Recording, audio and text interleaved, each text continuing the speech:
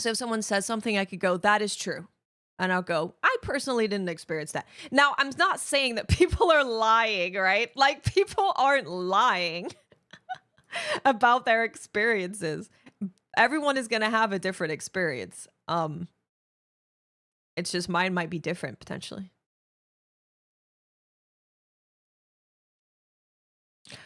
LRAC, we're going to watch, not the whole performance thing. We'll watch the, like, review and thoughts thing for sure. There was a new Wilds trailer. Here's what we'll do. We'll do this.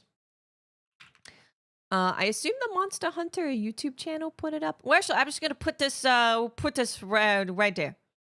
This one. Live action trailer.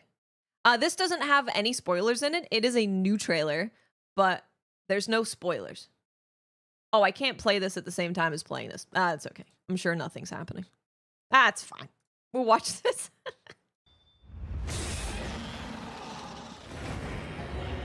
It's fine. Just yell at me if the Monster Hunter stuff starts on IGN. The world is wild. Hey, Raven.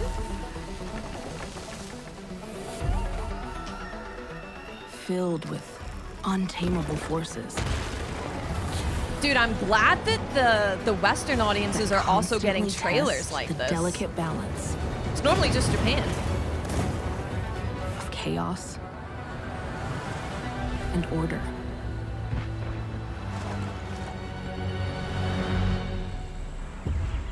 When nature's will intensifies, long dormant dangers awaken. Oh, it's a kitty! Exposing our vulnerability. Shining light on buried truths. We haven't looked at any reviews yet, no.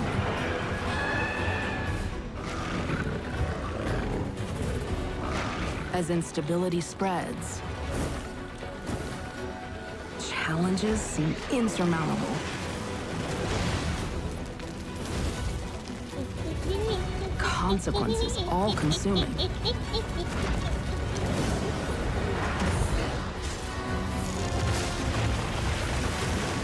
It lit his music instruments on fire because Nutra's theme is banging. That's why. And when our very existence is at stake, does he get a weapon? A real-life weapon? we are called upon. I'd be very jealous. To restore balance. Oh, friendship. Wait, that's 4 people. Oh, wait, no, that's right. I was like, wait, 4 plus 1 is 5. That doesn't make any sense. Never mind.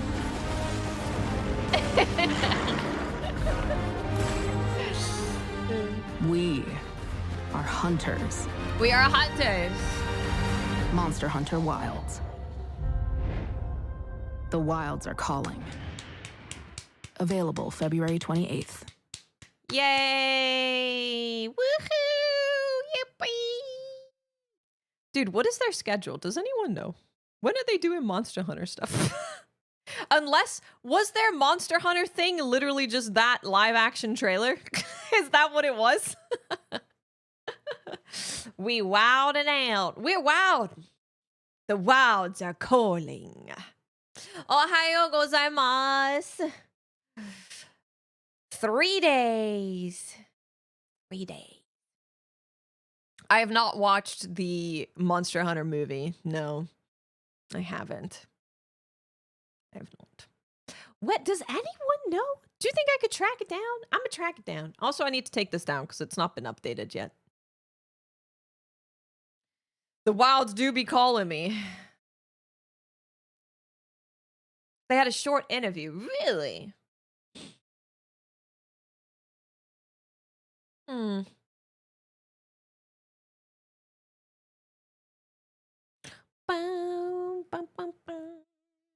I do not live in Japan, so I do not have the Monster Hunter controller, no. Don't watch the Monster Hunter movie. Yeah. Was that a new interview? Here, let me look up IGN. Let's go on IGN. We're looking. So what are they? I feel like the fan fest is just lying to me. I've been lied to twice today, and it's only 10:58 in the morning. It is 10:58 in the morning, and I've been lied to twice. I'm sick and tired. Yeah, so I've played low rank. Yeah. I haven't played all of low rank. I have played up to what we've already seen because I didn't want to see any different monsters. I didn't want to see anything different. I didn't want to see anything different. Monster Hunter Wilds new features trailer item pack revealed. Item pack? That didn't make any sense. Okay, it's 12 minutes. Yeah, we can watch this. We can check this out. Let me... I guess I can add text. I'll add text that says, I played low rank. Launch version of Wilds. We'll just put that there. Obviously, I will make it smaller. Don't worry. I will make it smaller.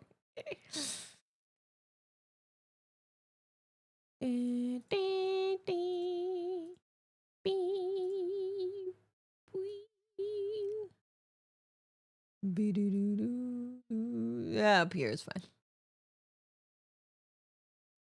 I played low rank. Yeah, so I thought what we could do today is we can watch reviews. And then when they're saying stuff, I can give my own thoughts, like performance, what people thought of certain things. I can give my own thoughts on that. I could not break embargo even if I truly tried and wanted to, because I only played what people are allowed to show in their review embargo. Yes. Except for the people that are breaking embargo. Except for those people, that does not count. But I've only played that. So that covers Bellahara, Chatacabra. It covers everything up to before the ice cliffs, I think. Yeah, before the ice region. So it's going to the oil well basin, fighting the Black Flame, and that is it. Also, I skipped every cutscene. I do not know what's going on because I want to watch cutscenes with you guys. So that's also a thing that I can say. Welcome to we're gonna watch Fan this. Fest 2025. I'm Jada Griffin, and I'm joined today by two legends in the Monster Hunter world, Ryozo Tsujimoto and Yuya Tokida, the producer and director behind Monster Hunter Wilds. Hell yeah. Thank you both for being here. It's such an honor to have you in the studio today. 本日お越しいただきありがとうございます。お会いできて光栄です。こちらこそよろしくお願いします。 We're diving deep into what's next for I gotta say, skipping cutscenes is is a trip because you'll skip a cutscene and then a monster will be in front of you. You'll be like in the camp, you skip a cutscene and then there's a monster and you're somewhere else and I'm like, oh, it's you. Okay. Because I don't want to have any story potentially confirmed or disproven while I'm not with you guys. If we're right about our theories, I want to be able to go, guys, oh my God. Holy, we're geniuses. So everyone in the everyone who also had a review copy, they're like, you're not playing all of it. I'm like, nope. I want to stream it. I don't do reviews. I had no interest in really doing a review for the game because what am I going to say? The game is cool. We ran around doing stuff. I wanted to have it so I could do like a beginner's guide and I could use all of the coatings on bows. So I can do an updated bow guide with all of the coatings on it. So that's what I did. That's what I was doing. I was running around smacking stuff in the training area and fighting the same like few low rank monsters. Monster Hunter, including an item pack for everyone joining us for FanFest, a new live-action trailer, and so much more. So let's get started. Wait, I get an item pack just for being here? Can you tell us about the new locations in Monster Hunter Wilds? 氷河の断崖という冷た The い new Dauntless locale is is shutting called down? the Good. Ice Shard Cliffs, which is has many cold weather The and during the original inclemency, Dauntless, which is the the harsh. original Dauntless team doesn't deserve that, but the current one, they absolutely deserve it. Screw those motherfuckers. They ran it into the ground, and they are getting what they deserve. I'm glad no one started giving them money for stuff. Weather. My vacuum is in the room, so if you hear it, I do apologize. Yeah, so I do make YouTube videos, right? But I definitely prioritize very, very highly the first experience for any game for myself, but also having that first experience with you guys live. Like that's one of my favorite things in the entire world. So I didn't want to take that away from me and for you guys, because you're gonna have my genuine reaction to like everything. You bought Wilds, let's go. Hey Dell. Dude, these devs, they have been traveling since like August of last year. They've been traveling all over the world since August. In the game, it kind of looks very dark, especially in the trailers that was revealed. Oh. But when you're actually playing, it has very big dynamics in the colors, and you can see a different side of the locale as you're playing. I gotta say, I want to see, maybe I'll load up a video that I have of the, because there is a lot of restrictions around today's embargo, but I'm gonna load up a video and take a picture of the Scarlet Forest during the plenty, because everyone talking about the game being dull is driving me crazy. Even in the follow, I'll take a picture of the follow. It is not dull. It's really not. I'm so confused. It's really not. It's really not. It's like, yes, it looks like there's also different times of day, right? So if you're in the follow period during like dusk, yeah, there's not going to be a lot of color, because you know when you're outside and it's dusk, it's like blue. It's blue outside. It's going to look blue outside. But if you're in the follow period in the middle of the day, that looks very different. Or if you're in the follow period in the middle of the night, that also looks very different. The Digital Foundry video we will watch apparently didn't know that. And that's how you know they didn't play super far into the game, because and this is what I will say. I'm not surprised that people are saying that. Shocks, thank you for 11 months. Welcome back. Thank you so much. Thank you. I think the reason people are saying that is, and this is a legitimate thing that people could say, for the big portion of the beginning of the game, it is the follow period. Because the way that the story goes is they're slowly introducing you to like the different weather systems, right? So the first time that you experience the inclemency is the first time that you fight an apex monster. Not an apex. Yeah, no, it's an apex. Never mind. Yeah, so you don't have all of the weather systems immediately right then at the beginning of the game. So if you only played the very beginning of the game, you would have only seen the follow period, because you haven't reached the first apex. The first apex is Uthduna, which we knew from people playing the first 5 hours of the game. We knew that they fought like Chantacabra, then Chematrice. I think then it goes to Congalala? No, I think it goes to Lalabarina and then Congalala. And then you go to Balahara, and then Doshaguma, and then Uthduna, something like that. Something like that.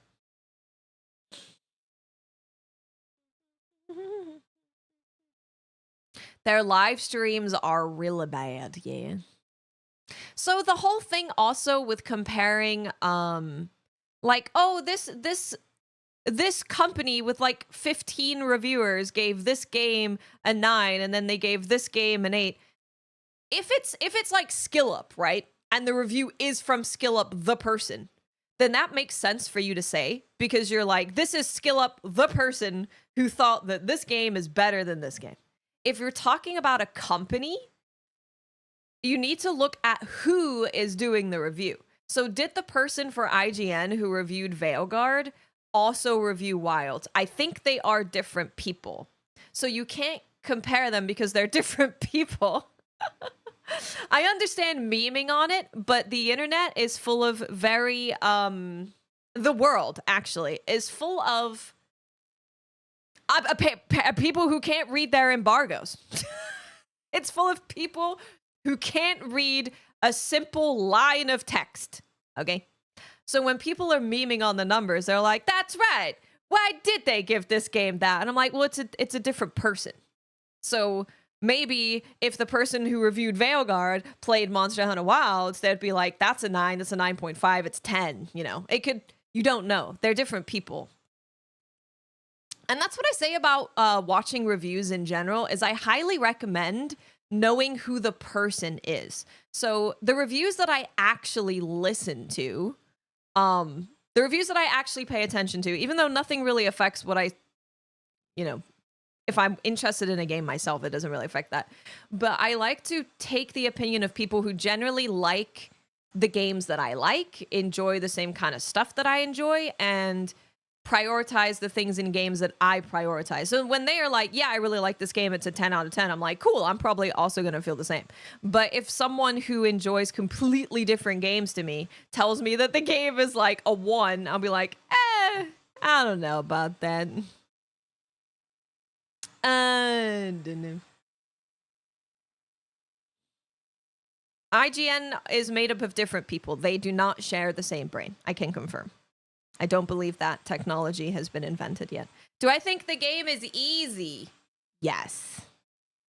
The game is really, really easy. And I want to prepare you guys for that. The game is super easy. Like the easiest Monster Hunter you have ever played. Now, again,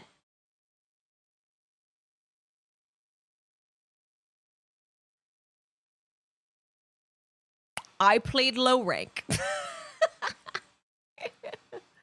Again, I played low rank version, launch version of Wilds.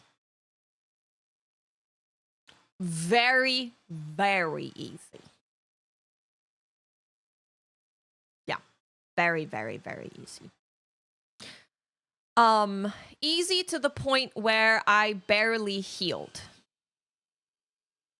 Easy. Easier than Rise's Village easy. Did I get a copy but only play at the beginning? Yes. Yep. How long did it take? I can't really talk on the length of anything because I skipped so many things and didn't want to see so many things to play. No, like easy as in I could pick up a weapon that I've never played before and be totally fine easy.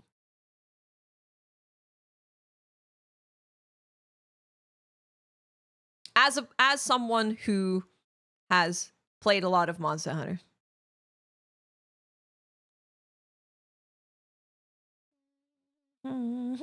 So yeah, I will also say, yeah, so I haven't seen, we literally just watched the Lies of P video, yeah.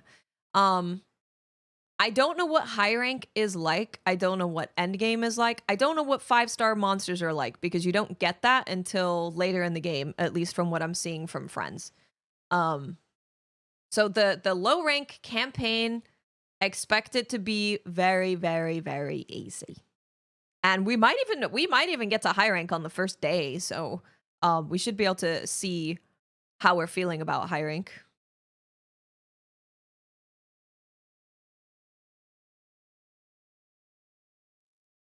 Well, that's the thing, Whopper. That's why I only played low rank. Because all of this stuff, you've already seen my initial reaction to with trailers and with content creators playing the first 5 hours of the game. Yeah. So that's already been my first reaction. Because the only stuff that I have seen is stuff that we have seen from I played the first 5 hours of Monster Hunter Wilds. Did it feel like there's room for spicy fights? I mean, I have no idea what HR is like. I have no idea. World was definitely more difficult for sure. Like you had Anjanath at some point, and that was like for a lot of people who were new, they were like, okay, Anjanath, I gotta go get me some armor. I gotta go get me some weapons. But I didn't feel like that for what I played. But I understand why they've done it. Like I said, there's a lot of people who couldn't get past a very, very early part of the game. Right, a lot of people quit the game. Now, you can say, of course, you can take the other thing of like, well, why are you quitting a game as soon as you have any resistance to you? Like, that's just stupid and you shouldn't be catered to. But on the other end, you have to think like, of course a company would want to get more people into their game to become long-term Monster Hunter players. And if having a very easy campaign, low rank, whatever, does that, then I have played the low rank launch version of WoW. Please, I could not make the text any bigger. It will be off the screen. No. I have to really, I don't want, okay. If you're saying that we're just better at the game and that's why it's easier because you want to cope. Absolutely. And I'm not saying that this affects my enjoyment of the game at all. Like, it does not affect my enjoyment at all. Not even in the slightest of having the early game be super easy. But it's super, super easy. like never healing easy. So I just want you guys to be prepared for that. Because even if I go back and play Monster Hunter World right now, I will have to heal during like the early game, during low rank. I will have to pop a healing potion. I will have to. I mean, Monster Hunter is not Dark Souls. It's never been Dark Souls. What did Cam say? I don't know if I'm happy with it being that easy. Yeah, I personally think so. I have nothing negative to say about the game except for the early difficulty, because I understand making it easier for players to get into, but I feel like they've swung too far in the opposite direction. To be clear, Whopper, this was me fighting because I also didn't want to look at any armor. Well, we had seen most of the male and female armor, but I didn't look at any armor. This is me using weapons and armor that I am not upgrading. It's just like I cannot express enough how easy it is. The beta is significantly harder because I think they're more like high rank than low rank. It's way easier than the beta. I have not fought Arkfeld. I haven't seen Arkfeld. Exactly. Village Kazu was too hard.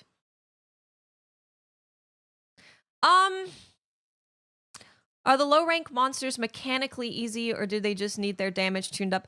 I think they need more health. Especially. I finished every hunt within 5 minutes of what I played. I can't make it more specific unless I make a command, but it's from the beginning of the game to when you experience the Black Flame. So what IGN covered in their IGN first stuff. It doesn't mean that high rank isn't going to be challenging. It also doesn't mean that end game isn't going to be challenging. Low rank, even if you didn't upgrade your armor and weapons, again, this is me talking about, like, me. Can you say when embargo will end for Endgame? I mean, it's going to be launch, right? They don't want people talking about that before they've been able to experience it themselves. Yeah, I think if they gave them more health, because there were legit most of the fights, I was like, I didn't even really get to see what that monster does. No. I need you guys to, I'm not saying it's easy for me. It may be challenging for someone who has never played Monster Hunter before and they don't have a strong inclination or a strong talent as a video gamer. Like, I fully believe that this early game is meant to make the player who can barely move their character be able to get through the game and not quit within the first, like, 2 seconds.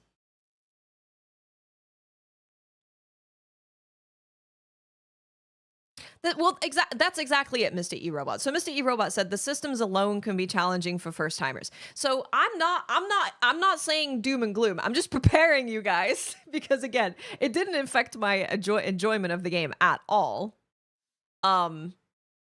But when Monster Hunter is a very thick game with systems, the crafting materials, the finding lobbies, playing with each other, getting to know your weapons, the wounding system, sharpening, trapping, like there's a lot going on.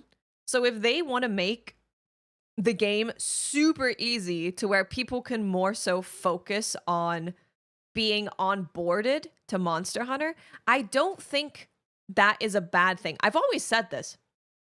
I've always said that I do not mind the low rank in the campaign being super easy as long as you give me my challenge when I get to further in the game, right? Every single weapon has had like a smoothness pass, I would say. So all of the weapons feel snappier and smoother. There's a lot of things to learn outside of just beating up a monster. So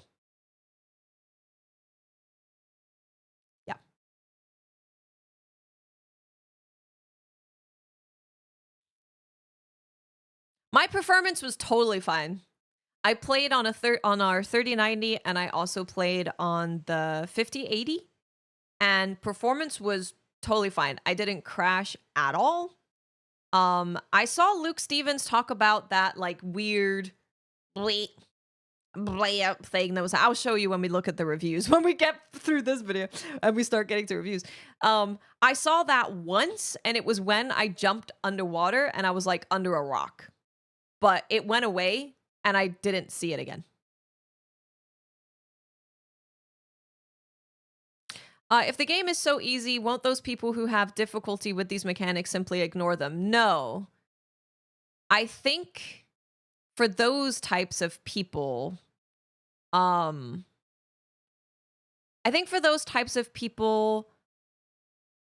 game, it won't be challenging for them because, again, they don't want it to be challenging. They don't want it to be challenging for those first-time players. They want it to be like, I don't feel overwhelmed and like it's impossible for me to kill this monster. I want to see what a first-time player thinks of the game. I was hoping the Digital Foundry video would get it for me, but is it even easier than Low Rank World with Defender Armor? So I haven't played Low Rank World with Defender Armor, but I would say that it is, I've never played through a Monster Hunter ever where I've essentially never had to heal. You know? And I'm not upgrading my armor, and I'm not upgrading my weapon. Thank you for the super chat, Jonathan. Thank you. I really appreciate it. They definitely made it easier to hook new players. Yeah, I mean, so, I can also tell you that the beginning of the game is also really, really good at teaching people how the game works. It's not like, hi, welcome to Monster Hunter. Here's 17 things for you to read, and good luck. It's not like that. They introduce things very, very slowly and in a non-overwhelming way. So, like, you'll do a quest, and there'll be a little side quest for honey, and then they'll teach you about collecting honey and crafting stuff with honey. There will be like a side quest from a player, an NPC. I did fish, yeah. There'll be a side quest from an NPC to go and catch endemic life or go fishing, and we'll teach you about getting different ingredients and cooking with all of that and stuff. So they do a very, very good job of introducing this game to new players, not just with you reading. Like, NPCs will talk to you and tell you about these things. There'll be cutscenes that tell you about these things. I heard it's challenging if you play without your Palico. Well, my Palico never had an opportunity to heal me or do anything because the hunt was over in like 4 minutes. So I don't know if it would have made much of a difference. This is the only stuff that I've seen for FanFest, but I don't know if there's anything else.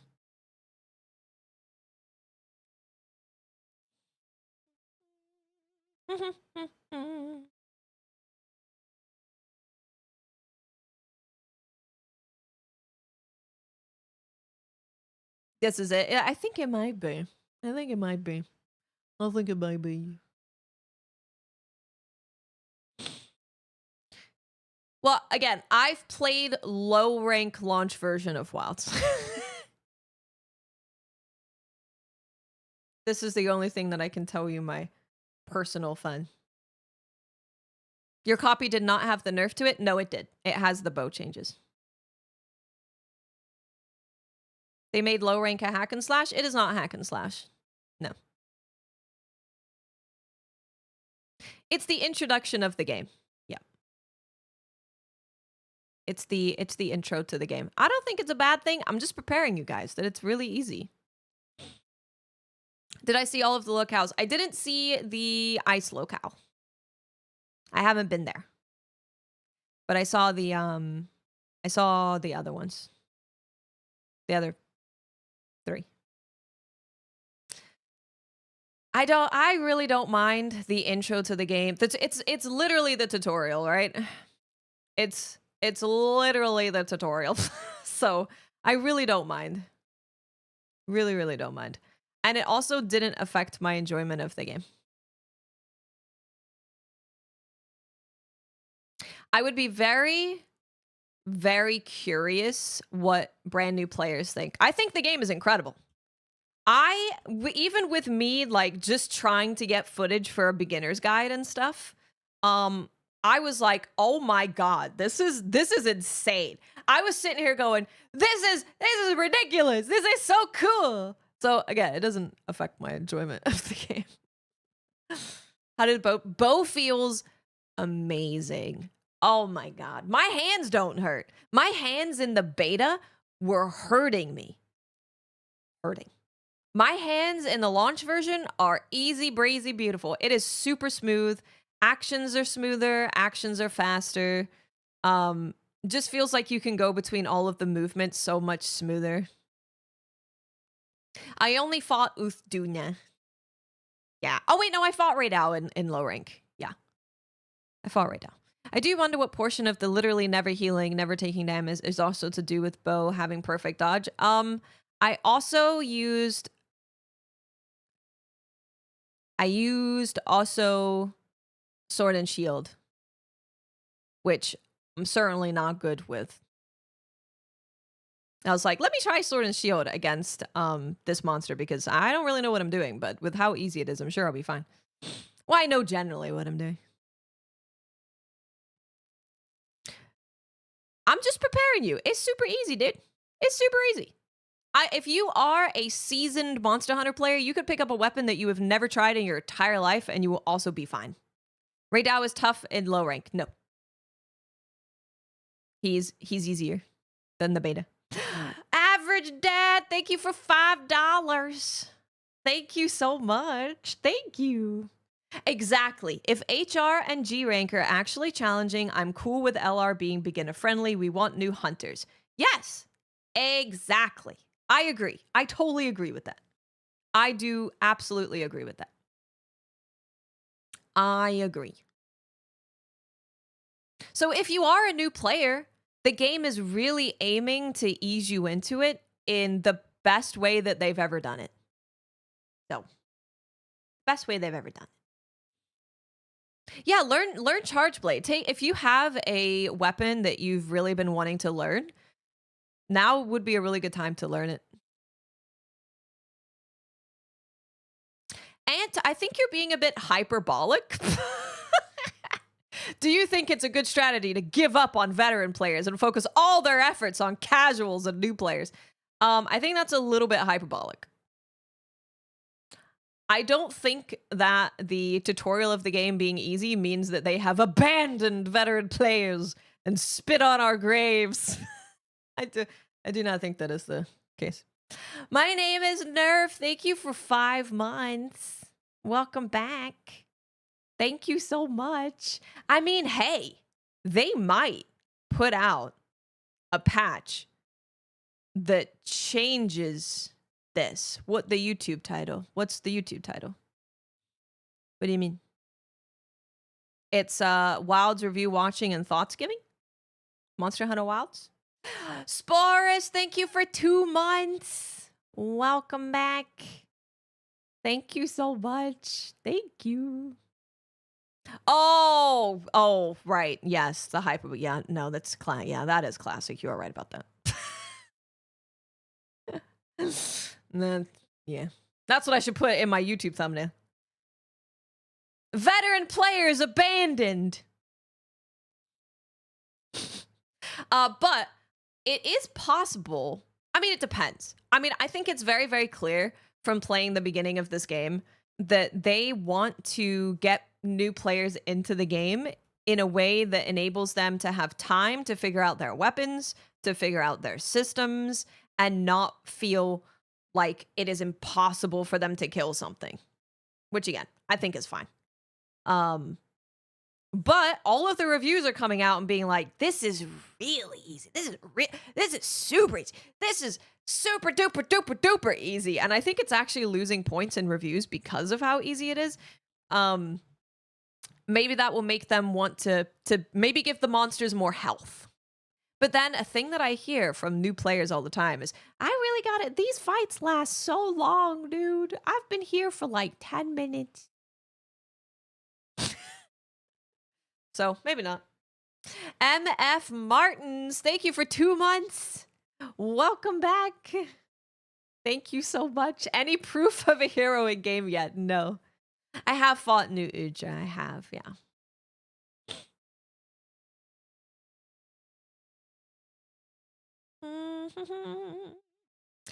But that's what the genre is. It's literally hunting monsters. That's the entire game.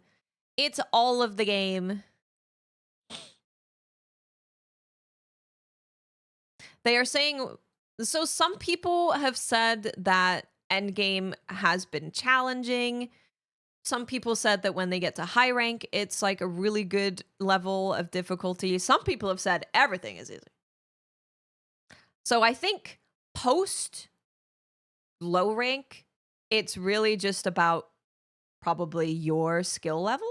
But low rank, I think for all of you, unless you're a brand new player and you know nothing about the game, I think it will be easy. We'll see what people say. Yeah, we'll see. I'm excited to watch my friends who have never played before. G-Turks, it doesn't. It doesn't. Being naked, yeah. Or yeah, so they could also go the other way, right? And they could be like, okay, so we're hearing that the early game is like way too easy, but we want to keep it that way because we really want people to get into the game. But we're going to really make sure that high rank and end game is like super hard. Like we're going to patch it to make it really hard. So when you guys do get there, you feel that friction that you want. Mr. Nobody, thank you for the $2. Thank you so much. Will it be high rank, master rank? It goes low rank, high rank, master rank. Yes.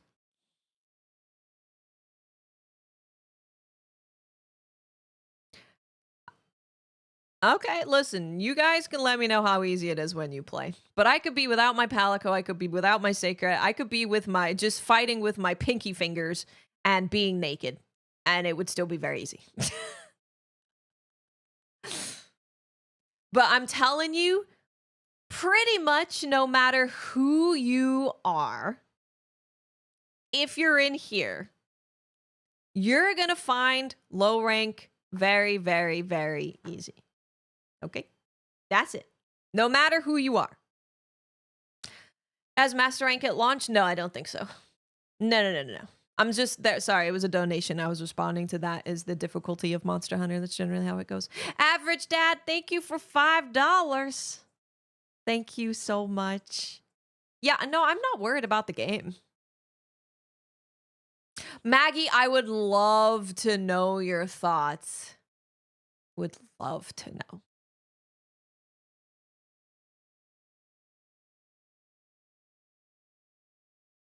Evans, yes.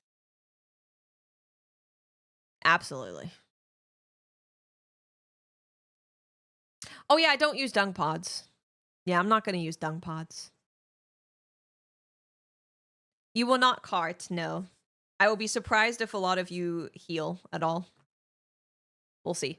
And it was feedback that I gave because I was like, just so you know, this is like, and I'm sure you know, I'm sure you've heard this, but it's like really easy. like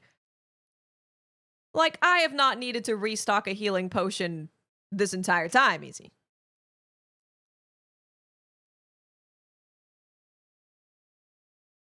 Mizitsune hasn't been in a lot of games though. Did they fly me out? No, no, I wasn't. What are you talking? Well, okay. Mr. Nobody, thank you for the $2 super chat. I was flown out to Capcom in August.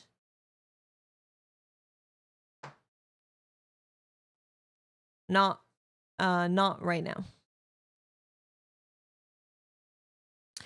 Please look at the screen.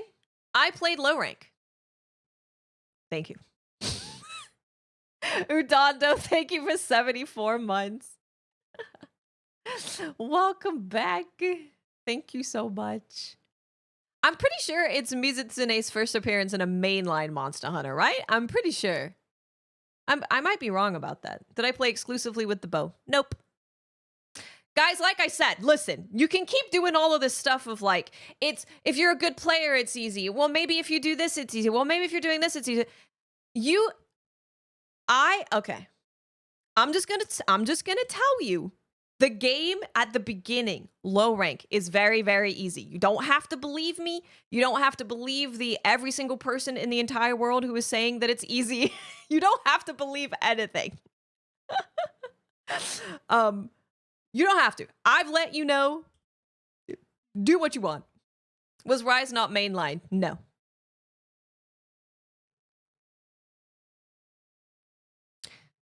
Fish boy. I'm going to say this one more time, and then I don't think I'm going to talk about the difficulty like ever again. I barely had to heal. I barely had to eat. I barely had to use any items.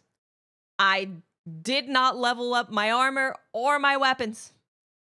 For me, that is the first time in a Monster Hunter that I haven't been like, oof, I should probably level up my weapon. That took me a little bit.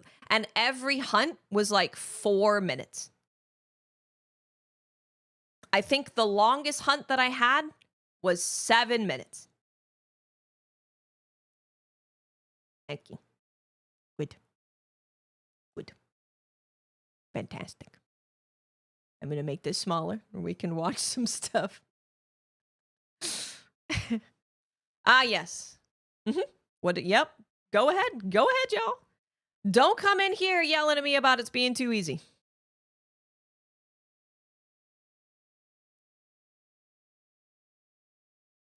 I should also okay, so also we live in a period of time where people think that if you say something is easy, or you're saying like, just so you know, this was my experience, people think you're saying the game is trash. You really need to fix that thought, because you're going to end up being in a relationship and your significant other is going to be like, I'd really like it if you did the dishes more. And you're like, oh my God, we're getting a divorce.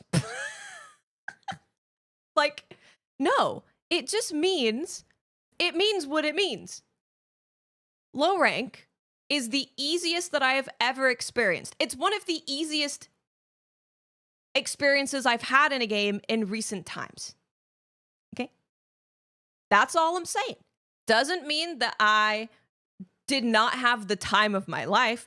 Doesn't mean that this isn't going to be like the greatest game I've ever played ever. It just means that low rank is the easiest thing. It's very easy. Very, very easy. No healing, no needing to level up. Playing through Rise again. Not playing for the first time. I have never played through a Monster Hunter for my first time and not had to heal or restock or upgrade my armor or upgrade my weapon. It will be the easiest Monster Hunter you have played if you have played previous Monster Hunters. For low rank. Does high rank bust your balls? Maybe. We'll find out in 3 days. We'll find out. We are watching. I'm playing at 9 a.m. Pacific Thursday. I was solo. Yeah. We're gonna continue watching.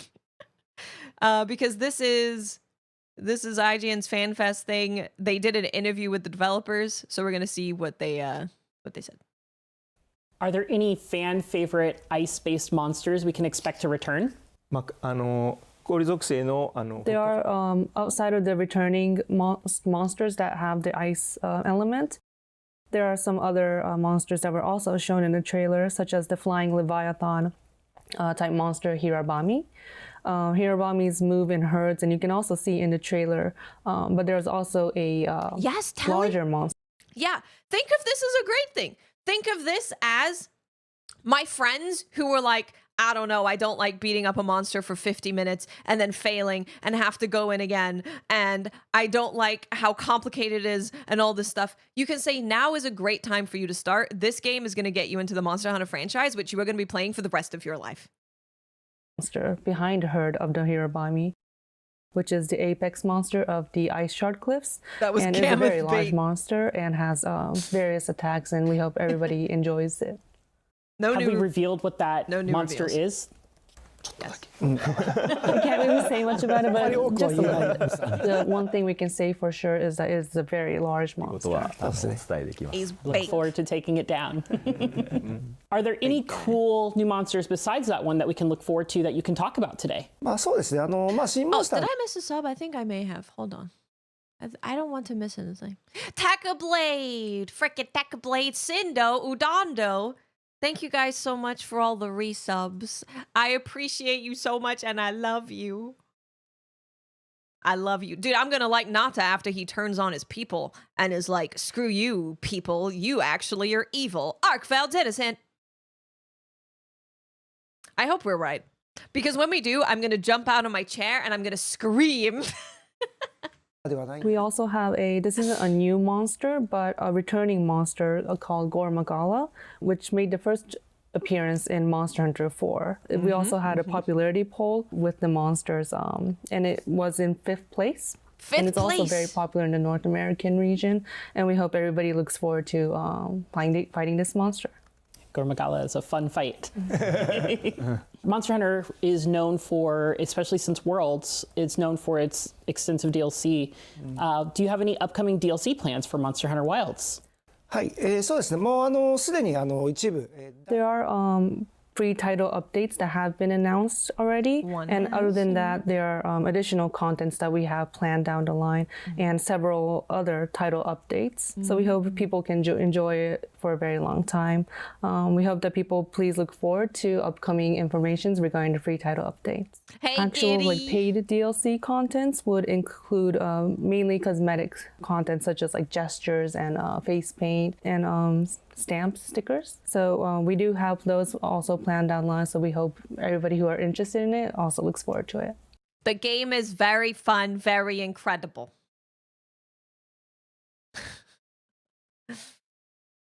An Arkveld mount. I'm telling you, an Arkveld mount and we're going to space. Now, earlier we spoke about an item pack reveal. We're These have going to become a space. staple of Monster Hunter. What are the items in this item pack, and what can you tell us about how they're going to help players on their journey through Monster Hunter Wilds? そうですね。今回のこんがり肉っていうのが、最大の Inside the item pack, we have well done steaks, which if you eat it, you can maximize your health and not only replenish it, but also increase the Room maximum space. Amount of health you have. And you also have the ingredient of the well done steak, which is the raw meat. So you can cook it when you run out of your well done meat. We also have the dash juice, which are items that are a little bit harder to obtain. So when you have them on hand, they will probably be very useful to you. Also in the ice shard cliffs, You don't need it there is really, though. Nursilla. You don't. And Nursilla uses the sleep element. You need it more for multiplayer. Dash juice, I think, is going to be important for multiplayer. But you don't really need it nearly as much when you're solo because of perfect dodge. Like there's some monsters where their movements are a little less predictable, so you're like maybe dodging a bit too early and you're not getting the stamina refill. But yeah. For multiplayer, I will be popping dash juices, so I don't have to go like, God damn, I don't have any stamina, help. To make the hunters fall asleep. But before you completely fall asleep, if you take the energy drink, you can avoid falling asleep Energy and continue drink. hunting. So maybe with this item pack, you can keep it and save it until you fight Nursilla and make use of it. And how can fans redeem this item pack 10. and make use of it to 3 get dash access to it? juice. 専用の窓口 There is a dedicated NPC character within the game. So when you talk 3. to it, you will be able to receive the item pack through that courier. What's one element of the series you think has truly evolved since its inception and has felt 3. Fish boy, yes. That is why the game is actually very difficult. You will not also feel that this is the easiest Monster Hunter you've ever played. It is true. I am simply lying. Wide range is great. Yeah, when we were doing like help for any kind of stuff, Colv, whatever, I would run a wide range sword and shield stuff. the most rewarding for you? So you're gonna know how people feel about endgame stuff on launch. But there are plenty of people who have said that the game feels more challenging when they get to HR and stuff. I just can't talk about it because I don't know. I want to save my first reactions for right here on Thursday. It's really important to me. 僕はやっぱ生態系の描写 So って one thing that I've always wanted to do and was always interested in depicting was the ecology of the monsters in Monster Hunter. The ecology especially is for Monster dope. Hunter Wilds. I was able to really good. work on illustrating how the ecology worked within the herd, The ecology is or incredible. the mass volume of it, how it worked within many monsters acting all at once. And it's not just for one quest, but because the quests are all seamless, how they react within like traveling between the locales. And that was a very challenging aspect that I've always wanted to work on, and was very happy to see the evolvement compared to the very I first might, Blue. I generations. might. そうですね。やっぱりモンスターハンターってやっぱり一つMonster Hunter is very famous for the actions that it has, and although Monster Hunter has many, we want to focus on the smooth actions of every attack you do. You can connect it. Even this, they don't have their colors set up properly. Like, I know that Maximilian was saying that he's tried to help like a bunch of people, a bunch of like companies set up their capture properly because none of them have it set up properly, because that's not what they do, right? They're developers of the game. They're not like streamers. But even these colors, the brightness settings are not set up properly. Flame Lash, thank you for 32 months. Welcome back. Well, so the reason that a lot of people that you've watched who are Monster Hunter people and like that's what they do haven't done any spoilers is because they would be breaking embargo, and they're not stupid. They can read. They're reading. They were like, right, that's the embargo. That's what I can talk about. That's what I can show. Got it. Understood. I appreciate my relationship with you, Capcom, and don't take it for granted. And I am capable of reading a sentence. Thank you. Hey, Emerald, how's it going? It comes out at 9 p.m., but I will be playing at 9 a.m. I heard Force Gaming took his video down. I heard. Just read the goddamn. Just read it. Just read it. Technically, I could play at 3 a.m., but I'm too old to start at 3 a.m. I'm too goddamn old. I can't do that. That's actually, you know what? That's a good point, Telly. That is a good point. Remember, our hunter is introduced as an experienced hunter, so story-wise, it also makes sense that low rank is easier. True that. I will be playing a new character. I didn't name this character what I would name myself. I didn't name my Palico what I would name myself. I treated this almost like a beta character. This is not like, this wasn't my like character. I treated them like a beta. A beta that wouldn't carry over. So we're starting right from the beginning of the story. Especially because I also skipped all of the cutscenes. So I have not seen any of the cutscenes. I haven't seen any of them. I don't know what's going on. Because I want to watch them when we're playing it on Thursday. Low rank, I would guess, is probably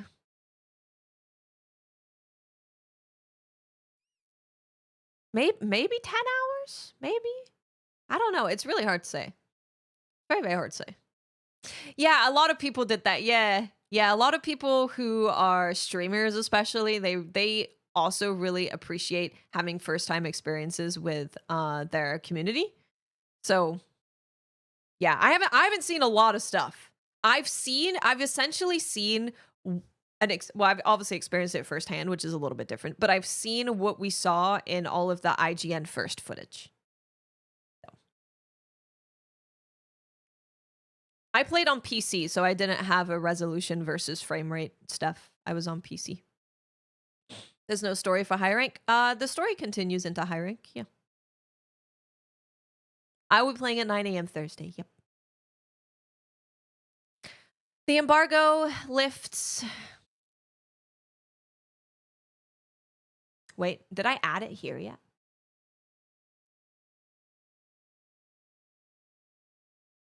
Ooh, I don't know if I did.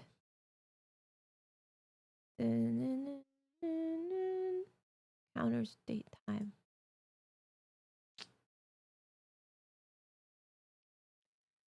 I will make sure that we have the map available for those who do not understand time zones. You cannot have a game be under embargo if it is available for the public. Like, if it's available for the public at 3 a.m. my time, and you're embargoing me until 9 p.m., that would be crazy. No, archaeologist. That is not how it works. The game will be out for damn near everyone before it's out for me personally. Did you scrutinize settings in your average FPS, or did it seem good enough to not have to think about it? I didn't have to think about it. I played on a 3090 and I played on a 5080. Everything else stayed the same. It was just the GPU that was different. My PC performance was totally fine. I was never below 75 FPS without frame gen.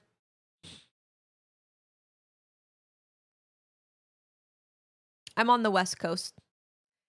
Hey, content creators. I know everyone in New Zealand has been playing for 21 hours, but you better not put out anything just yet. I will strike you down. I know Timmy, 15-year-old Timmy's posting all of his gaming clips on TikTok, but you are not allowed. You better stop it. Put it down. To the next one, and that's always something that we have been working on. I forgot what you said, although sorry. Monster Hunter has many, we want to focus on the smooth actions of every attack you do. It is you very can connect smooth. it to the next one, and that's always something that we have been working on. It's very the seamless smooth. action.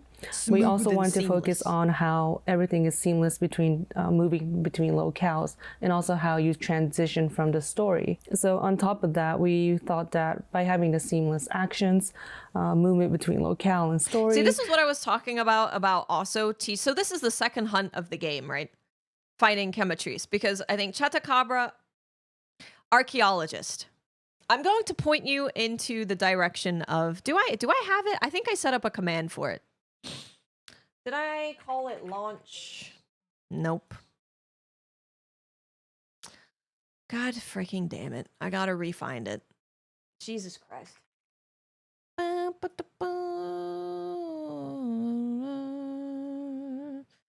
also gonna make sure I download. I'm pretty sure I've downloaded the picture already. Hold on. Let me check. I think it's in here. Wild's launch. Okay, here we go. We're gonna add this image.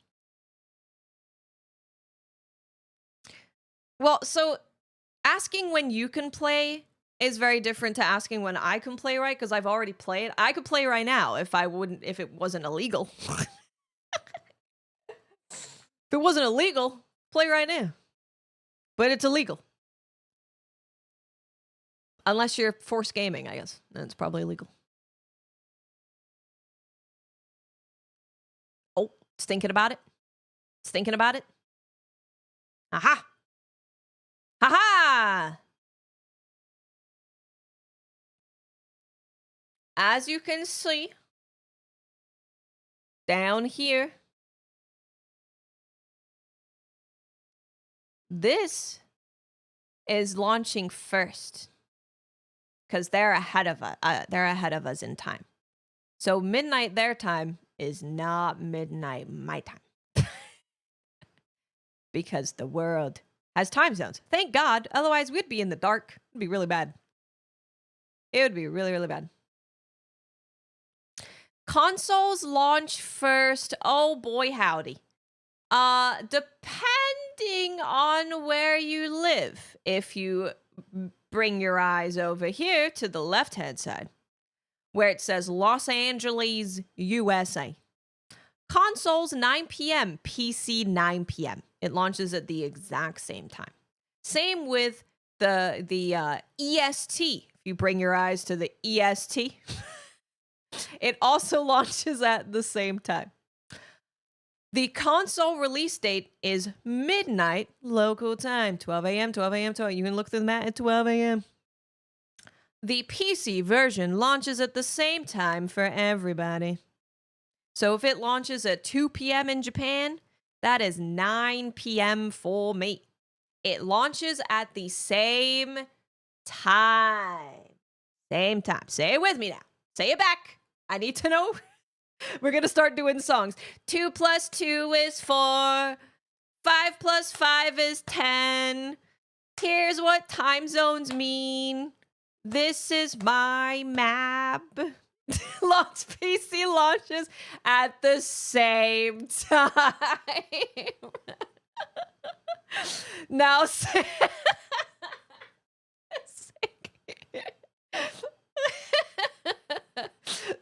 time. Now, the same time doesn't mean 2 p.m. for me and 2 p.m. for you because of time zones. Write it down. PC launch is banned. They've decided not to do it. That's what's going on. There is no PC launch. Basic, thank you for 71 months. Holy crap. Thank you so much. Welcome back. And juice boxes for everybody. Do y'all know where you live? But guys, it's launching at 2 p.m. in Japan. Yes. That would be 9 p.m. for you, my friend, if you're on the West Coast. Okay. Fantastic. Good. Also, yes. Do you think I could have a command? People have a command for like what time it is for you, right? So maybe we could set up a command where people can literally just like check their time. And just in case they don't have a clock or a phone.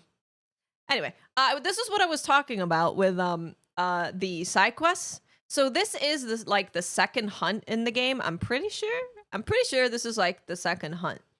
And this is teaching you, of course, you're gonna go hunt Chematrice, looking sexy, by the way. But you also have the optional of use a paratoad, use a vine trap. And on the map, well, it's also just on your screen, it's telling you where those paratoads are, and it's telling you where the vine traps are. So this is an extra thing that players are going to see on their screen, and they go, huh, what's that? I'm going to use that. I don't know if there's extra rewards, but it's a good way to teach people about using the environment, because I'm pretty sure they don't teach you about the environment in a good way at all. I'm glad we learned together. I feel very smart now. I feel very smart. Barbarossa, thank you for 2 months. Welcome back. Thank you so much. Thank you. I will have a count. I will have a bunch of stuff in chat that's telling you like why I'm able to play early, when your launch is, do this to check your launch time. I'll also have a be right back screen that has this freaking map in it. So whenever we're be right back, there's gonna be a map. It's gonna be good. If you can move to New Zealand on your console. Yeah, you can. That The would allow users to map. have a more immersed gaming experience. If you would please look at the map. Okay. You've actually missed nothing. It's us. We had a lesson on time zones and maps. Okay. And I feel that that is something that is specific for Monster Hunter Wilds that really evolved from the beginning. Is there a monster you find more difficult than others? And what He's gonna tips do you say have for Nutra, fans that have probably. trouble with certain difficult fights?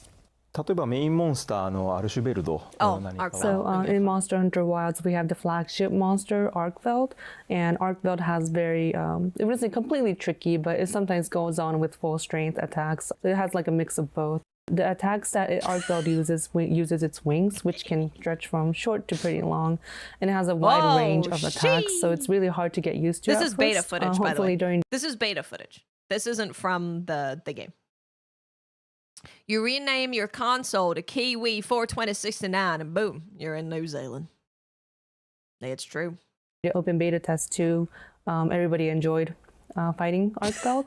I think that using SOS flares to have other people play with you and help you hunt, SOS flares are enjoying good. multiplayer very helps with this monster. And this also applies for other large monsters, but when the large monsters have big attacks, they tend to be a little bit more vulnerable to focus strikes, which then you can use to deal more damage into it. So it's a good chance for you to deal more damage when the monsters do a very big attack. And on top of that, you can also carry 2 weapons in Monster Hunter Wilds. So you can have one weapon as your choice and the secondary weapon to be an element weapon so that you can deal damage Thank you for according to the rocking out, monster. everybody. そうですね、ちょっとトリッキーと、っていうところで言うと、先ほどもありました通りにEarlier we mentioned Nursilla, and Nursilla uses many elements that can put players to sleep, and that can be difficult sometimes. So when you face a monster that use elements, it's nice if you can use items. But I also think that because we have Sacred introduced in Monster Hunter Wilds, while you're riding on a Sacred can automatically evade monster attacks, some of the monster attacks. So when your health is running I'm bringing low, a sword and shield with you me. can hop on your Sacred and when I wanna chop use things potions off. while riding it, and also fix your status. So using Sacred to your benefit is also a very I love sword and strong shield. point when fighting monsters. It's good. 仕様にもなってますので、セクレートをすごく有効に使っていただくっていうのも一つの手だと思っています。 Excellent. All right. Well, like I said, you guys brought a wonderful new live action Monster Hunter Wilds trailer. and then they So let's played go ahead the and roll that trailer. trailer. Well, we can watch it again. I'm down. Maybe some of you haven't seen it. Loud. You can name your Sacred, yes. The world is wild. Sacred is like Wirefall. It really is. with It's got a little bit untamable more of a forces. delay, right? Like it's not immediate, but you also don't have to use resources to use it. Constantly test the delicate balance of chaos and order. I will name him Kitty. when nature's will This was cool. intensifies. This is also, we don't Long normally dormant get dangers awaken. Western Wilds trailers like this. It's normally Exposing our just vulnerability, it's normally just Japan, so this is shining pretty light on exciting. buried truths.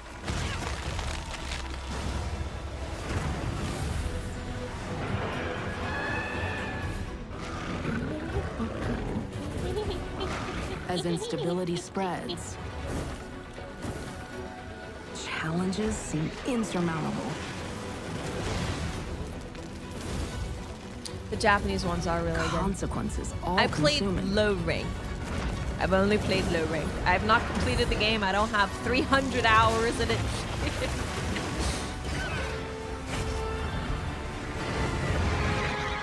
What world for Christmas? And when our very Yeah, try hard. existence It's is gonna at be really stake, good getting you into it. Yeah.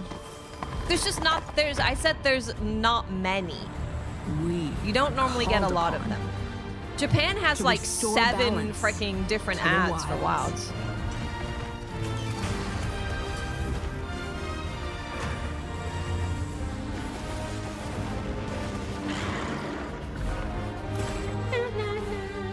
We are hunters.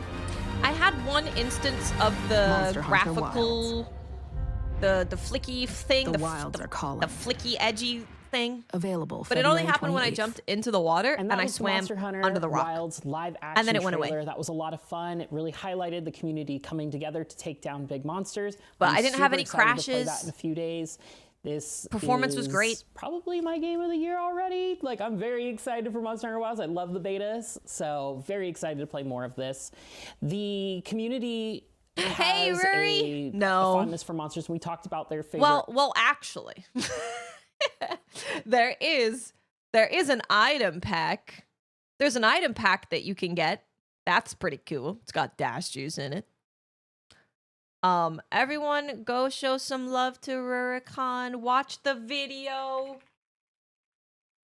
Oh, there was also a there was that live action trailer, but I think that was it. Oh yeah, the texture pack. The texture pack is not there. The high res texture pack does not exist. I've seen the real life Arkveld weapon thingy. Is it for IGN Plus members only? Oh really? I didn't read that part. Oh. Beta did have the HD texture packs, which is weird. Yeah.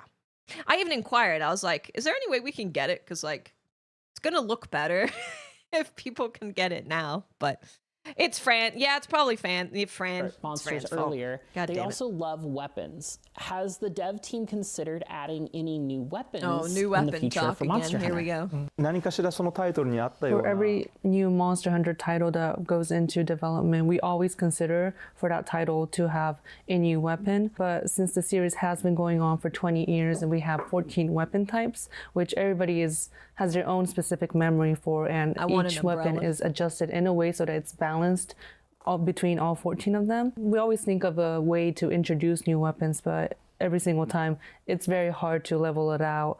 And even for Monster Hunter Wilds, that applies. Hakuda We is considered just so but cute. We found it difficult, so it was hard to Just the implement. cutest game. That was a lot of fun. Is there anything else you'd like to say to all the fans watching before we let you go? 14 is a lot. 14 weapons is quite a lot. 2023年の年末に発表させてい We ただい first て announced this title in December 2023, and back then we also announced the release year, which was 2025. And now that we are package. in 2025, we're very happy to finally be able to deliver this game to everybody. And I hope that everybody has a very fun time and enjoys Turn off this the game. alarm so I can go get that. So thank you so く much. ださいっていうのがもうここまで来たら皆さんにお伝えしたいというところのです。はい。のパフォーマンスだったりだとか Regarding some of the performances and weapon feedback that many Oh, of the they're just gonna users say have, that's in the game. many of them will be implemented in the day one product version. And there are other elements that we haven't announced yet. Do you guys know what's in the day one patch, Rory? Did anyone find out the specifics? Because I've been hearing some stuff of like PlayStation had a day one patch, but PC doesn't have it yet. And like there is a day one patch, but we don't know what's in it. And then someone was like, there's a day one patch, but their balance changes. Day one patch. I have no idea. I don't know. I'm not sure. Maybe I'll ask. Because we definitely do have the weapon stuff. Like the weapon changes are in there. Absolutely. Let me tell you, the hit stop when you use sword and shield on Duna's little veil thing. Oh my god. You are chonking through that thing. It's crazy. Also playable within the game, and we hope everybody can enjoy the game and look forward to the hunt that awaits them. And thank you so much. Yes, Rory, see? Rory said if the day one patch doubles the monster HP and increases damage taken by 50%. Yeah. Because I've been saying, we have just been ranting about difficulty for like an hour. Feels like an hour. Oh, sorry, Tokunasan. We'll put you in a better. That's not a good pause either. Sorry, I'll just do this. I've been saying that I understand that. Well, you guys can actually ask how Rory feels about difficulty later in the game. I only played low rank. But it was so easy that I barely healed easy. That's what I've been telling people. I've been saying every fight was like 4 minutes, and I barely had to go and restock my inventory because I barely had to heal at all. I was genuinely surprised by the difficulty. I expected it to be easier, but I didn't expect it to be that easier. I would say personally that it's easier than Rise Village. Yeah, I would say so. It made the campaign really short, unfortunately, but HR is a whole new difficulty for sure. Towards the end. I can imagine why you would cart towards the end of low rank. But yeah, it's yeah. The Palico is way too strong. We can try leaving the Palico behind, although it does make me sad to leave my cat behind because it's my Palico is my 2 kitties. Oh, so when I was talking about my difficulty was like not upgrading my armor, not upgrading my weapon, like just using a very, very, very early weapon and armor, and doesn't make a difference. Yeah. Yeah. I do think that they swung too far in the opposite direction. Again, I totally understand wanting to make the game easy, really, really easy for us, right? But maybe a good difficulty for a brand new player to get them into the game and become long-term hunters. But I do think that it's a bit much. Yep, I am just a cracked gamer. Yeah. You don't think it's easier than Rise Village, really? I thought it was easier.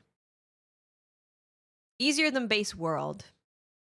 Which is interesting because I think they said the difficulty that they were looking at was to be around World. Well, I also was using weapons I've never played before. I was like, let me go fight this monster with a weapon that I've never used. And I was like, oh, okay. So it's a really good time to use a weapon that you've never used before. I used Switch Axe. Switch Axe I had only used once at the beginning of World and then didn't touch it again. I used Insect Glaive, Sword and Shield. I think that was it actually. Oh wait, and Charge Blade.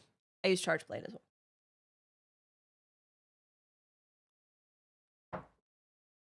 Well, I wanted to try different things because I only wanted to play low rank.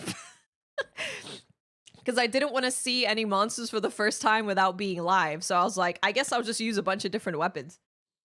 Because, well, you were trying to get a review done. So it makes sense that you were just trying to get the review done. I think this is it. everything. I don't think there's much in here. Thank you so much to Sujimoto. Yeah, there's nothing really. They were saying that it's got new reveals, but like Hello, everyone, and welcome to the. I don't think so. Not really. Less whiffing because of focus mode does help. That does for sure. Yeah. It does. I think the Sacred helps a lot. Like having the Sacred come and pick you up after you get hit helps a lot. I think all of the weapons having some kind of perfect timing, whether it's an offset, perfect dodge, perfect guard, you know, whatever. I think all of that also makes it a bit easier. I think it all adds to it. But the monsters do have really low health. Like they really do. They do not have a ton of health. They don't have a ton of health. Well, I don't know if they've changed the HP for monsters, but like it certainly feels like it. Because I think you'll find a lot of people were saying their hunts were like 5 minutes long. Which is really short. Really, really short. Yeah. Yep. For low rank, it's okay. I think so. Yeah, I think it doesn't affect my enjoyment at all. Beta Arkveld had 14,000 HP for one player. I'm not going to read the next part, but that's good to know. Do I think they'll raise difficulty? Maybe. So, okay, maybe they keep. I could see it going one of two ways. Either. No, I could see it mostly going one way. I could see them making the end game monsters be harder, potentially. Purely because every review I've watched has been like, it's really easy, like surprisingly easy. Really, really easy. And though I could see them be like, okay, well, we clearly want low rank tutorial to be easy so people can get into the game. But we want to offer that challenge to players later.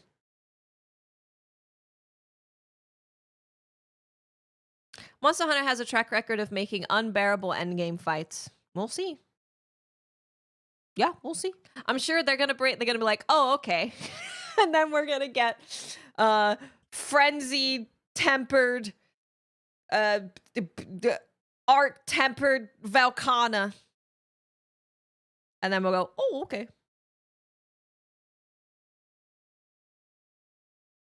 I didn't kill the tempered version of 2 monsters. Hey, that's good to hear.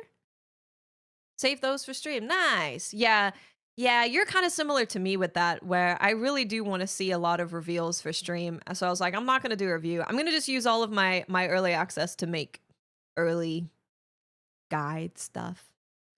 I don't think they revealed anything. I was kind of expecting for them to at least show the same stuff that they did on that play stream. Guys, can we watch something funny real quick?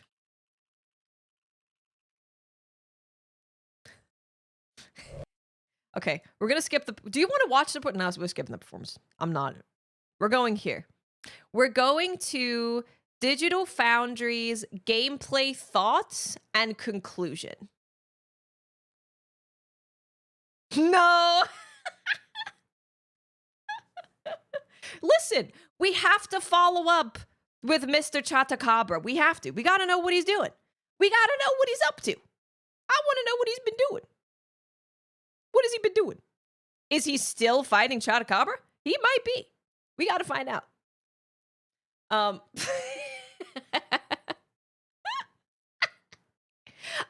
going to make an entirely new bow guide. Part of it will obviously be the same, right? Because it's me going, press L2 and blah, blah, blah, in order to blah, blah, blah. So that's going to be the same. But having access to all of the codings actually do some pretty cool stuff.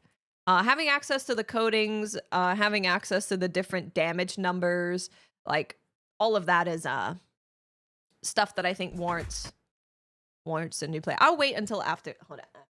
I will wait until after ads. Mr. Chatacabra. That's his name. I don't know his name. Mr. Chatacabra. Mr. 3 days. I'm so excited. I am so excited to actually see the cutscenes. Oh my God, I'm so excited. I'm going to actually see the cutscenes with you guys. We're going to see if our theories are correct. I'm going to get to see monsters that I've never seen because from what I played of low rank, it's all stuff that I had seen before from trailers and stuff. Yeah, I skipped the cutscenes because I was like, I want to know. I want to watch this with you guys. I'm really excited. I'm so excited. I'm really excited. Obviously, you can't really do that if you're doing a review because you'd be like, what's the story like? Dunno. Dunno. I didn't listen to anything and I didn't watch anything. But the action sure is smooth.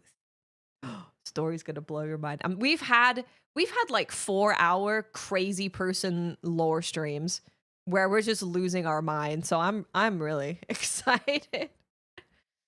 Yeah, if any of you are wondering if your specific system will run Wilds, there is a benchmark.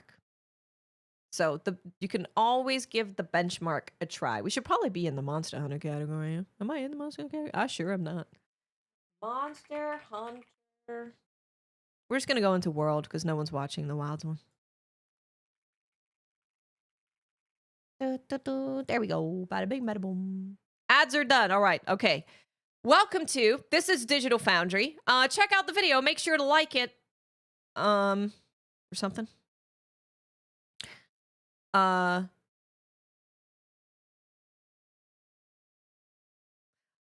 not watching all of it. We are just watching the thoughts and opinions part of it. This is from our good friend, Mr. Chatacabra. I'm not always like this, I promise. I'm not bullying people. Okay, here we go. Beyond the visual minutiae, I do have to admit that Monster Hunter Wilds didn't really grab me as a player. I've played and enjoyed older Monster Hunter games before. Cap. I'm just gonna say, cap. I don't believe that for a second. I don't believe you. What do you mean?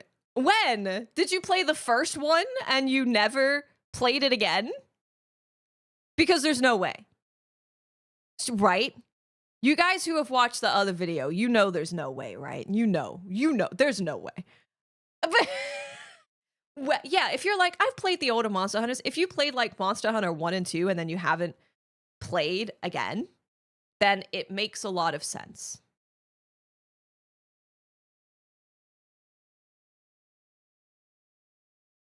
Maybe it's Monster Hunter now. Maybe it's technically older. Anyway, okay, sorry.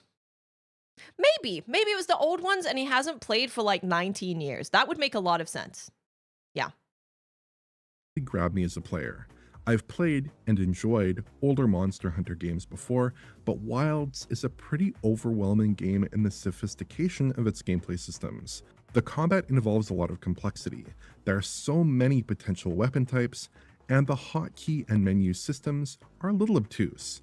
So the reason why I said cap, right? The reason why I said cap is because if you're like, there's just so many weapons. Well, if you've played previous Monster Hunters, like, you know that there's lots of weapons, no? No, like, you know that there's lots of weapons. But I'm just saying, if you're overwhelmed, if you're like, there's so many weapons, if you've played Monster Hunter before, surely you would know, like, okay, well, in Monster Hunter 2, I really liked the sword and shield. So, like, that's my weapon. That's what I'm going to vibe with.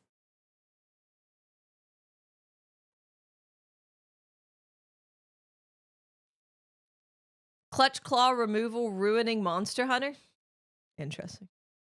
Weapon types, and the hotkey and menu systems are a little obtuse. Maybe he's Players who are out of prowler. practice like me are bound to be overwhelmed. He might be There a prowler. is so much to learn here, and the game seems to take it for granted that you have an affinity for the series and a lot of background knowledge before you pick up the controller. So I severely disagree with this.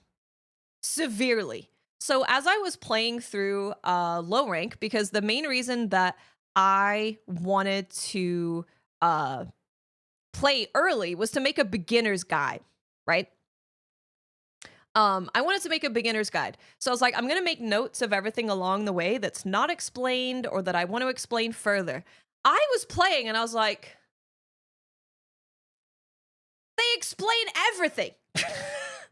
I went out to Tomo and I was like, I got nothing to say. They explain it all in the game. They don't need a beginner's tutorial.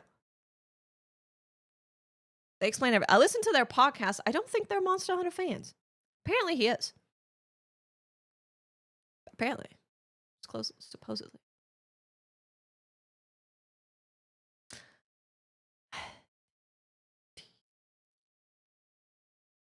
Yeah.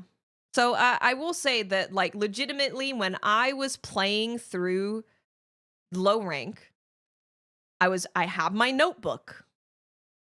Got my notebook. And I'm like, oh my God, they explained that. Oh, what? Would they explain that too? Oh, I guess I don't need to talk about that. I guess I don't need to explain that. I guess I don't need to explain that.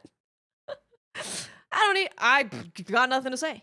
Now, I do have a beginner's guide that does clarify some stuff and I think helps with more specifics. But for like the uber duper, super duper beginning stuff, they explain everything. Also, with crafting, they have an option at Gemma now where you can ask her to recommend you stuff. So she'll recommend based on where you are in the story, based on what weapon you're using. She'll recommend you upgrades. So you don't even have to really think about it if you don't want to. You can just go to Gemma and be like, what's your recommendation? And you can just craft from that list of recommendations that she has. Why is he called Mr. Chathakabra? Oh, I called him that because he said he was taking 10 to 15 minutes fighting the tutorial Chathakabra, and the tutorial forced you to press buttons before you could continue, and you're just going around doing stuff.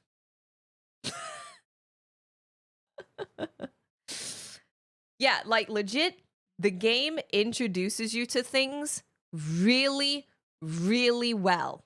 Like really well. I do not think that there will be a single system that that you need to know early on that isn't explained. They explain it legitimately really well. Now, this stuff, there are a bunch of settings. That's why I like part of my beginner's guide is telling people telling people settings that I think are good to change or things that you might want to tinkle with, because there are a lot of settings. But yeah. Ultimate Blue, thank you for $2. Thank you so much. I really appreciate that. Thank you so much. A multiplayer etiquette video? Maybe. Maybe. The canteen that Tom the cat just gives you rations. Tom the cat. I got a delivery for you. I got a delivery. I got your rations in the mail. How many times you can go and walk around on your own after starting the story? So the way that the setup of it works is that you can you do a story mission, right? And during that story mission, you're doing the story mission. Right after that, when you go back to camp from the story mission, you can do whatever you want. You can take on other quests. You can go and explore the world. You can go fishing. I did a lot of fishing. I've fished a lot. A lot of my hours are fishing. But yeah, you can go fishing. You do whatever you want. And then when you want to do another story mission, you're doing a story mission. You go back to camp. Then you can go and do whatever you want. I did Yelker. So with creating a character, you can actually save creations that you've made. So you could make a character and then save it. You can import your beta character and save it. You can import your beta Palico and save it. And then you can just have like a list of saved things that you can just do whenever. Hey, Super Saiyan, I hope you're doing well. The fishing is really cool. The fishing is really cool. So when you're fishing regular fish, like small fish, it's like the same. It's not that big of a deal. But when you're fishing big fish, it's really fun. Yeah, it's really fun. I played it on PC. Yeah. Because you have to, it actually takes quite a while. Because you're like, you have to move the fishing rod in the direction that the fish goes to not break the line. When they jump in the air, you have to move the fishing rod up. And then when they're tired, you have to reel them in. And then you go back, you're doing this again, you're doing this, you're doing this, you're doing this, you're doing this. The big fish are really fun. I like fishing big fish. I have friends who aren't core gamers. Would you still recommend it? Absolutely. 100%. 100%. This is going to be the one that gets them into it. I also assume that you have to do the opposite direction of the fish, but you're supposed to go in the direction of it so it doesn't put pressure on the line. Yeah. Will the high-res texture pack be available to preload? No, I think it's only on release. Yeah. There's no bar. There's no bar for fishing at all. I caught a big fish. Caught a big fish. I caught a squid, I think. Caught I caught a special fish, shiny fish. What's the point of using the rod instead of the net? You can't catch big fish with a net. You can't catch the big fish. You can only grab the little ones in the pond. An affinity for the series. Okay, sorry. My disagreement is that I was paying very close attention to the beginning of this game and how it introduces players to the games and the tutorials and how it teaches brand new players. And I think it does a phenomenal job. So much so that I started panicking that I didn't need to make a beginner's guide. Okay. To learn here, and the game seems to take it for granted that you have an affinity for the series and a lot of background knowledge before you pick up the controller. It's a bit of an intimidating game, with gameplay detail that rivals complex MMOs like Final Fantasy XIV.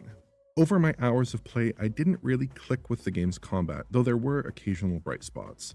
I'm sure there will be a compelling action game here for a lot of players, but it's submerged a bit beneath gameplay systems that aren't exactly self-explanatory.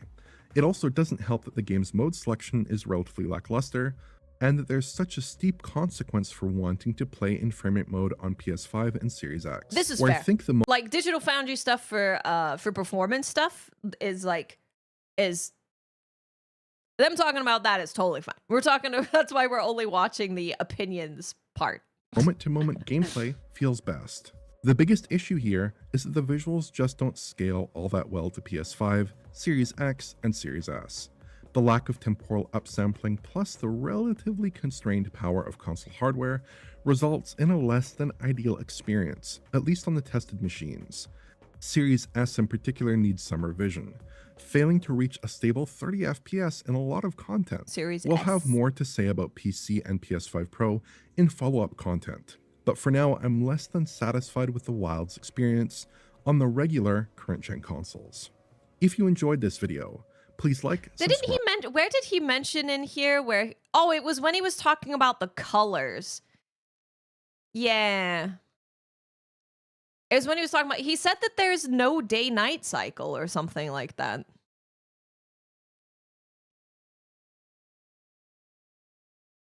Because I watched it earlier when I was exercising. But he was like, the colors look, it's in the middle. Okay, I'll find it. That way we can just watch it. Oh, here we go. Maybe I think here. the game's general image Maybe like here. Oh, visual weakness, maybe? Maybe visual weakness? Or maybe, no, maybe visual weakness. really match expectations though. One of those areas is the game's overall lighting quality. The first thing that Maybe will it's in stick here out somewhere? to a lot of players is just how subdued the game looks in most lighting conditions. By the way, my follow period looks better than this. I don't know what's going on.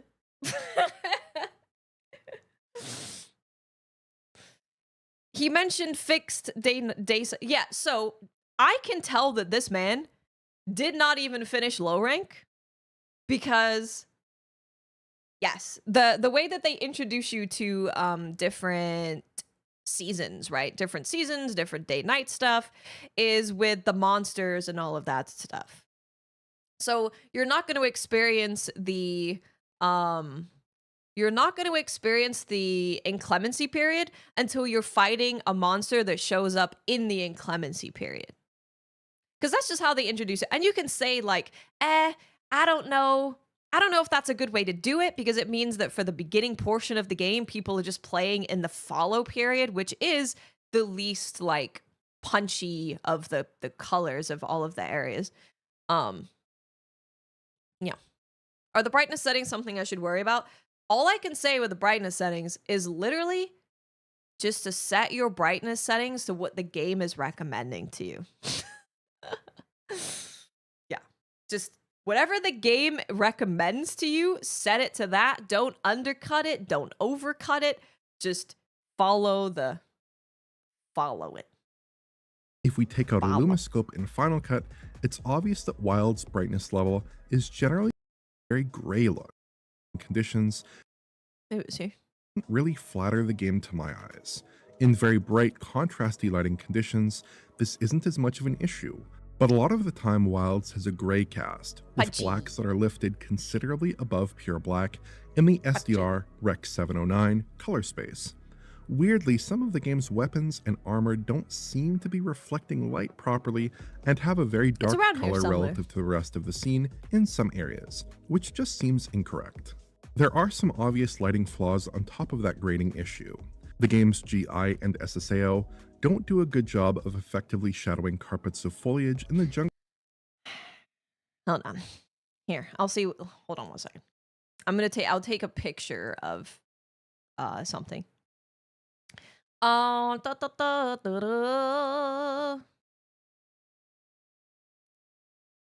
take a picture. Well, I need to find a follow period, right? Follow period. Follow period. Follow period. That's the plenty, so that's not really fair. I don't know if I have footage of the follow period. Oh, maybe I do.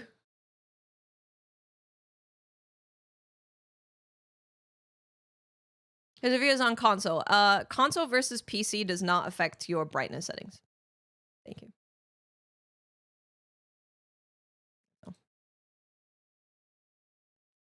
Okay, let's see. Try and get to an area where he was, maybe?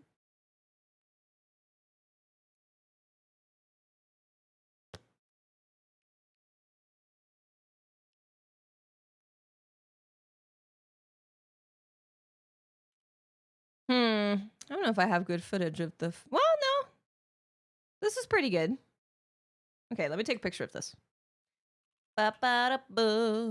Also, I don't play with HDR. We're allowed to show burst, right? Pretty sure. You can show burst. Okay. And then I'm also going to take a picture of what my game looks like in the Scarlet Forest. Probably this one. Just got to make sure the armor that I'm wearing is okay.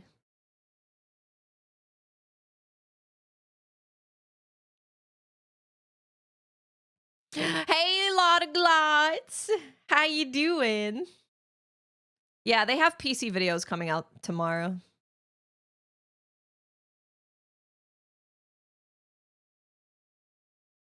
Maybe just here is good.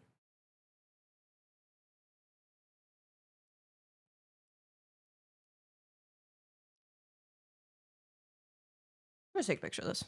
We'll take a couple pictures. No, a lot of people just don't. They didn't set up their settings properly. That's all. That's all.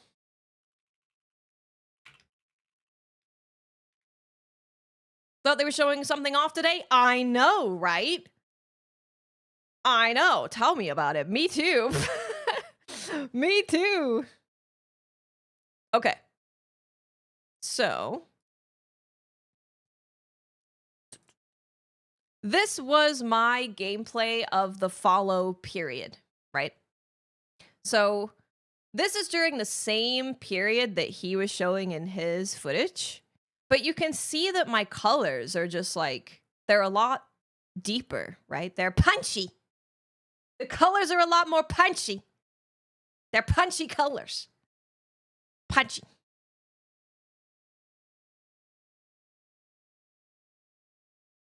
Punchy. So, and this isn't me doing anything crazy. This is me just changing my brightness settings. That's literally all it was. It's just me changing the brightness settings. Also, console does have like the high-res texture pack. PC doesn't have it, so technically it should look worse on PC, which you could probably tell here. This is in the Scarlet Forest during the Plenty. PC has mods.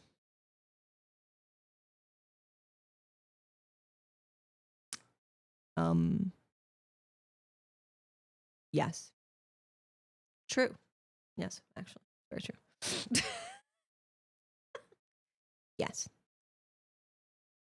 Good, true. Yes. Yeah, this is the Plenty during this is the Plenty. Reshade mod. I don't need it. You just need to set your brightness settings properly. Look at this. Now this is during the follow period, but mine, this is like blown out. It's just blown out. Super blown out. Ultimate Blue, thank you for the $5. Thank you so much. Yeah, I know, Mr. Chanthacabra. I know. Instance. I was Small just trying to scale find what he environments said like about the inside of this tent aren't really like the inside of this tent, regardless, should not look like this. If you set up your brightness settings, it should not look like that. lit plausibly, in my opinion. It should not. Wider shots of more naturalistic environments with strong direct lighting fare best, while more cramped, indirectly lit interiors can look somewhat I don't dated. know where he brought it up. But if I just do a side-by-side of the game running I with don't know why I brought it up. Anyway. See, this is graded in post, but you can literally make it look like this with your brightness settings. I don't know. Maybe my brightness settings are just cracked. They're different. I think they're probably different. Time zones impact brightness. That's what it is. We figured it out. We figured it out. We know what it is. Did the brightness adjustment pop up when you first loaded the game? Yes. Yes, it did. Yep. It's setting the luminosity. That's the biggest thing is you're setting the illuminations. That's what you're doing. So you're looking at you're bringing the brights to a certain spot, you're bringing the shadows to a certain spot, and then you're balancing it out. And if you just use what the game is telling you to make it look right, then you're good. No, I do not think he's getting paid to review the game negatively. I don't think he likes Monster Hunter. Everything he's put out, like this person who's talking, Mr. Chatacabra, has just put out a lot of misinformation about the game. And that's why we picked on him a little bit, because he's straight up saying things that do not look true. That are not true. He's saying things that are straight up not true. What reviews do you want to look at? We'll see which ones I've watched. I haven't watched all of Ruri's because I wanted to watch Ruri's with you guys. C-Tech, thank you so much for stopping by. Will I pin my brightness graphic settings? No. No, I won't.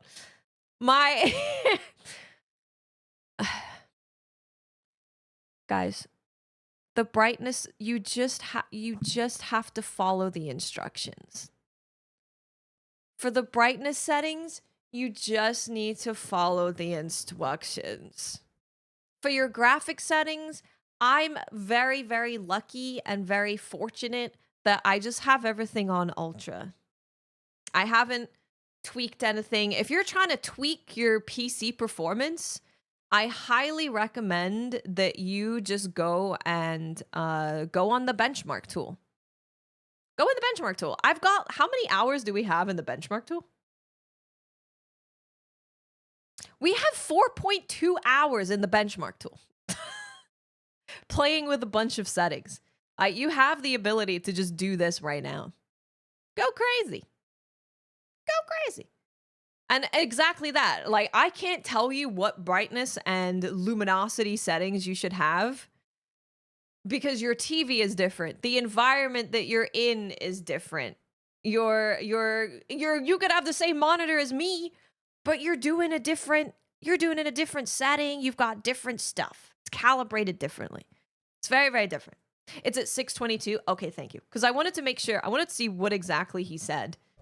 Because maybe I misunderstood. 622. Thank you so much. Thank you. You are a hero. Might improve the game's overall visual quality at the cost of performance. Perhaps as a consequence of relying on a baked lighting system. Did you see Giddy Fox Gaming who gave it a 0 out of 10?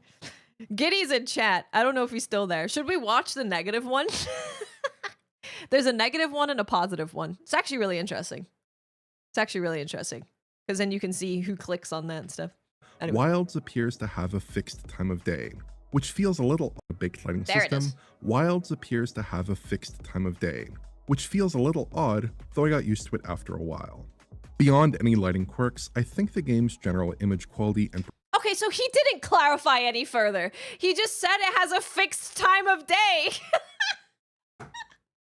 This is why we bully you, Mr. Chatacabra. This is why. You should just talk about performance. You should just talk about performance. Because when you talk about anything else, it's just so wrong. And you're just like, it means that you didn't, not only did you not finish the game, you didn't even finish the base story part. You didn't finish like any of it. I assume he probably played maybe 5 hours. Maybe. Because during the story, yeah, the way that the story introduces you to things is it's introducing you to the inclemency when you're fighting an apex, right? Because the inclemency brings that region's apex. The story is also teaching you about like the different, the story is a tutorial not only for like your systems and your weapons, but it's also a tutorial for the time of day and the weather.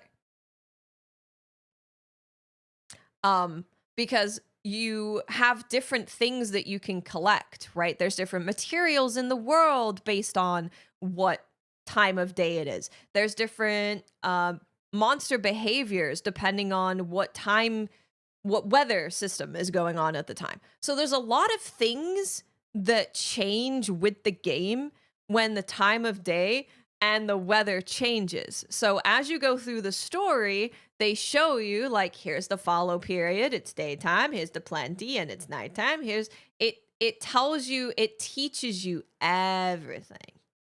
Having to play for 12 hours, you don't have to play for 12 hours. You just have to beat maybe the tutorial. Not even, actually. Because I'm pretty sure after the repelling Uth-Duna, I'm pretty sure then you get to see the plenty. It's like very shortly after this. And listen, I think there's absolutely a conversation where you could say, I don't love that for the beginning of the game, people are in the follow period. I would like it if people could see like other things a lot faster. I think that's a reasonable thing to say, but he isn't saying that. He's not saying, I really didn't like that the beginning portion of the game was always at this certain period of time during the follow period because the other parts of weather and day and night cycle are really cool. And it'd be great if players could see that sooner. He said it's a fixed day cycle. It's a fixed time of day. Monster Hunter Wilds is a fixed time of day. is what he said. I'm just saying that is not correct. That is not true. That is misinformation. Yeah, the beta had much faster day, night, and weather cycles because they wanted you to experience, like, you know, more of the monsters and all of that stuff, all of the different mechanics. But for the main game, it feels a lot more real, I guess you could say. Said, thank you for 96 months. Welcome back. Thank you so much. Thank you. So I was actually really looking forward to his thoughts because I think that the beginning portion of the game has been crafted so players like him could have more fun, but guess not. I guess not. No, I guess not. Who were we going to? Let me scroll back up. We were doing who should we watch? We were watching everyone was like, yeah, do this person, this person. Gaijin Hunter, Fighting Cowboy. Yeah, I want to watch Ruri, Fighting Cowboy. Maybe we start with Rage Gaming because I haven't watched that at all. Dad, thank you so much for the sub. Thank you so much. I really appreciate that. Yeah, Death, I'm going to just get you a copy of the game. I'm going to just send you a copy of the game tonight. I'll make sure that for your giveaway, you just get Wilds. I just need to know Belgium. Okay, perfect. Yeah, that's perfect.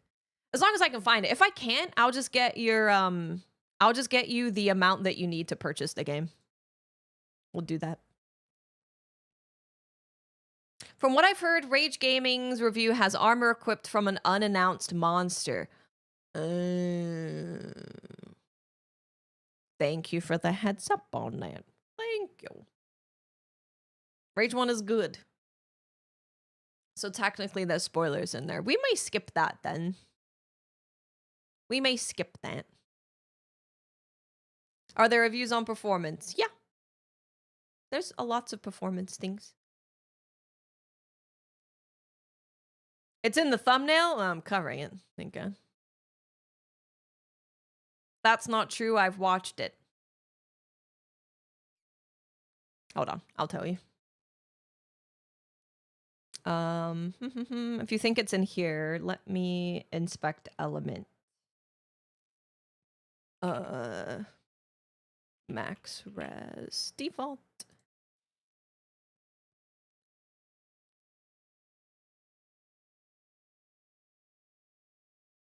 No, I think that's new Udra armor.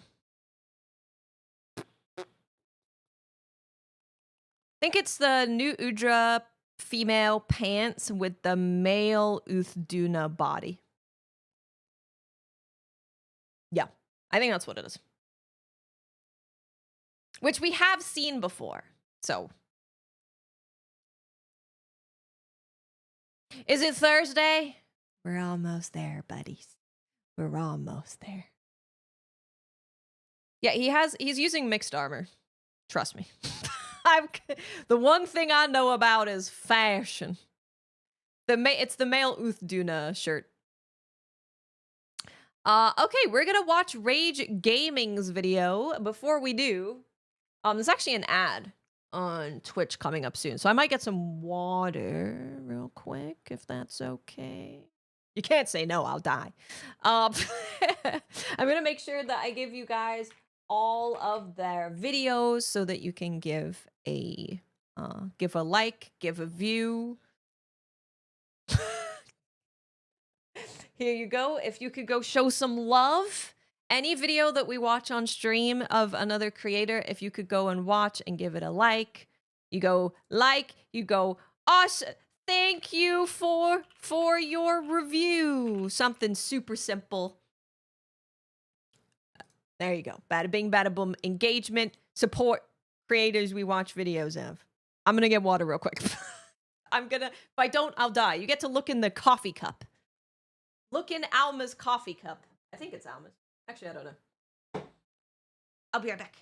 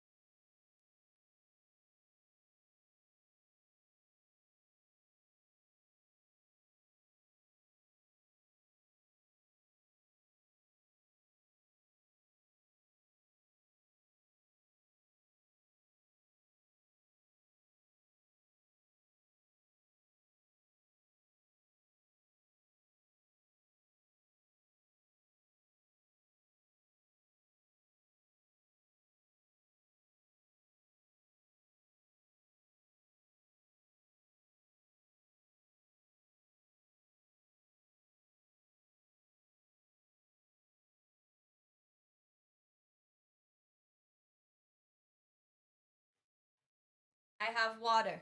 I have water. I get thirsty. Switch, greatsword, dual blade, or bonks. Damn. Okay, again, this is the Rage Gaming video. I'll post the video again in chat when we're done with it. Hunter Wilds. It's not just, in my humble opinion, the best Monster Hunter game of all time. Oh my god. It is making what the a heck is strong that? case that it is my favorite game of all time. First, you get that. And I firmly believe that Wild Shady. Thank you for 3 months. Welcome back. Thank you so much. Dude, the Palico with the frog on his hand. Does he have it in is here too? purely It's a hat. Dude, I want the frog. I'm gonna have to ask him. Where'd you get that frog hat? I need it immediately. I don't know about the roster, no. I'm sure people have said what the roster is, but I do not know. I have not. Oh, Dan, thank you so much. Thank you for using your Prime. Thank you so much. I really appreciate that. Thank you. I have frogs on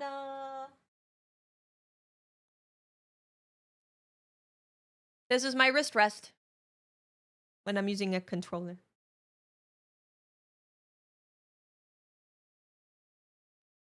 Fapasaurus! Now that's a monster we need in Wilds. Thank you for also using your Prime. Thank you so much. Thank you. It matches my desk mat. a masterpiece. And yes, my Palico has a frog on his head. He's called Ribbit. Ribbit. Exactly. We are How do you get the so frog back, hat? ladies and gentlemen. Hello, my fellow hunters. It is with great We'll find out. pleasure that I We'll find bring to you my full and as spoiler-free as possible review. I'm starting to wonder if my settings are wrong based on everyone's videos. I'm like, did I fudge it up? What is? Maybe I'm dumb. I'm the one that's wrong. Mapo Gatari. Thank you for using your Prime as well. Oh my goodness, guys, thank you. You've done a Prime hype train. Thank you so much. Thank you. Of Monster Hunter Wilds. A big thank you to Capcom. Oh, but this is the Chemitrice Palico armor, by the way. The Chemitrice Palico weapon is literally like a freaking war flag. It's really cool. Providing early access so we can bring you our thoughts 88. and indeed everything you could ever want. Damn. Wilds-wise, it's all upcoming over the next days and weeks, and believe me, you don't want to miss it. Yes, Weebles. That the text means that I played it. I didn't run the ad when I went to get water. The subscribe bell thing shenanigans. This you is know how Rage it be. Gaming, yeah. But that I could do that as well, actually. Hold on. We're gonna do ethical reacts. We're gonna do ethical. Video person. We're gonna do source. Oops. Sorry, I always get caps on. Rage Gaming. So it's not gonna be that big. Just stick with me. Hold on. Hold. No, I'm not gonna have it humongous. Shadow guys, thank you for 7 months. Thank you so much. Welcome back. Put that right there. Perfect. And then I'll get rid of this while we're doing this. Okay. Yay. Welcome back, my friend. Thank you so much. all said, the opinions here are simply mine own. There is no requirement for me to be anything other than honest, and that's exactly what I will be. But of course, I am a lifelong Monster Hunter fan, starting with the very first game, way back on the PS2. I have been through all of the series' highs and all of its lows. This is the Doshaguma Greatsword, I'm pretty sure. And Guys, we didn't even say anything. It's Wilds Week. Oh my God. Happy Wilds Week, everyone. Happy the week of Monster Hunter Wilds launch. Oh my Lord, it's this week, baby. Clap. Wilds Week. Woo, let's go. The 5080 is treating me very well. I'm really, really happy. I've edited with it. I've rendered out videos with it. I've played Wilds on it. It's great. What's the schedule going to be like? So our schedule is going to be from like 9 a.m. to maybe 7-ish? I don't know when we're going to end. We're going to be aiming for like 10 hours at least. So, but we will be live at like 9 a.m. Every day. 9 a.m. Pacific every day. We'll be here. It is Fran's birthday week. I have a 5080, yeah. It's great. never imagined it would be possible I haven't for watched a new the Monster IGN Hunter review game yet, no. to make me feel the way Wilds has.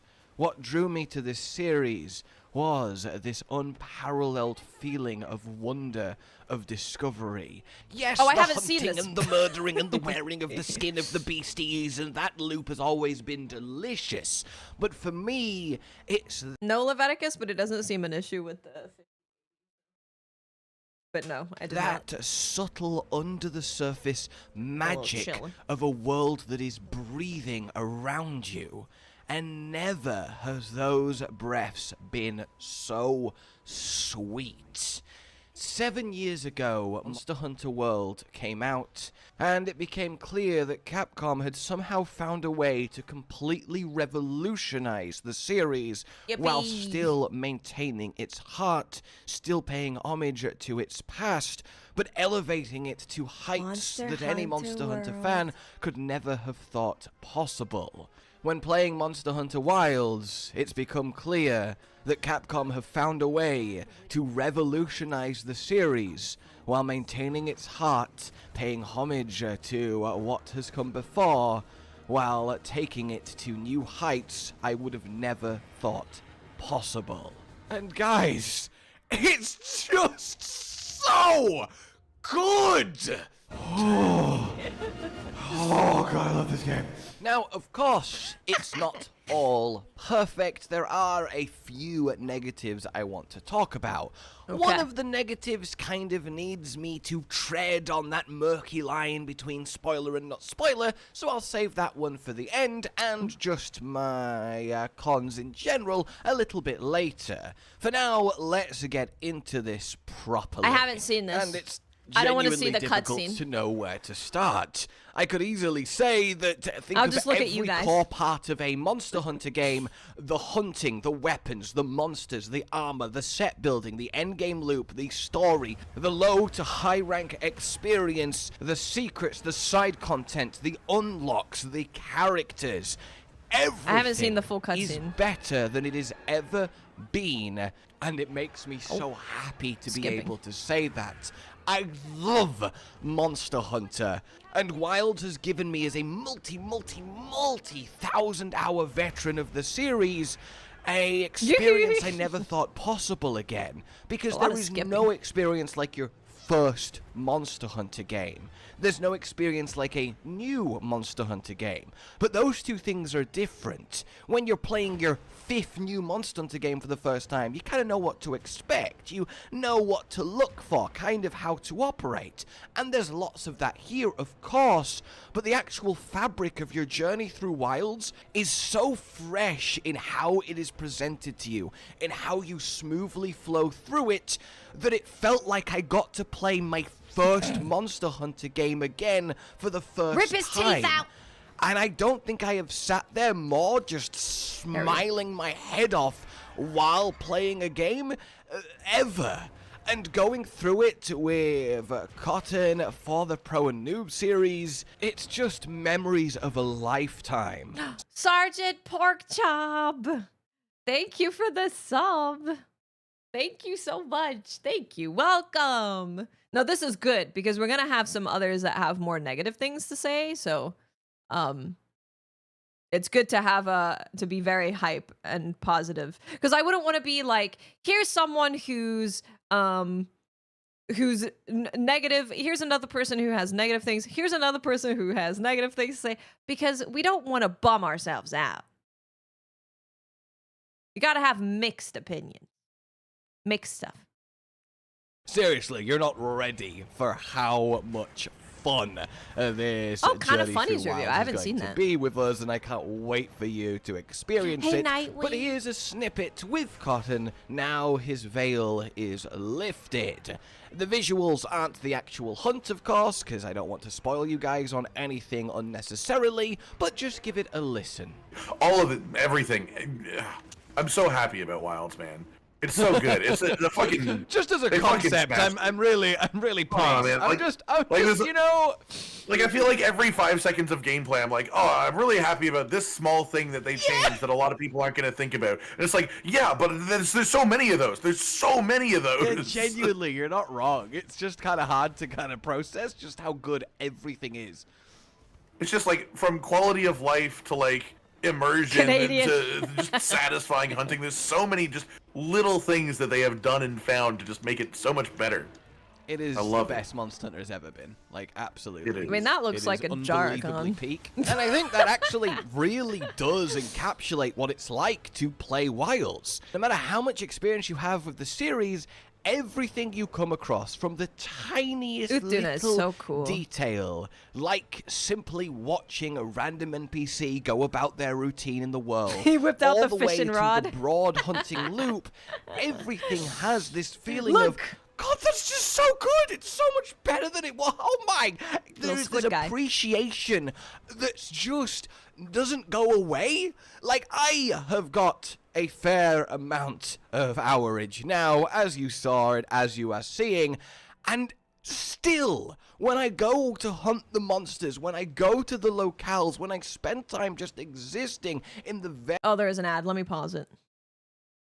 I wait until over. I'll be living vicariously through streamers because your 9-year-old PC can't handle it. Do you have a console though? You could always try and turn down a bunch of settings and see if you find anything. I don't think SkillUp has one.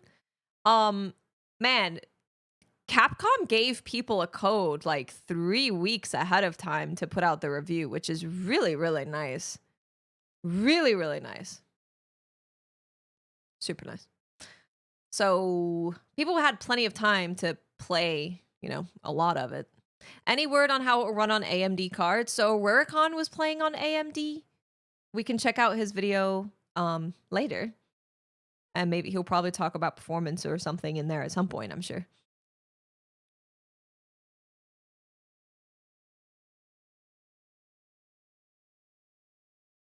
Yeah, dude, when I saw that the review codes were going out, I was like, damn. And then I saw that the review day was like today, right? And this is obviously well before the official release. I was like, okay. 4 days ahead of time? 3 days? Yeah.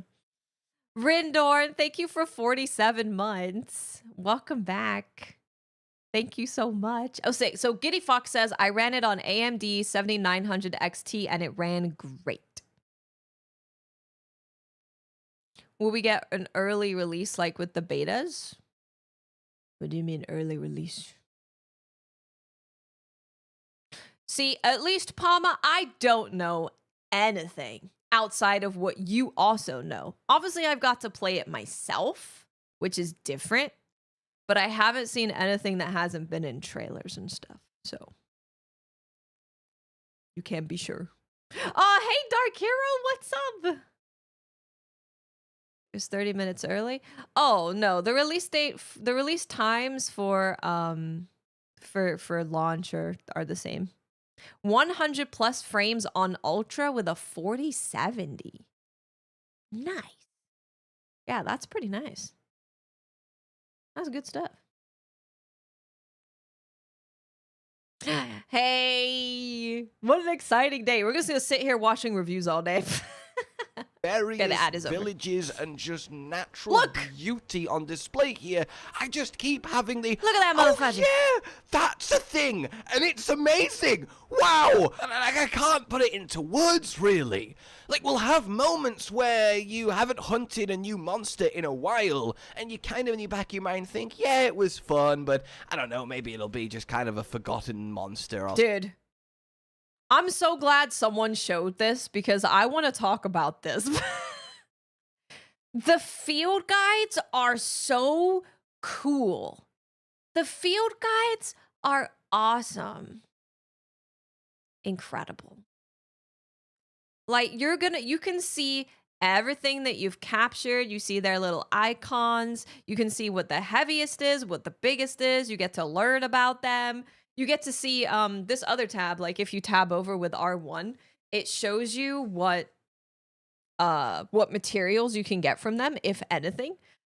So there's going to be some fish that when you fish them, you get material ingredients that you can use for cooking. I love the field guides. I freaking love them. And they have one for large monsters, endemic life, and aquatic life.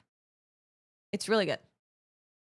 So in a few generations, just sort of a roster filler, So and then you nice. go hunt it and you watch it do what it does, and you're suddenly like, oh no, wow, yeah, no, this thing was incredible, wow, okay, wow, and it just keeps happening with every single. So I can tell you, I did manage to get a gold crown doshaguma when the first doshaguma that I hunted, and so the UI looks like this, right?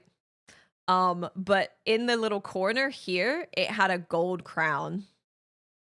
So I assume that when you have crowns of anything, it'll show it in like the little corner right here. But yeah, you can look through your book and you will see crowns on things you have crowns for. Oh, I don't know how big it is. I'll have to load it up and tell you. Yeah, the background sketches, like the field guide is just so good. The field guide is so good. I love the field guide. Wow, okay, I love it. wow, and it just keeps happening with every single tiny bit of the game. And the game, ladies and gentlemen, is massive. I did get a review guide. Yeah, I just chose to only play low rank. Yeah, I did. Capcom treats me very nicely. They're very nice to me. I customized my tent. See, this is the thing. I spent all my time because I didn't want to play past low rank. I was obviously like testing things for videos that we're putting out on the early parts of the game. That's so lame. What's lame? Wait, what's lame? What happened? Oh, nowhere to drop endemic life? Yes and no.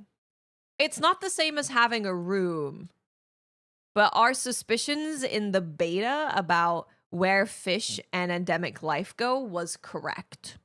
If you know our theory, it was confirmed. So then I felt not stupid. I was feeling good about myself after that.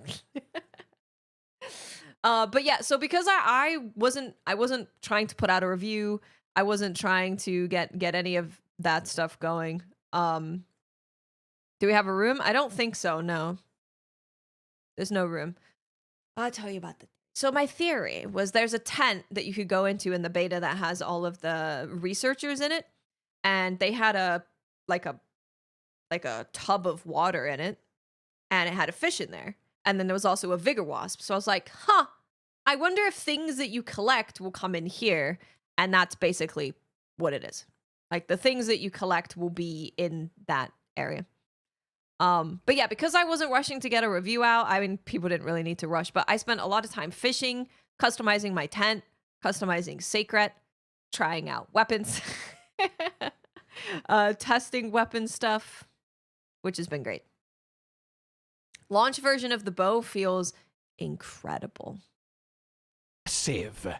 It is by far and away the biggest low rank game I have experienced in Monster Hunter, both in the amount of hours you can spend doing everything there is on offer and the sheer literal I didn't try heavy size bowgun, no. of the world. All the locales are complex, colossal, beautiful, Hey, and Leave detailed. Gat. In all the footage Happy you're launch seeing, we week. don't have the high definition texture pack because it wasn't available to don't. us, so it will look even better for you. Oh, it's gonna but look so still, good. the amount of times you will just walk to a place or even mid-hunt, just stop and look at what's in front of you and just feel speechless.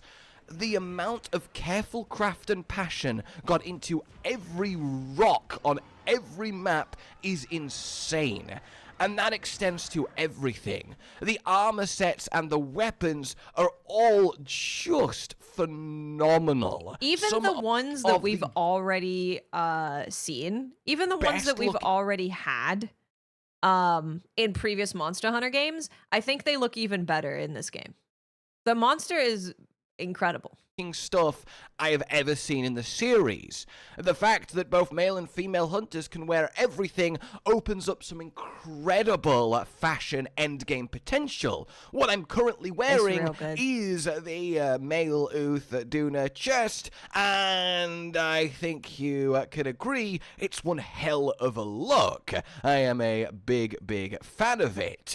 And that extends It's not to showing the all of it. You weapons can't show too. all of it. And no more bits on sticks. Everything is unique and beautiful. And beyond the aesthetic, the actual set building is so good.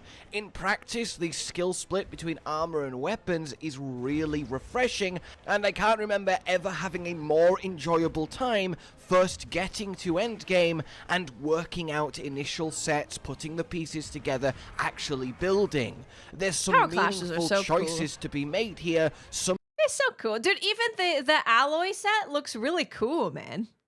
Yeah, you can craft male or female armor. Yep. Male, female, alpha, beta. The weapon designs are incredible. The weapon designs are incredible. The armor is incredible. It's all really, really good. It's all very, very beautiful. gives, some gains, and you actually have some real variety in what you could argue is air quotes best, on top of just lots of fun potential across the skills and how they're set out, on top of set bonuses and so on. It really is a theory crafter's dream, and this is obviously just the start, which is awesome. But I think one of the most impressive things about Wilds is just the actual story, which is kind of crazy to say in a Monster Hunter game. World, Iceborne Rise, Sunbreak, and to a lesser extent Monster Hunter 4U all had solid stories, right? A competent enough narrative to get you from hunt to hunt, and it kind of worked. Interspersed with the load to village, load to quest, load back, talk to someone else, load to quest, kind of, way of doing things. Whereas now, the low-rank experience from start to finish is just this seamless, beautifully paced, lovely done narrative interspersed with hunts Dude, I can't wait to experience the story. I've experienced nothing about the story, which I'm so glad I decided to do that. I cannot wait to experience the story with you guys.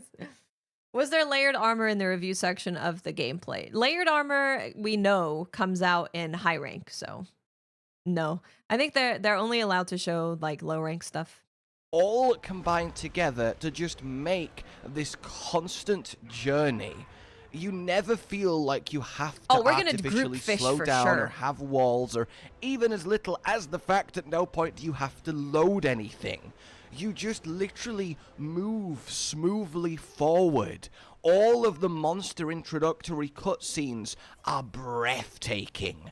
All of the characters are yeah, we're doing a fishing tourney. We're gonna fish. We're gonna have times where we just get together and we invite people to environment links and we go fish, and we set a timer and see how many people can catch how many fish. And then we'll get a new lobby going. No, it can only be 4. You can only be in an environment linked together with 4 people. This will be my first gore encounter. Ooh. Very exciting. Every high rank armor is auto-made into layered armor. Yep. Calibus, thank you for 22 months. Welcome back. And that boy Craze. Crazy. Thank you for the prime.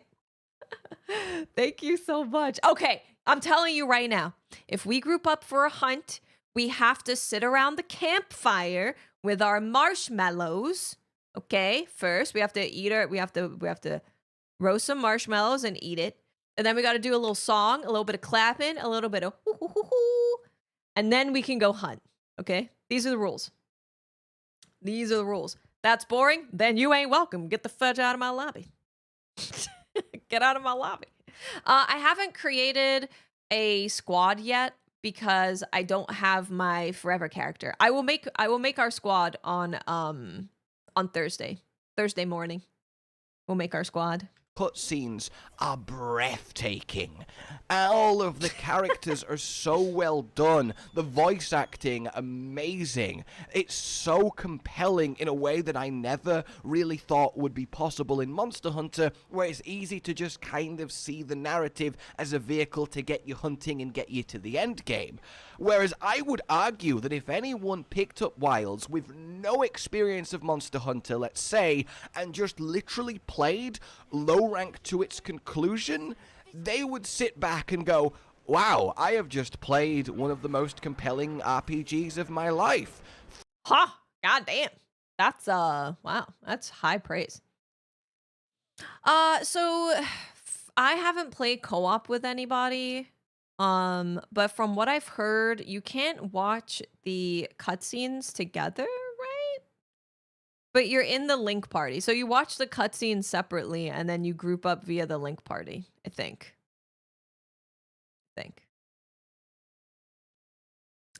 But I haven't done it so much. My man loves it. He does. He does. Yeah, Ruri was in chat earlier and said the story will blow your mind. So I'm very excited. I've heard that that's a bug. Oh, interesting. How does Link Party work? You invite people to your Link Party. You're always connected in the background no matter what you're doing. And then you can send a quest to your entire party with a touch of a button. And then you can join with a touch of a button. Astrostorm, thank you for the prime. Oh my goodness, you guys are crazy today. Thank you so much. Thank From you. From gameplay to how the narrative unfolded and was presented. We're going to watch Ruri's video as well. That was impeccable. This is what we're doing all day. And it is. And it's so good. And the weather system, the plenty, the fallow, the inclemency, the storms on the desert, the downpour on the forest, how that plays into both the story and then actually the mechanics of the game is wonderful. It is so layered. It could have felt gimmicky, but it's woven so brilliantly into everything that you do and see.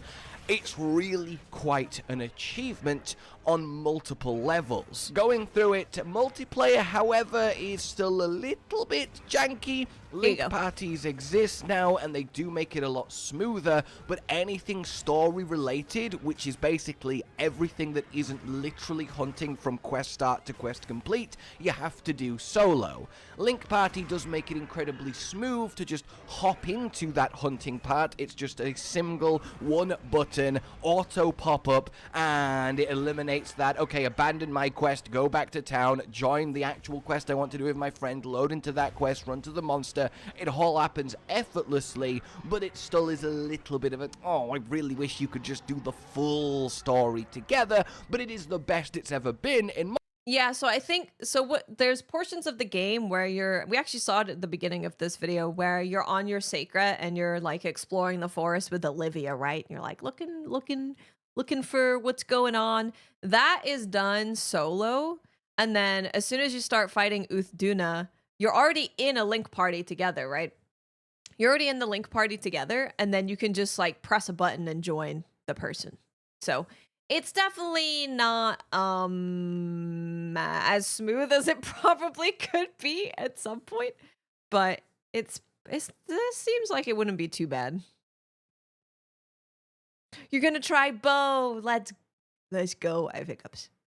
Let's go. Wish you could just do the full story together, but it is the best it's ever been in Monster Hunter, which is a really, really welcome step forward. And to quickly put any performance worries at rest early on, it's been literally flawless for me the entire time. Of course, I have a higher end PC, but everyone else that I've been speaking to has had very similar experiences. There has been the occasional graphical bug, but that's literally it. And at least from personal experience, if the benchmark worked out for you, you're going to have a smooth, lovely time in Wilds. But I really want to get across that just how good Wilds is as a RPG to play, even before talking about how good it is as a Monster Hunter game. And that is a really commendable achievement. You will find some serious twists and turns, and believe me, for those of us like myself that really care and love both Monster Hunter lore and ecology and the world at large and all of that surrounding... I do really love all of that. I really, really do. I am so excited for hunting, yes, but I'm also really excited for fishing and catching endemic life and customizing my camp and trying out. I'm excited to do all the stuff. I'm excited to just look at the endemic life and see what they're doing. Oh, the bow is way better at launch. It just feels so much smoother. It feels a lot better. It feels great. I'm gonna use Sword and Shield when I want to cut off many tentacles. I think I can handle cutting off one tail with the bow, like that's possible. But if there's like, I want to cut off 6 tentacles, I'm gonna want to use a Sword and Shield. Giddy, I am a bad content creator, is what it ultimately ends up being. I make videos on stuff that I want to make videos on, that I find cool and fun and want to share. But largely, I just sit here and play the video games. Because I would, if I had to sacrifice the way that I enjoy playing video games, I don't know. That's probably why a lot of people end up not enjoying video games anymore. If they make content on them because they have to rush. But there's also, I want to make videos on where to find the tack-tail lizard.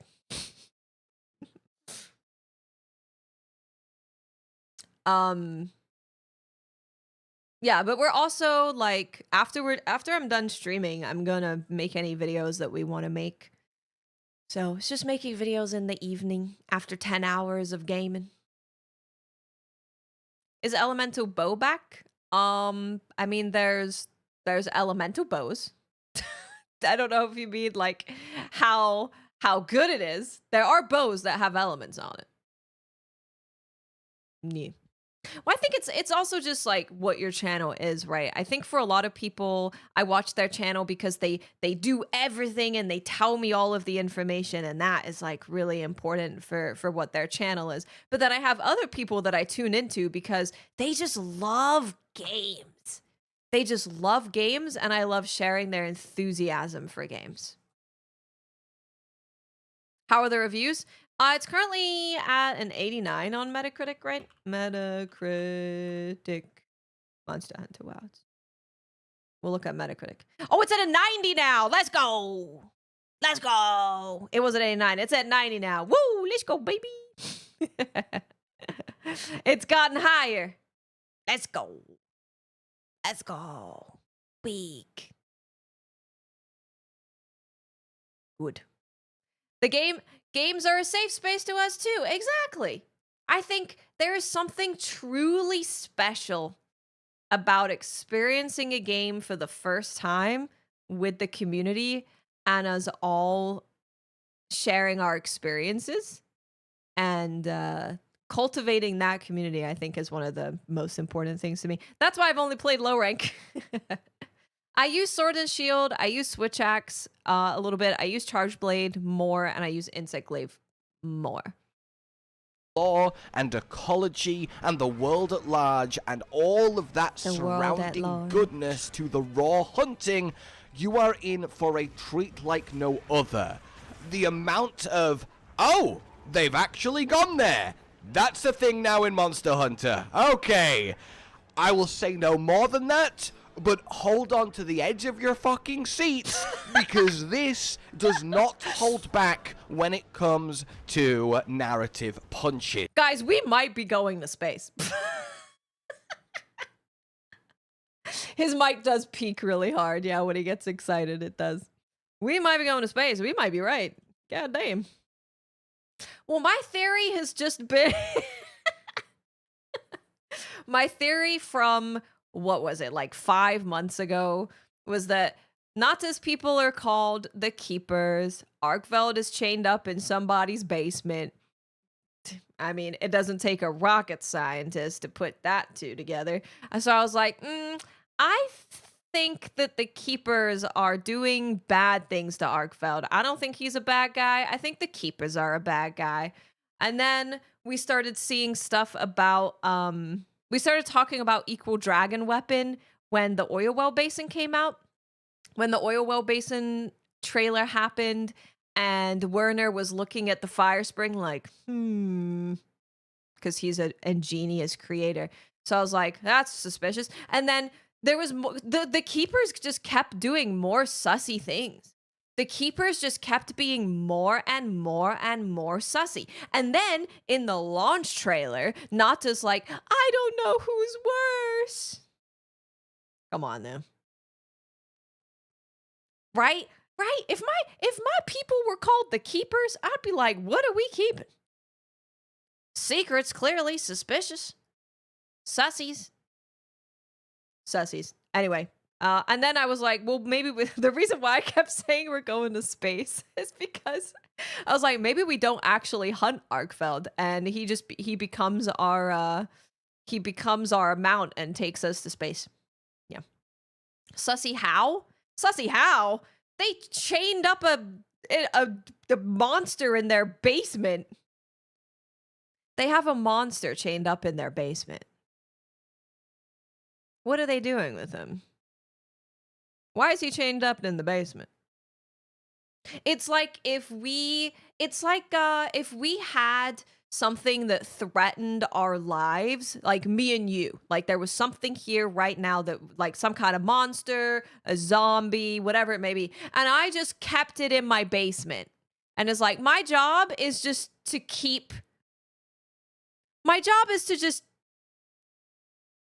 this thing in the basement. Wouldn't you be like, what's going on? Oh, sorry, Seizure. We have some serious setups for keeping the chat safe. I'm sorry. I'll make sure that you're okay. Is that a thing? Oh, that's not a thing? How do you unban people on YouTube? I don't know how to use YouTube. Here, watch the video while I figure this out. And damn, it's punchy. It's a cat forever. Oh no, you're good. Oh, thank God. Because it said you were banned. Oh my lordy. Jesus Christ. Okay, let me make sure the bot is set up properly.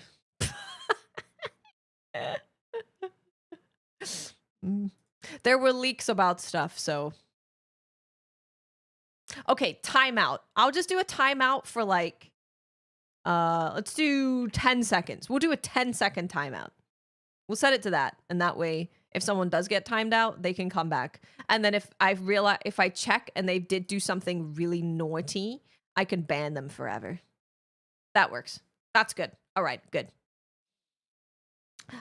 見てるとはよく見たくなりますね。よいまたね、ひろとも。I will translate the kanji.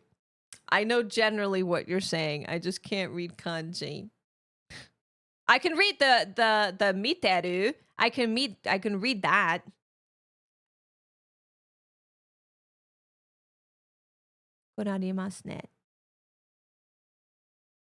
Talking of being punched, back to the detail in this game.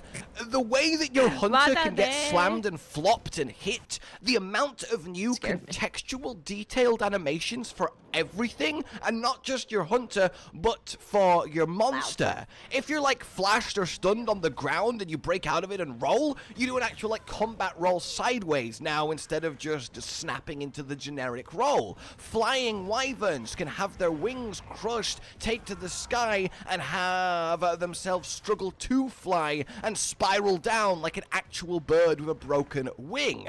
The amount of sheer personality in everything is amazing. Like, we're still seeing new animations after nearly 100 hours. There is so much. You know, we should watch Giddy Fox's negative review after this, because this is so positive. I mean, I know there's negative stuff at the end, but it would be a good contrast, if you don't mind, Giddy, if you're okay with it. Contextualness to everything. Like, the animators I've ever been more contextually aroused playing a video game in my life. It's just so alive. And all of this is before we've actually got to, you know, playing Giddy. Monster Hunter. This, don't worry. It's 1:30 p.m. This is all we're doing. We're just doing this all day. We have plenty of time. Less like I need to talk on because of the betas, because a lot of us have played, and all of us know just how good Wilds feels. But with the weapon changes and the other updates, yeah, it is in my opinion that the weapons have never felt better. They are at this perfect point of speed and weight. A little bit smoother and faster than World and Iceborne, but a lot less arcadey and spammy than Rise and Sunbreak. They just work. And they click so well with the pace of the monster for the best that deadly. Wait, let's all hold hands and try to make time go faster. If we use all of our energy put together, I'm sure it might be able to happen, right? What are they? Like manifesting, right? Manifestation. That's a thing I've heard. Dance has ever been.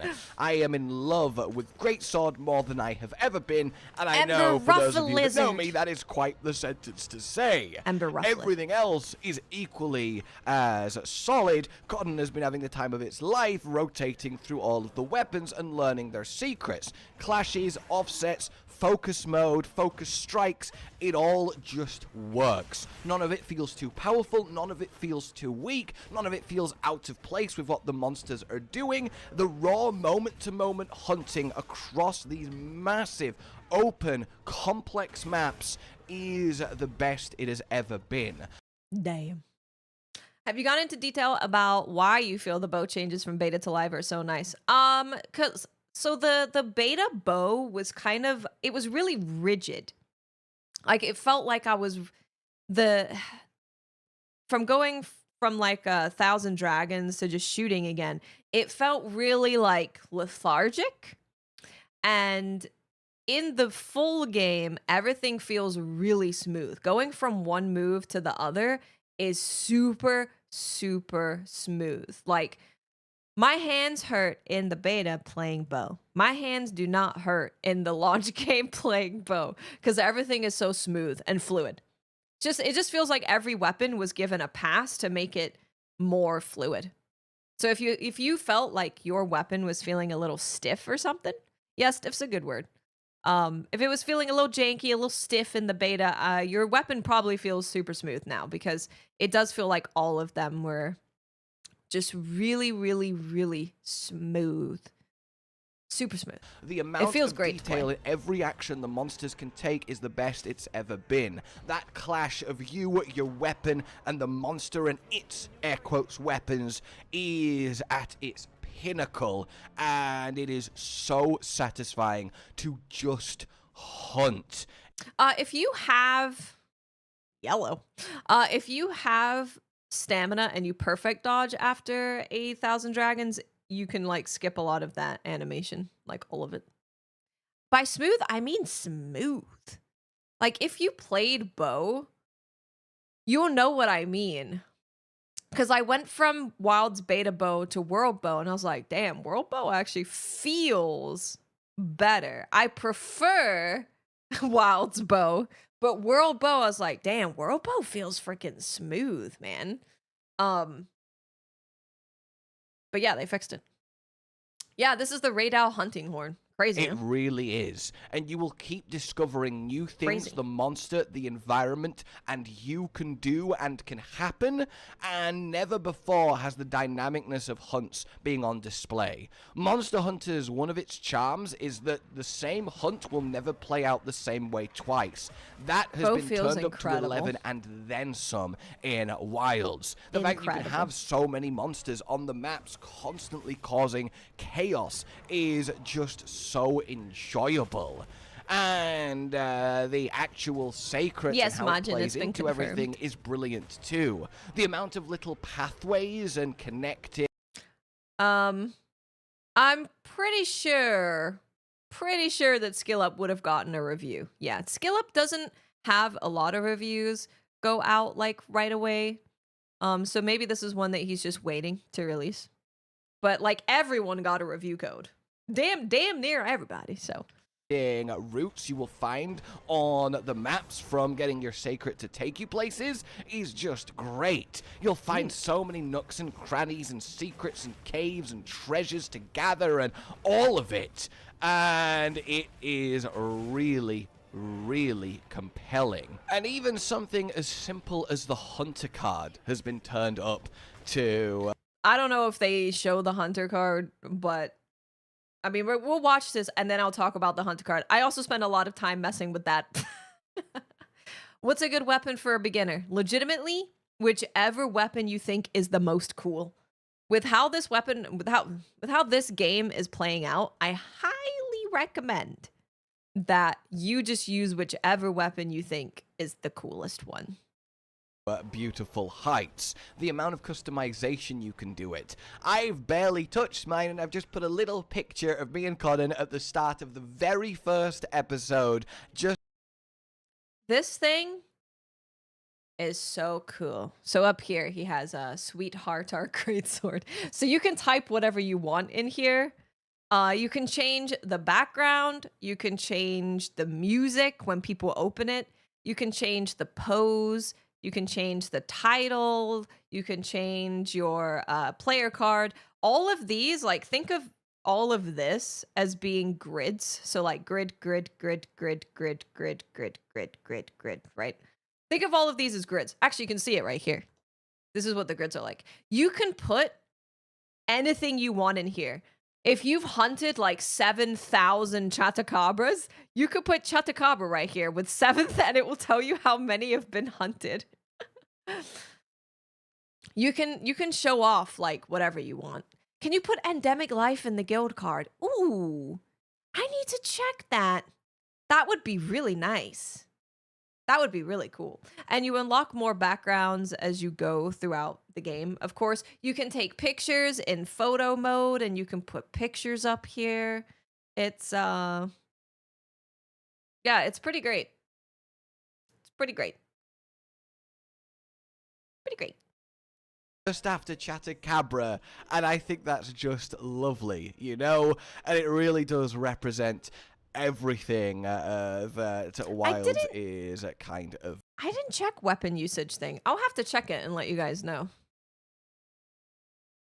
Doing. It really is a new breed of Monster Hunter game. But what is a Monster Hunter game without the monsters? I don't think you need me to tell you that this is the best roster in an opening Monster Hunter game of all time. The roster is not banging. Even close.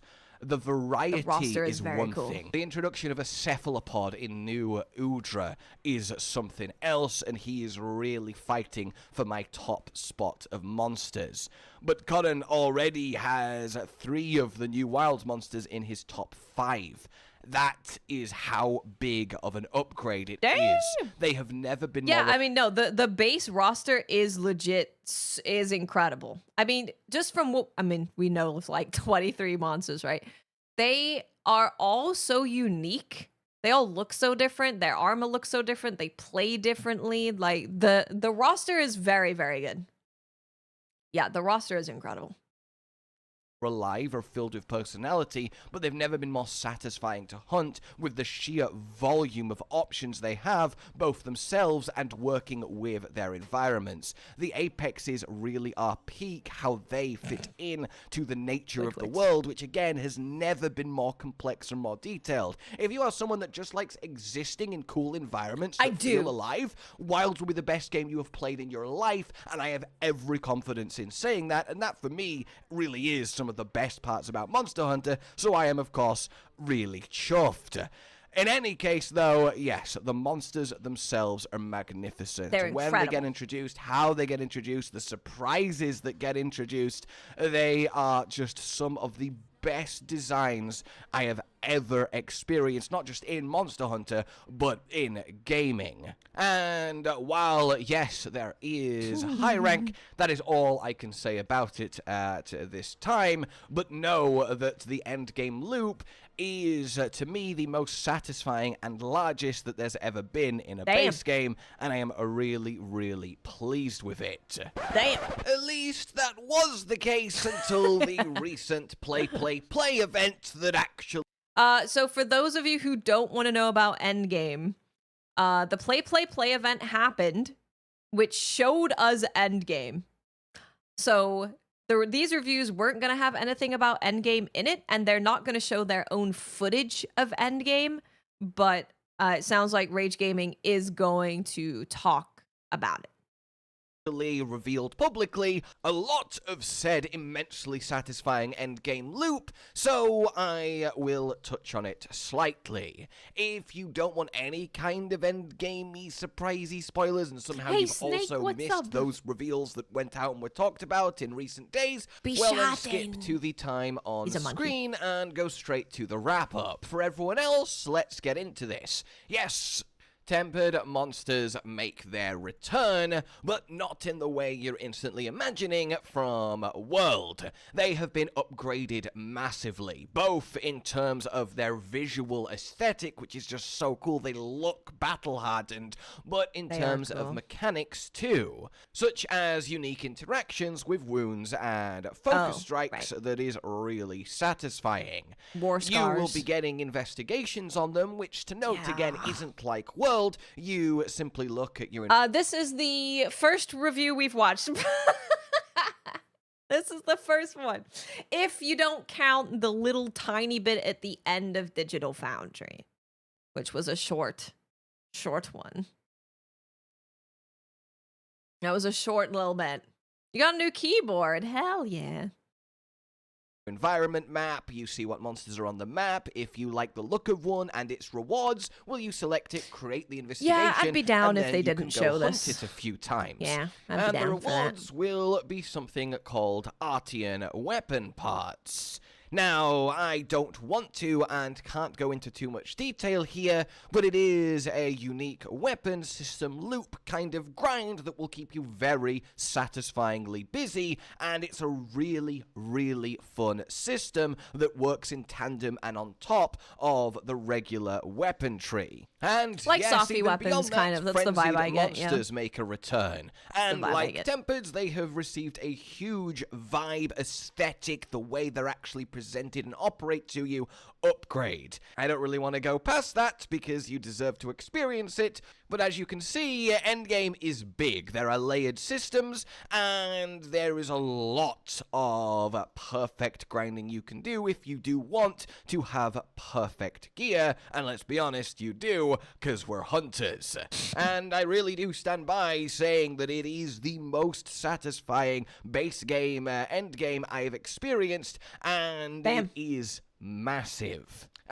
These are all good things that I like to hear. These are good stuffs. These are good stuffs. I can't believe, dude, we're all going to be playing Monster Hunter together.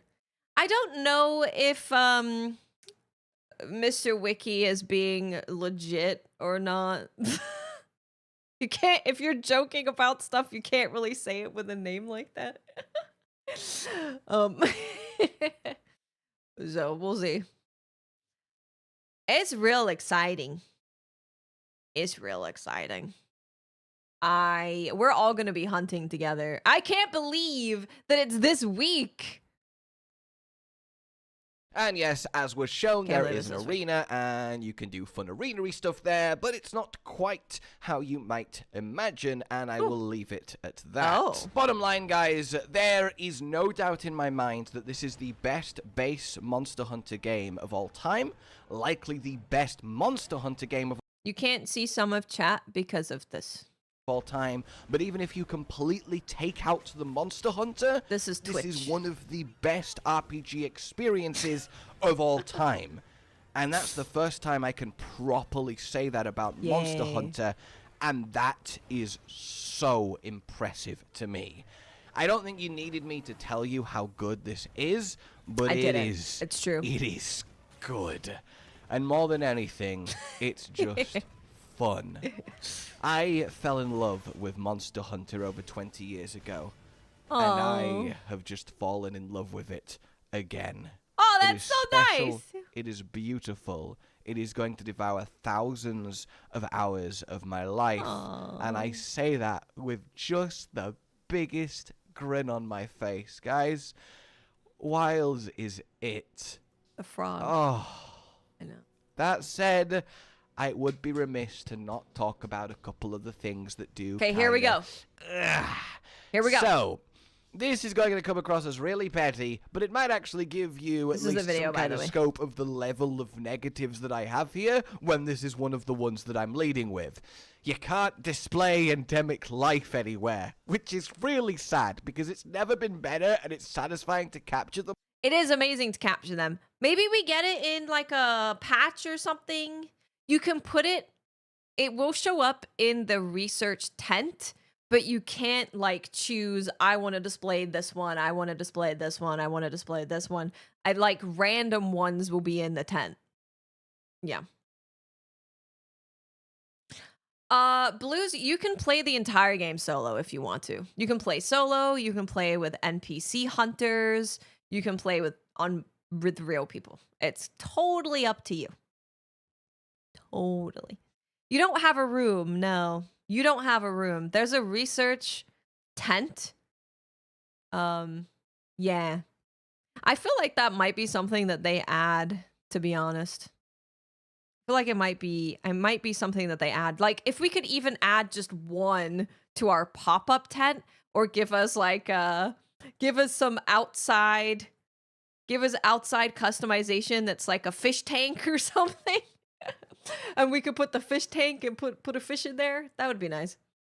Them all, even so, but you can't show them off. So that's a bit sad. Your isn't room it? DLC. All right, now let's talk about perhaps the biggest deal for me, and that's simply the difficulty of the game.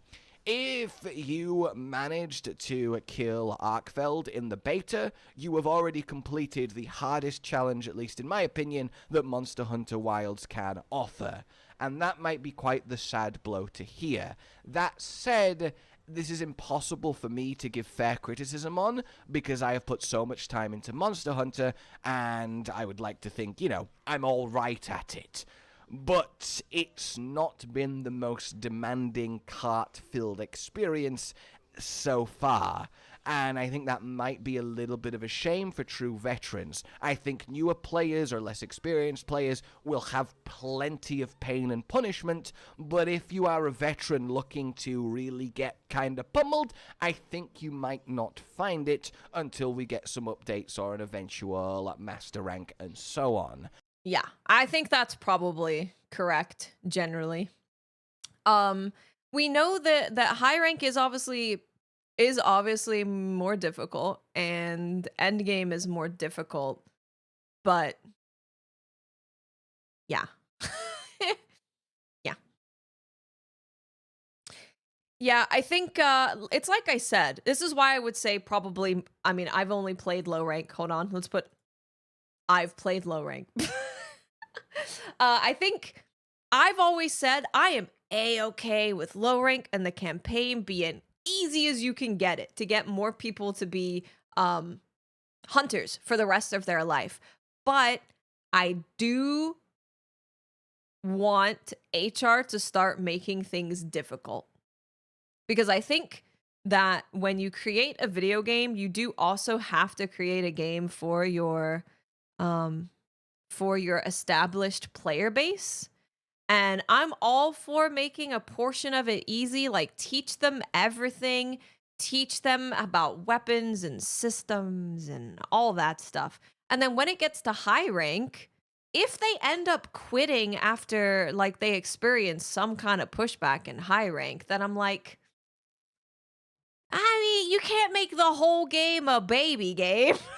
Like if people have gotten into the world, into the story, into the monsters, into the crafting, and then they get to high rank and it's difficult and they quit, I don't know if those are people that you necessarily want to keep in the game, you know? Like I'm all for, again, making the first part of the game, the tutorial, be easy to get them into it. But at some point, you got to make it challenging so that veteran players have a reason to make the build, have a reason to farm for stuff, have a reason to put all their time into grinding for things, and like fully utilizing their weapons kit, right?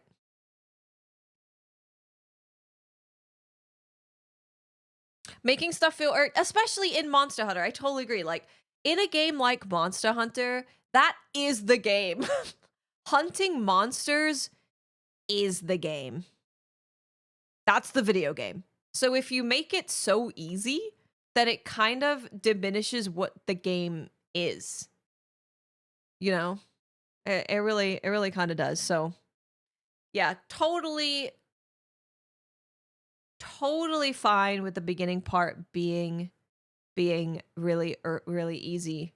But I think it would be wise for Capcom to look at all of these reviews, not just from seasoned Monster Hunter players, but from pretty much everybody being like, it's super easy. And they should make the high rank be hard or endgame be hard, or they look at their title updates, or they look at what they're going to do for master rank and they're like, we're really bumping up the difficulty. Should you buy it? Do you like it?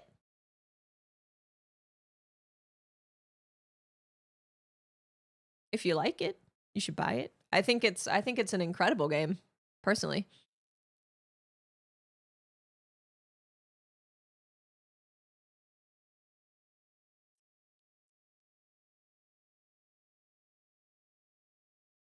Yeah. Yeah, I just kept saying, I'm all for it being easy in the beginning, but at some point you have to introduce something, a difficulty, whether that's high rank, whether that's end game or whatever.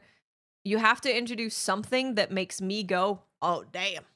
Maybe I should make a armor set for lightning resistance. Maybe I should spec into water resistance. I'm gonna have to use my mantles. The good news is, hey, good news, we don't have to use mantles ever. We don't have to block our fashion. So that's the good news. And if you're a new player, it is a great time to jump in.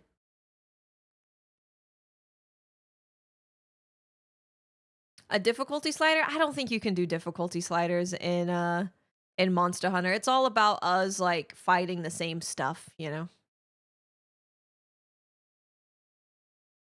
Well, that's the thing. It would be very nice for them to slowly bump the difficulty up. I don't know what high rank feels like. There's some people that have said the difficulty feels okay. So, I guess we'll find out on Thursday morning.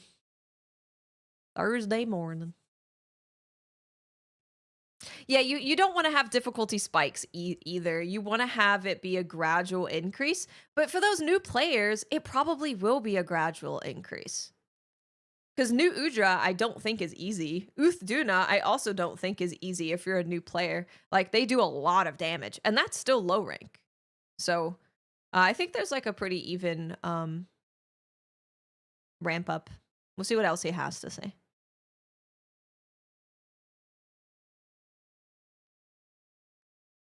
Another thing is there's no layered weapons, which I think is a huge mistake and a miss. Hopefully no for layered a reason that I weapons can't really yet. say too much on, because it gets a little bit too close to spoileries, but it really would have helped with, let's say, variety, especially with how cool the weapon designs actually are, and there's so many you'd want to use. After that, how do I put this in a way that's as light on spoilers as possible? And of course, heads up warning and all of that. There is a monster in particular that is kind of wasted, especially when compared to how cool it is. Oh. And you can technically only fight it once, and that's a real shame. I'm hoping some update or event quest will address that, but as likely as possible, I think it will cause a little bit of a negative upset once people experience it and understand what I'm talking about. Yeah, so, I mean, yeah, whatever that is. So obviously he's saying that there is some monster that you only fight once, and that's unfortunate. They could totally add it as an event.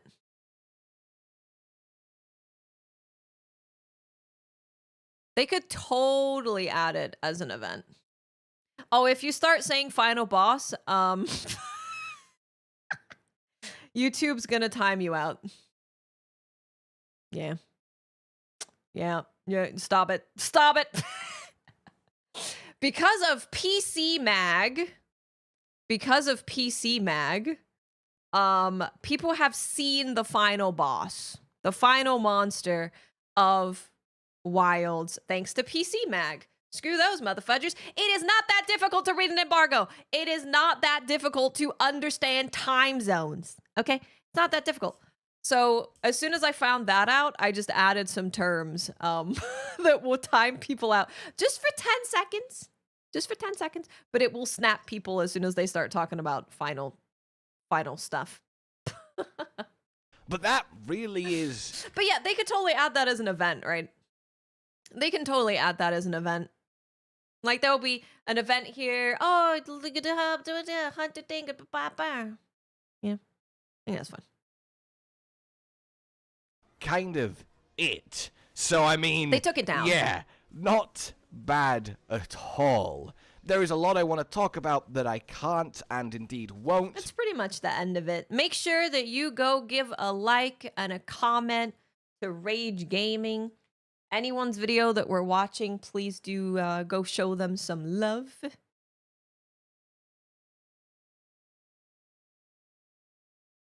As a new player in Base World, the only ones that really gave me mega problems were Anjanath, Legiana, Kirin, Arc-Tempered Elders. It wasn't too bad until MR.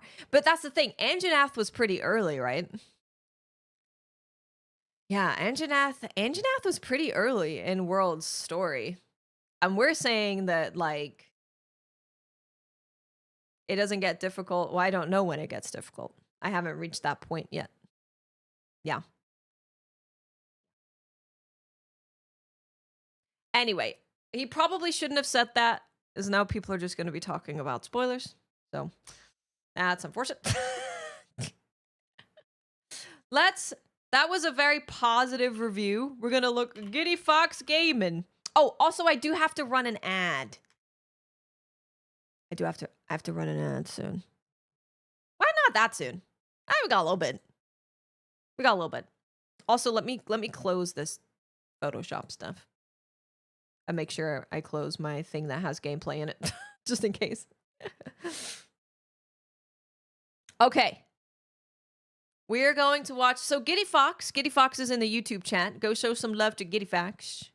Go show some love.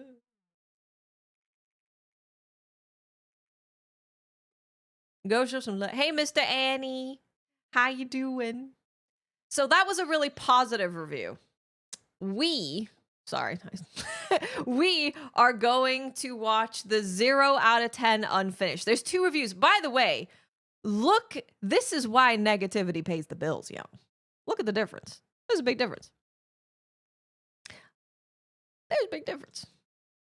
But please go show some love.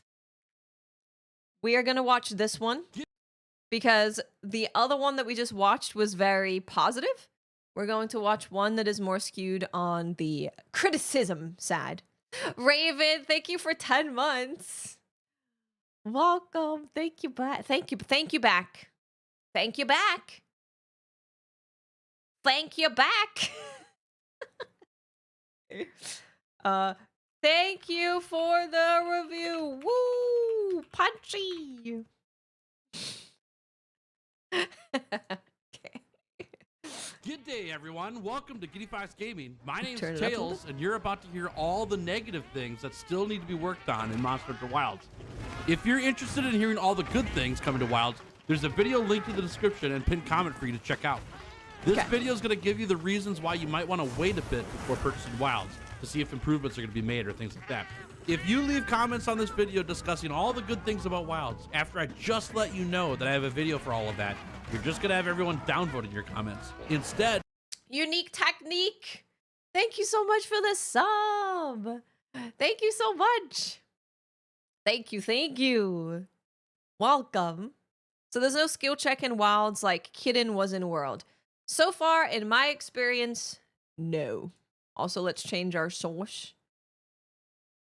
Source. We change it.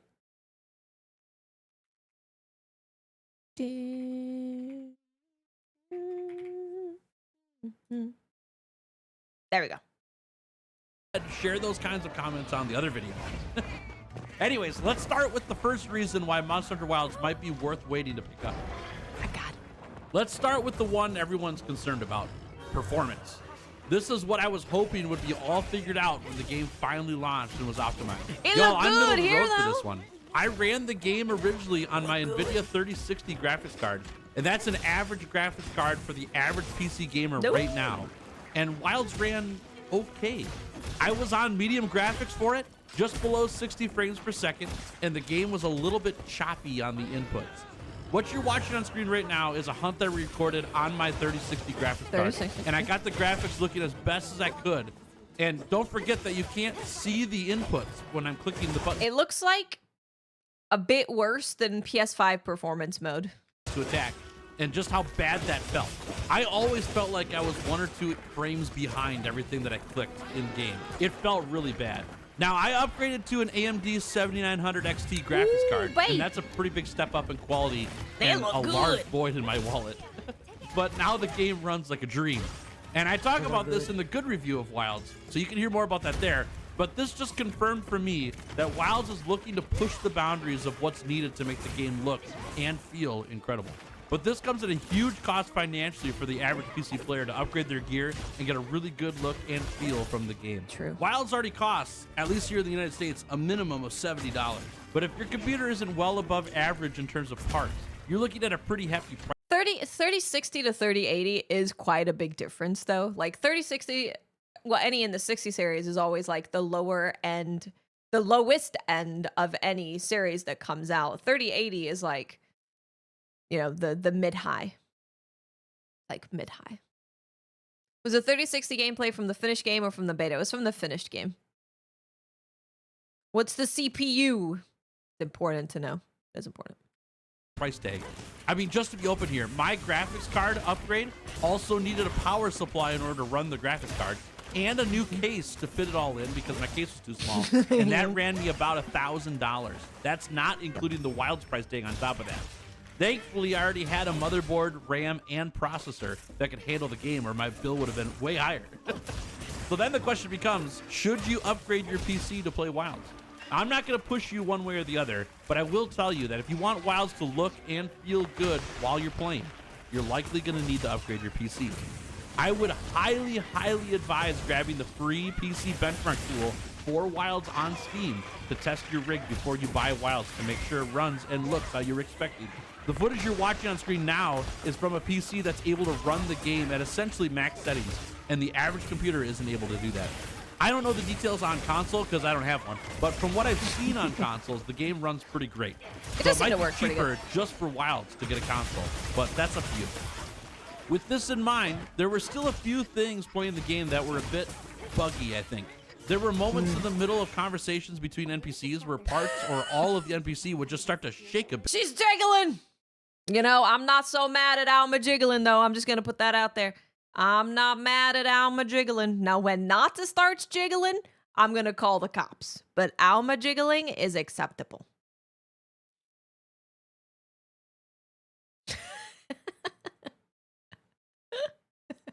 I'm going to call the cops.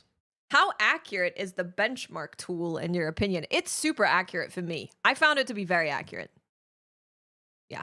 But of course you're not experiencing like the Scarlet Forest, for example. Those parts of the Scarlet Forest that I think are pretty demanding.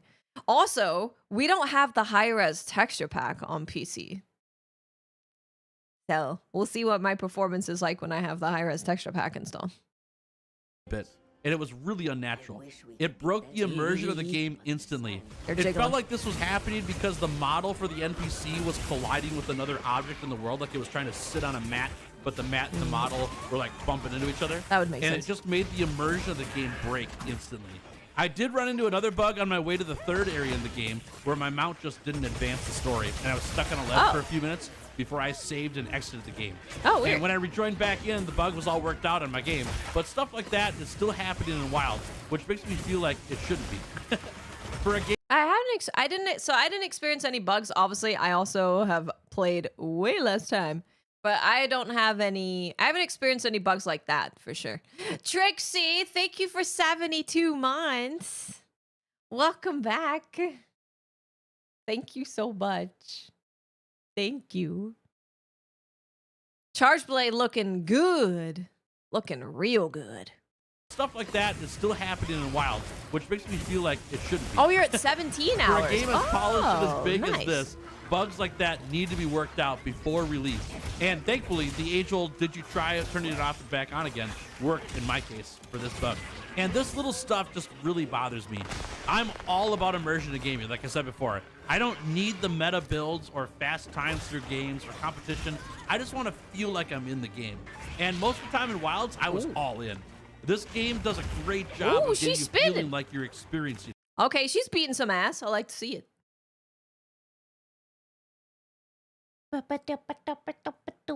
got through the story and only a little high rank and ran out of time. Oh, there you go. 17 hours, got through the story and a little bit of high rank. There you go.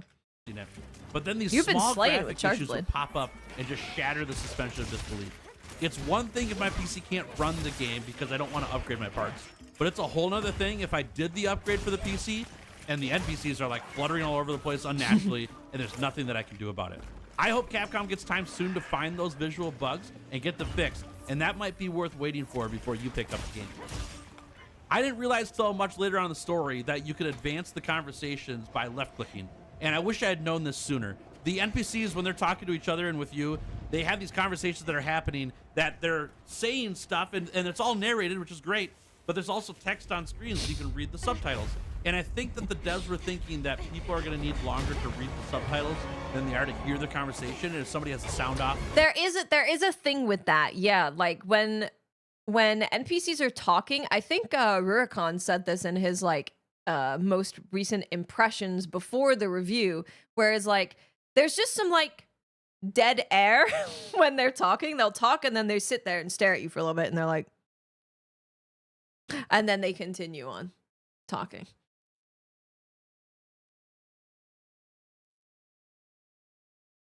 There's limited amount of time. I thought you can play for unlimited amount of time. Probably as in, like, I didn't have time before review embargo. you're not going to hear the conversation. You And could so just that, skip the subtitles at are that on screen for quite a bit, and it made these long pauses when NPCs would talk. They'd say their line and then just stop. And the text is still on screen. And thankfully, you can left click to advance it, but I didn't know that till like hours into the story. So it felt like Hey, the game Karate was Chops, just what's up? snail's pace, slow getting through it. So at least there's something there, like I said, but it just feels weird to me that for a game that's all fully narrated, that these big long gaps in conversation for the story were there. Also, the graphics look great when you've got the hardware to run the game, but there's It do still look clipping good. of hair and armor and parts of NPCs sticking out where they don't belong. I played the Charge Blade through the entire story, and a lot of the armor that I would build, it would like clip through the Charge Blade that was sheathed on my back. So you'd see like capes billow through the Charge Blade, and then back underneath the charge blade. It just didn't feel or look right at all. A lot of the cinematography has close-ups and zoom-ins on NPCs throughout the storyline, and you see their faces through the campaign, but you can see that their hair, it just disappears like into their shoulders or into their clothing, and it's not like it lays on top of it like hair naturally would. It's the whole model just like disappears into clothing. It feels like a miss. It just feels like that could be fixed. I didn't so see any easily. cutscene stuff, so I have no comment on any cutscenes or when you're talking to NPCs because I'm saving that for Thursday. But I'm not an engineer or anything like that, so I don't know. It's these small things, though, that they seem like not that big of a deal up front, but when you put it in the bigger picture of like what Wilds is aiming to be, it changes the feel of the game completely. I'm going to put this here because I'm not quite sure exactly how I feel about this yet. Okay. But I feel like the Here we go. story is progressing way too quickly with each of the areas that you're in and the number of story hunts that you need to do to move on to the next area. Story hunts, it's progressing really fast. You don't need to do a lot of story hunts to progress. Tisted, thank you for using your Prime here. Thank you so much. Thank you. Thank you. Welcome. With each of the areas that you're in and the number of The story music hunts is that you so need to do good, to move man. on to the next area. It's This awesome charge to see blade more looks of the real game nice. quicker. I'm all about that, but I'm worried that there's not going to be a lot of content to the game look because real of good. this. I did maybe 2 required hunts in the first area before I moved on to the next area, and then 2 more required hunts in the next area before I was on to the next area. I didn't come back, and it just felt weird to be like zipping through all these areas into the next ones. And maybe they're doing it so that you can get into all these areas faster. And I think they do. I don't know what they did with World, but I think when I replayed World, I was also surprised at how fast like they take you to different stuff, and then we go back to the ancient forest. But it's like I think Monster Hunter tends to do that, where they take you to. They're like, okay, you've been in the desert. Time to go to the forest. Okay, you've been in the forest. Time to go to the volcano. Okay. And then they go, and then they take you back to it. But it's going to feel shorter exactly because the hunt times are so short. Because you're hunting a monster for like 5 minutes. If you hunt 2 monsters in the desert for 5 minutes, it's 10 minutes. 10 minutes of hunting. And then you're in the next area. So, yeah, it's gonna feel way faster, dude. They need to give the monsters more health. Like, I really want them to give them more health, so I can actually see some of their moves. Because I feel like when I fought Chematrice, I was like, I don't even know what this monster does. I've seen him maybe do 2 things.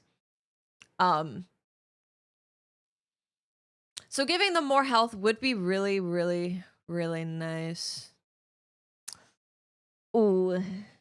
I mean, do I want to poke Joe again and say, so now all the reviews are also saying it's too easy?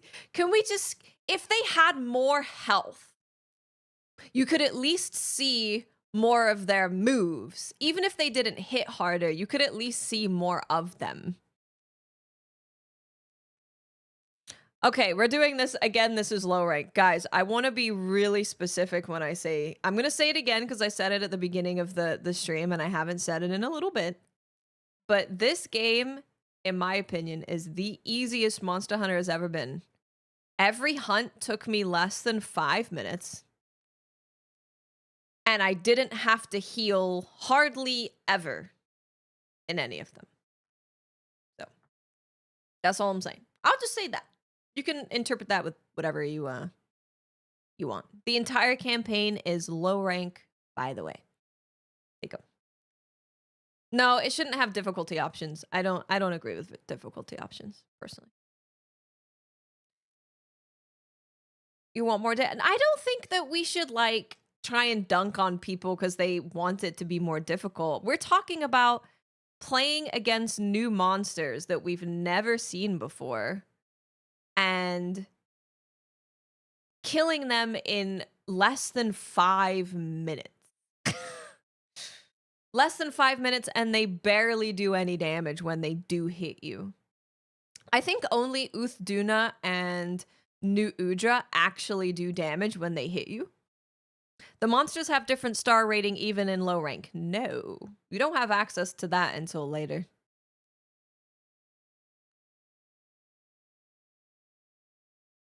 Oh. Yep. So it's not about like, I want this game to be like Dark Souls. It's about this game is noticeably easy to where it could potentially ruin the fun for a lot of people.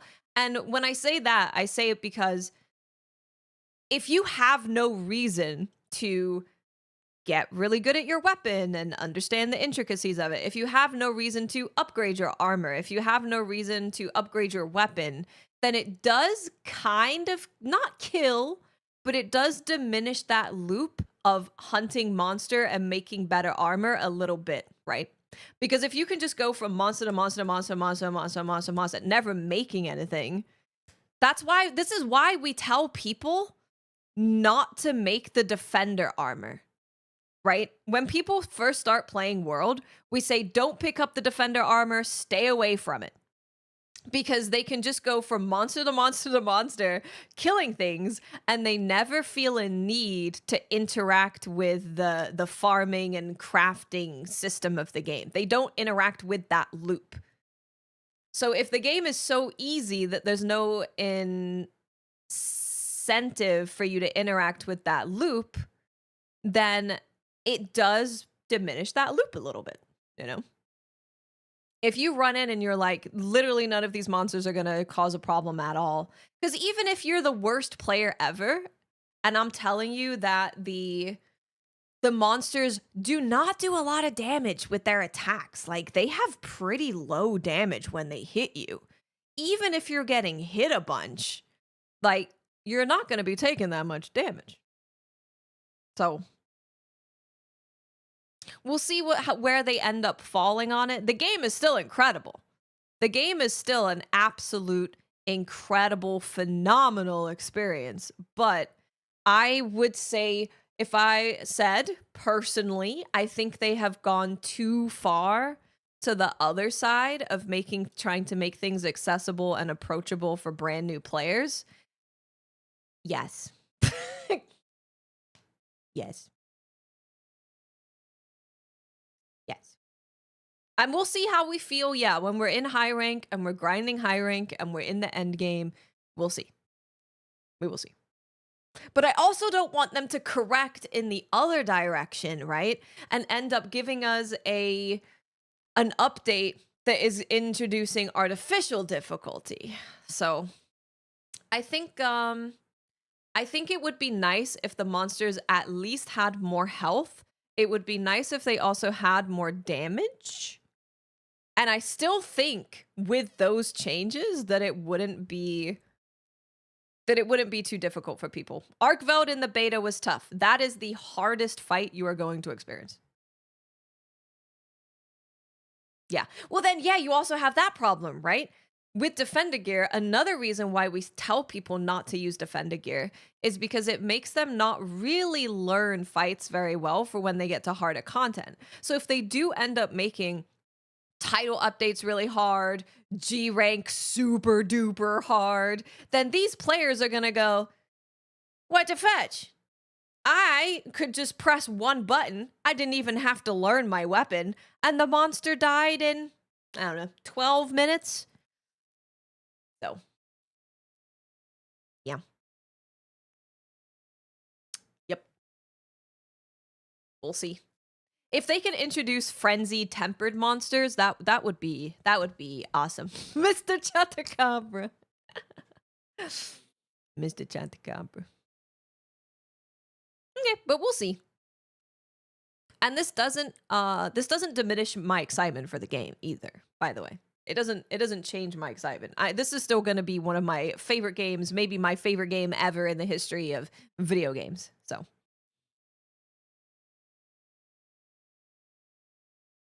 okay. We can also take a look at super ads later too.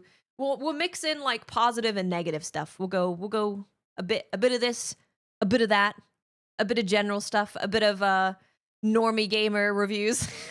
And let players experience what all Wilds has to see. But for me, it's the flip side. It We can feels check like out we're Luke's, yeah. rushing because there's not a whole lot to do, and that scares me.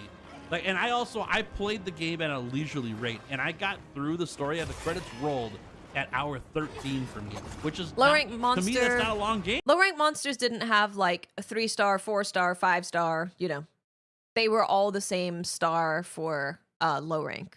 That's not very much. So I was kind of hoping for more time in each of the regions throughout the story. And obviously this will change based on the player and how hunts go for each player. But I got through the whole story a lot faster than I was expecting. Now, just I think so too. I think that a 10 to 15 minute hunt it's still on the low end when you're fighting a new monster for the first time and you haven't upgraded your weapons and your armor. But I think that is way better than like less than 5 minutes.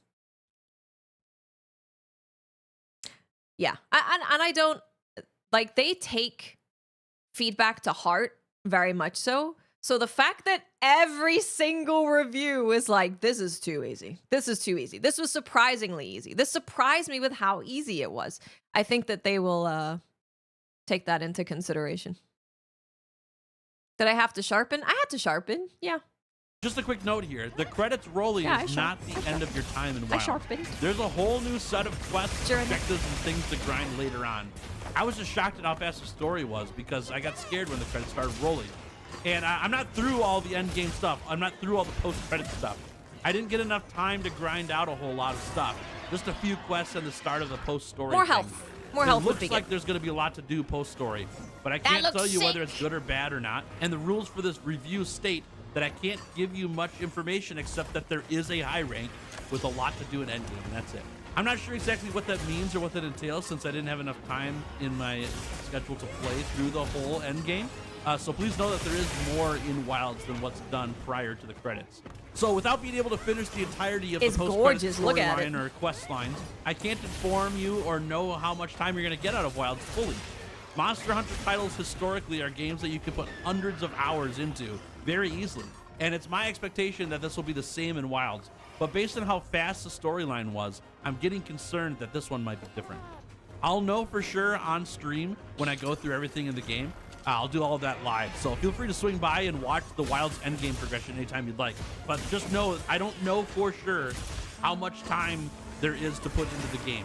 And based on the length of the story, it feels like it's going to be a shorter game. But I don't know. So don't base all your decisions just based on what I don't know, okay? My run through the story in Wilds was 5-minute hunts should come from your skill and understanding. 5-minute hunts, like you should reach, when I reach 5 minutes with a monster, right? That I'm on the same level as, that I'm on like the same even ground with, I'm like, damn, that was a good hunt. I was like dodging everything. I was punishing things perfectly. Like I was gaming. I was gaming. I guess I'll feel like that if I get, what, a 2-minute hunt? But that's so... I don't want a 2-minute hunt. I don't want to do a 2-minute hunt. That's too fast. It was really fun. But I did feel like there was a lack of difficulty getting through the story. This is likely because the story is all technically low rank, but the hunts you do in the story sure feel like high rank. This is a double-edged sword because I'm glad that there's these intense feelings and epic hunts that you go into. But when I finished the hunts, I really felt challenged. And that's a new thing for me in Monster Hunter games. And also, please take this point with a grain of salt, because my understanding is that things are going to ramp up in difficulty post-credits. But that's part of the game that I haven't been able to experience yet, solely based on the amount of time. That armor set together, by the way, looks really good. I'm going to have to make that. I'm going to put that together. It look good. There's so much left to do in-game that's all outside of the story, and I wasn't given enough time to get through all of it. I did do a few high-rank hunts, and monsters were definitely stronger, so we'll see how high-rank hunts will be later on, which I can only imagine will be incredibly difficult with the tougher monsters. But the story was a breeze, and I mentioned this here because if you're an experienced Monster Hunter player and you've done Monster Hunter before, I would highly recommend picking up a brand new weapon to go through the story with. You'll add difficulty to your time with the story because you don't know the weapon. Because if you pick one that you already have a lot of time with, you're going to absolutely dumpster everything in the story until the credits. So if that's what you're up for, great. But if you want to add some time to the story and pick up some new skills along the way, please consider grabbing a brand new weapon to you. You get to add another one to your resume, have more things to play with, and you'll get more out of the Wilds story than what was originally there. So, should you get Monster Hunter Wilds? Well, that's up to you. I don't want to influence you. You need to make decisions for yourself. There are definitely parts of the game that I'd like to see cleaned up. And I'm still kind of shocked at how much upgrading to a PC most people are going to need to do to run the game. Yeah. Bringing the difficulty a little earlier. Like, with the whole campaign, like the campaign story being low rank, I think bringing it at... Maybe when you get to, like, New Udra, having the oil well basin kick up in difficulty quite a bit, I think that would be nice. Time for me to learn lands, baby. Time to learn lands. Whether Capcom will keep lowering their required specifications to run the game or not is on them. And it'll completely be up to you. I'll play bow, but I won't use the sacred at all. I'm gonna run everywhere. I'm gonna walk on my footsies. And I'm gonna take breaks to fish. Every time I see a fish, I'm gonna fish it. Whether you're up to wait for that or not. But outside of the requirements to run the game, there's so much to love about Monster Hunter Wilds. I've loved my time in the game, and I've got a lot more I want to do in the game before I set it down. Be sure to check out my review about all the great parts of Wilds to get a full picture of what Wilds is as a whole. And however you decide to go on Wilds, thanks for watching, and I'll see you in a live stream or in the comments sometime soon. Yay! That was a great video. I'm gonna post it again for all of you guys. Go show some love. Leave a like and a comment. What if Arkveld was easy for you and you play every weapon? Become a endemic life viewer. Yeah. Get your binoculars out. Take some time to look at the birds and the bees. Become a fashion hunter. Make every weapon and every piece of armor as you go along the way. Use your capture net as your main weapon. Ooh, have you tried that? Capture net? What if you kill a monster only with slinger ammo? Slinger ammo? Slinger ammo only? Eh? We need a stick. Yeah.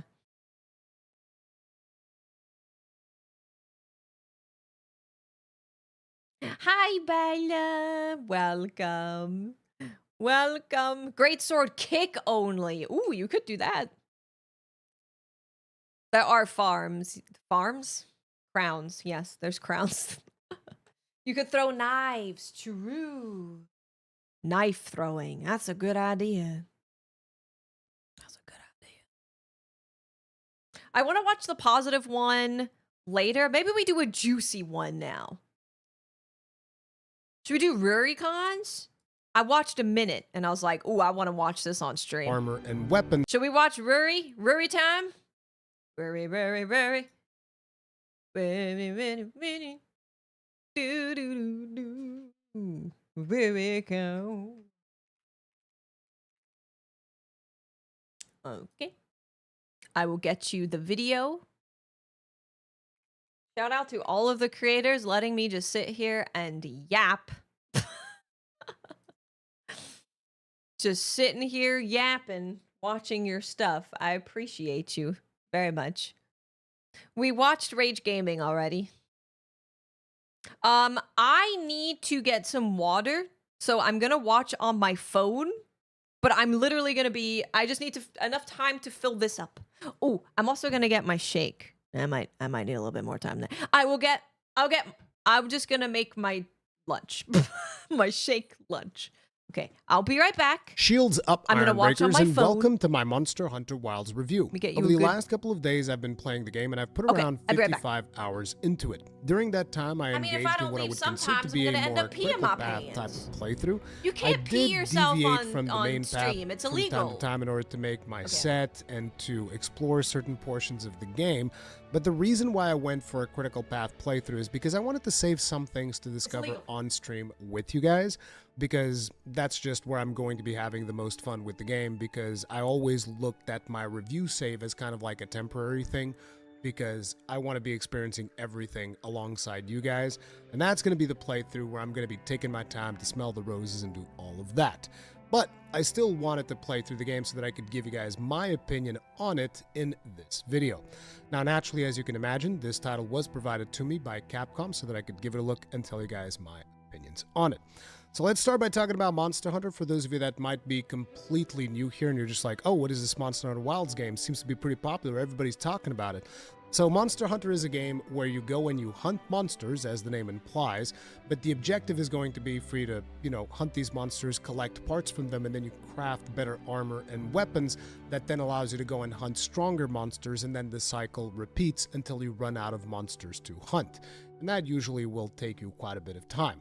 This time around, there's also a little bit more focus on the story elements of the game, which we are going to be talking about, but fundamentally, this is the idea. Third-person action game, hunt monsters, collect their materials, craft their gear, hunt tougher monsters. And this is the 6th generation title when it comes to the Monster Hunter franchise. Now, whenever there's a generational leap, it's kind of a big deal because there are going to be things that are going to be different from previous versions of Monster Hunter.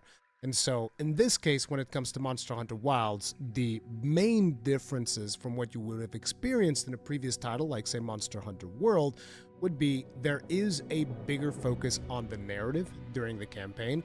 And I know that for some veterans of the series, you might be thinking like, oh, I don't know how I feel about that because, I like the whole thing about hunting, right?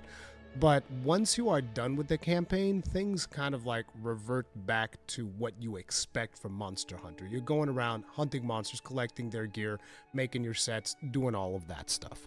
Having said that, at any point during the campaign, you can kind of just like put the brakes and go like, hey, I feel like going to grind now, and then you can go and you can grind, you can go smell the roses, you can go gather stuff, you can do whatever you want.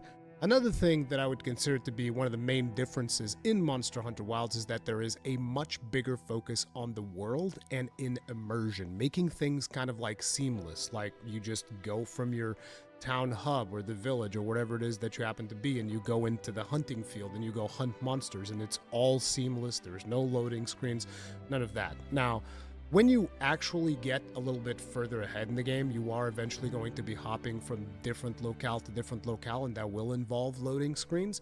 But, the whole game feels like it has a much more natural flow to it. Now, when it comes to the hunting action, it is still phenomenal, and I personally absolutely love the game, which shouldn't really be a surprise. I tend to really just enjoy all Monster Hunter games. It's kind of like my thing. So, yeah, I love it. To continue down this intro, I figured let's go ahead and just instantly talk about some of the main criticisms that I had for the game. And one of the biggest ones is that I expected the monster roster to be bigger.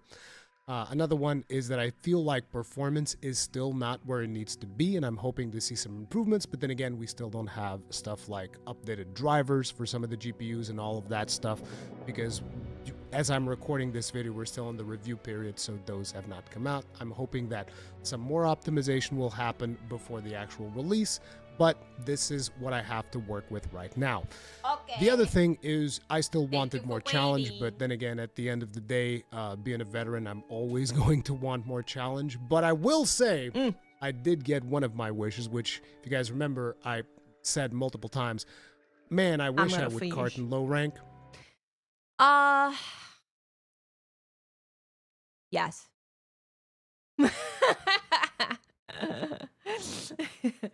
Yes.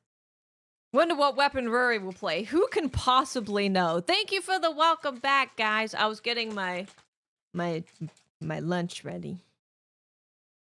Oh God, wait. Did he put factor in the delivery thing? Let's find out. He did not. God damn it. I gotta make sure we don't get robbed.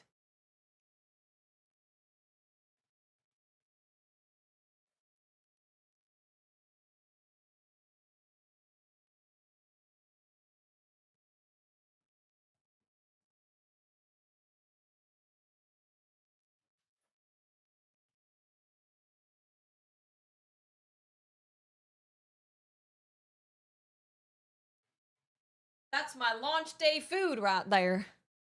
That's my launch day food. Can't leave that out there. I need that. Don't let the side. Oh yeah, the roster. He was surprised by the roster side, which is interesting because they showed a lot. Bro, we need to tell Capcom to stop it, man. Stop showing all the monsters. And I did. So Stop that made me pretty happy. So now let's talk about things in a little bit more detail. Cheesy Usually I like garlic to start by naan bread. talking about visuals. In my opinion, I think that the visuals of the I do game have garlic are bread. very good, assuming that you have a good enough rig to run them.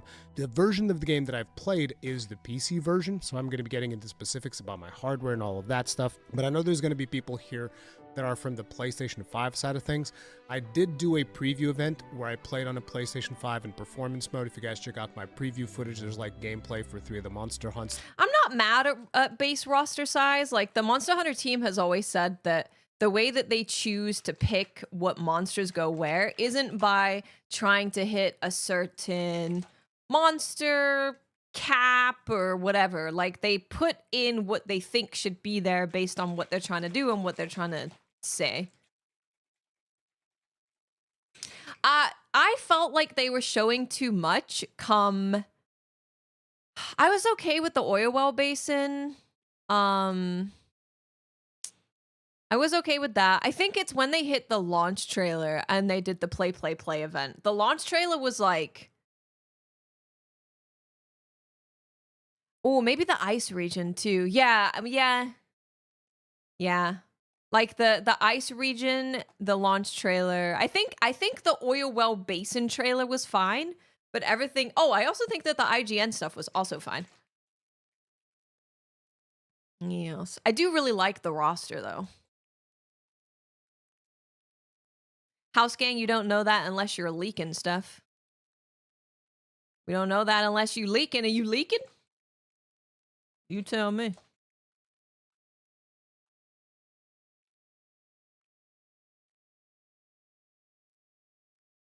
Laggy has not been confirmed, no. Laggy has not been confirmed.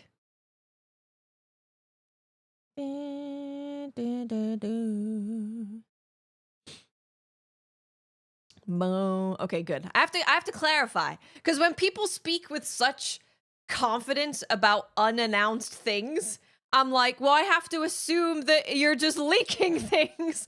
If they're like, Basil Geese is not in the game, and I'm like, okay, well, how do you know that?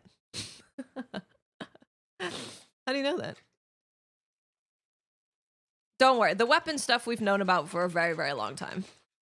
The weapons look beautiful.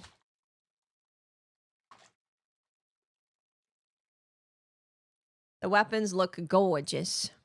No blind playthrough. Mine will be, King. Mine will be. So I will tell you guys again, in case you missed it. I've played through only the stuff that we have seen in trailers. This also does not include the Ice Apex. I have not fought the Ice Apex. I fought New Udra, and that was where I stopped. I stopped at that point.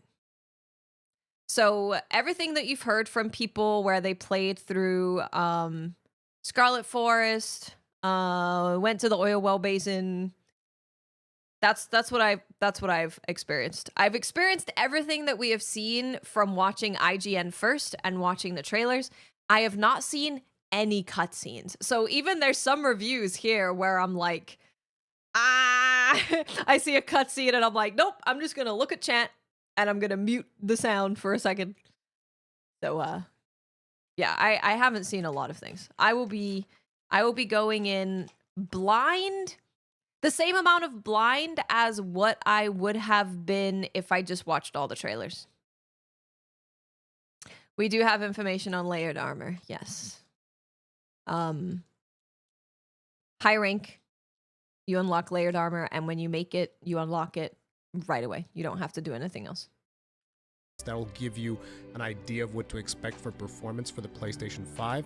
I'm assuming that, considering that the version that I played there was a version for the preview event, things can only get better from there. That would be my expectation, but like I said, I haven't played the PlayStation version of the game. I haven't played the Xbox They're being version. sussy about Poogie. The PC version. They're being sussy. Now, in terms of visuals, in my rig, the game is running like super smooth. The visuals look absolutely fantastic, except in one very specific type of content, which is during dialogue scenes. Now, when I play the game, I've been playing with FSR3 because I have an AMD 7900 XTX, and I'm playing with FSR3 set to quality, so I am using upscaling as well as frame generation. I'll talk more about that in the performance section, but just to give you guys an idea of the settings that I'm running and all that stuff, I have everything maxed out, but FSR3, upscaling, and frame generation. And so during these dialogue scenes the game has... The way, excuse me. The way that layered armor works is if you make a piece in high rank, you have that piece as layered. That is all. Eric's Gaming said Wilds has less than Monster Hunter Rise base game. Hey Pickles, how you doing? Which the game has cinematics, but then it also has these dialogue scenes where you're interacting with other characters and you get to like select little bits of dialogue and there's a conversation between the two characters, which is different from a standard cinematic, which is better animated and stuff is happening and all that. During these dialogue scenes, I felt like the detail on my armor was not as good as I would have liked, so that's a little bit of a ding there when it comes to... We also don't know, sorry. We don't have the high definition texture pack on PC yet, so this might potentially change when we get the high definition texture pack. The visuals, but that is being a little nitpicky, I will admit. Now, I've also been informed by the team that there is a 4K texture pack that is going to be released on the actual release of the game. So during the review period, we did not have access to this 4K texture pack, so I'll have to see how things improve on... Dude, I checked. I sent an email. I was like, is there any way that we can get the texture pack? Because, like, the beta looks beautiful texture-wise. It looks beautiful. I was like, but we don't have it. It's transmog, yep. That end, once that actually releases, and I'm going to be streaming the game, so you can come and check it out if you want to know my opinion about it at that point. Now, not every... Do we know what the base textures are before the high def? It's like if you went into the beta, or I guess if you go into the benchmark right now, and you set your textures to high. That's what it looks like. It's not a 4K texture pack. It's a high-res texture pack. So if you go on the benchmark right now, there is a high-res texture pack option, and then there's high, right? If you did that it was also in the beta. Yeah. So. No. We're not talking about resolution. Okay, I think it was really confusing that Rory said 4K. Because we're not talking about resolution. It's textures. It's what you need VRAM for. It's the big VRAM. Big VRAMs. Big VRAMs. I'll bring up the website real quick. I'll show you this.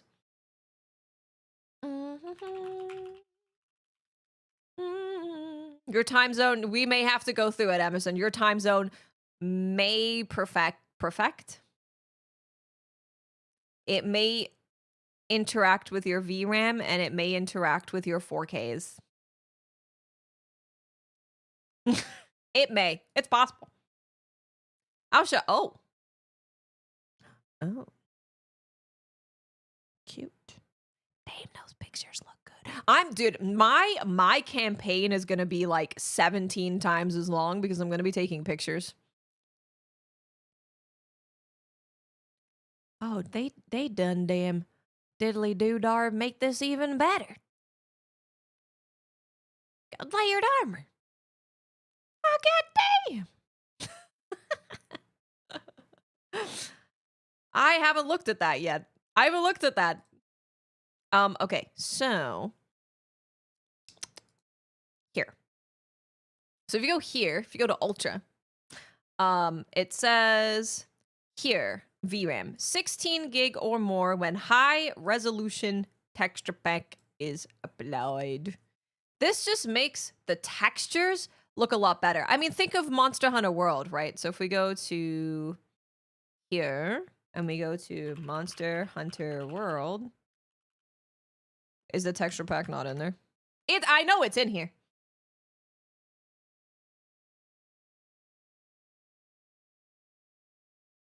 Wait.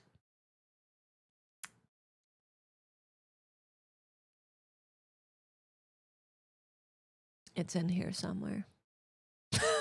I passed it. God damn it. I own it, so I should look at things that I own. Things that I own. Oh, this one. Here you go. Okay. This is the same thing. High resolution texture pack. It's the same thing. But this was added a little bit after with World, right? So this was added after. It's just an option if you want to have it at launch for Wilds because it takes it from 75 gig to 150 gig. So if you are someone who literally cannot run the high resolution texture pack, there is no point in you having it on your computer and making it go from 75 to 150. So yeah, they let you opt in for that rather than automatically putting it on your computer. Yep. I personally felt like Wilds was easier than Rise. I personally felt like it was easier than Rise Village. Personally. Everybody will notice this because But Rurikon said that Rise Village was harder, so. Did do a podcast with Cowboy, which will probably be going live tomorrow. He didn't notice it as much as I did, but that could be due to the fact that he is running the game on an NVIDIA GPU, and DLSS is superior to FSR3. I play in in 1440. Be aware, so therefore he was playing in DLSS quality, I think. So therefore things might have looked better to him, but oh, DLSS quality looks really good, by the way. DLSS quality looks really, really good. Yeah, it looks really good. It's very good looking. Very, very good. Looks beautiful. I think my game looks gorgeous. I can't wait to show you guys on stream. I can't freaking wait. Low man, so because we had canceled our factor for long enough for them to miss us, they sent me 75% off. So I got 75% off factor meals. So I literally bought like 8. I'm going to put some in the freezer. And yeah, I can have it for lunch. I can have it for dinner. I can have it for everything. Yeah. Frame gen is awesome. Yeah. My frame gen was great.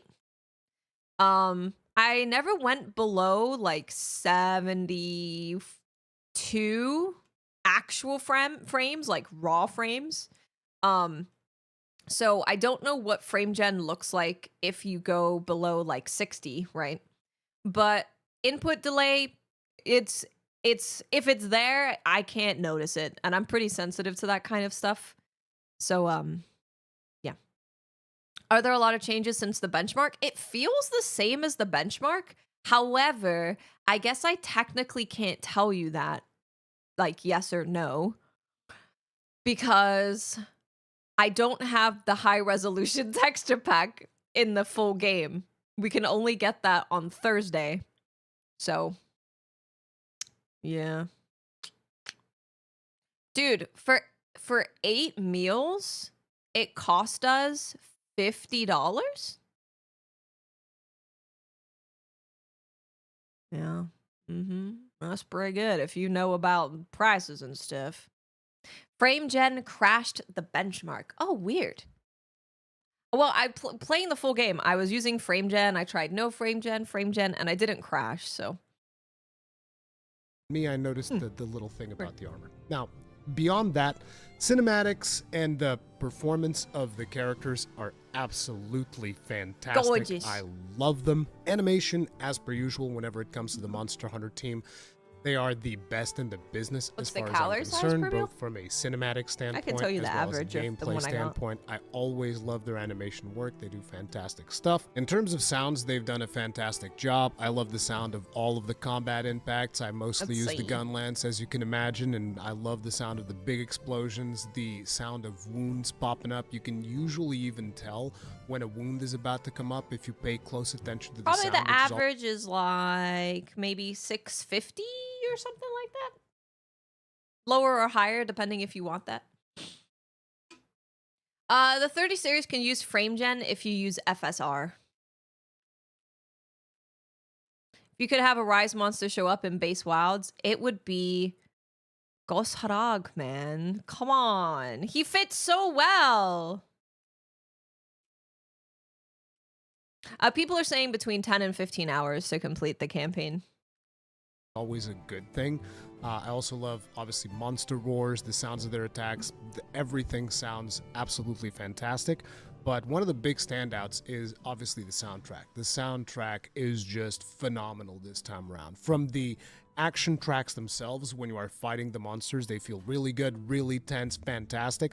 And when you're in town, it's just so chill. I love the sounds that they put in the music when you're in town is just so good. I absolutely love it. I mean, there's a reason I even have like a playlist of some of the tunes that we picked up in the beta and stuff. The music like is that. insane. I have that in the channel But we because I already just knew that. enjoy all of We already that knew so that. much. We knew that. In terms of voice acting, I feel that the voice acting is solid. However, I do have a little bit of a criticism. And once again, we go back to those dialogue scenes that I mentioned earlier. Yes. And that is that during those dialogue scenes, I feel like there are some pauses, which I'm not sure. Or the DLSS to FSR mod. You can do that. Yeah, you can do that. Do we know if Wilds is going to support DLSS 4.0 on launch with an update? Do we know? Should I ask?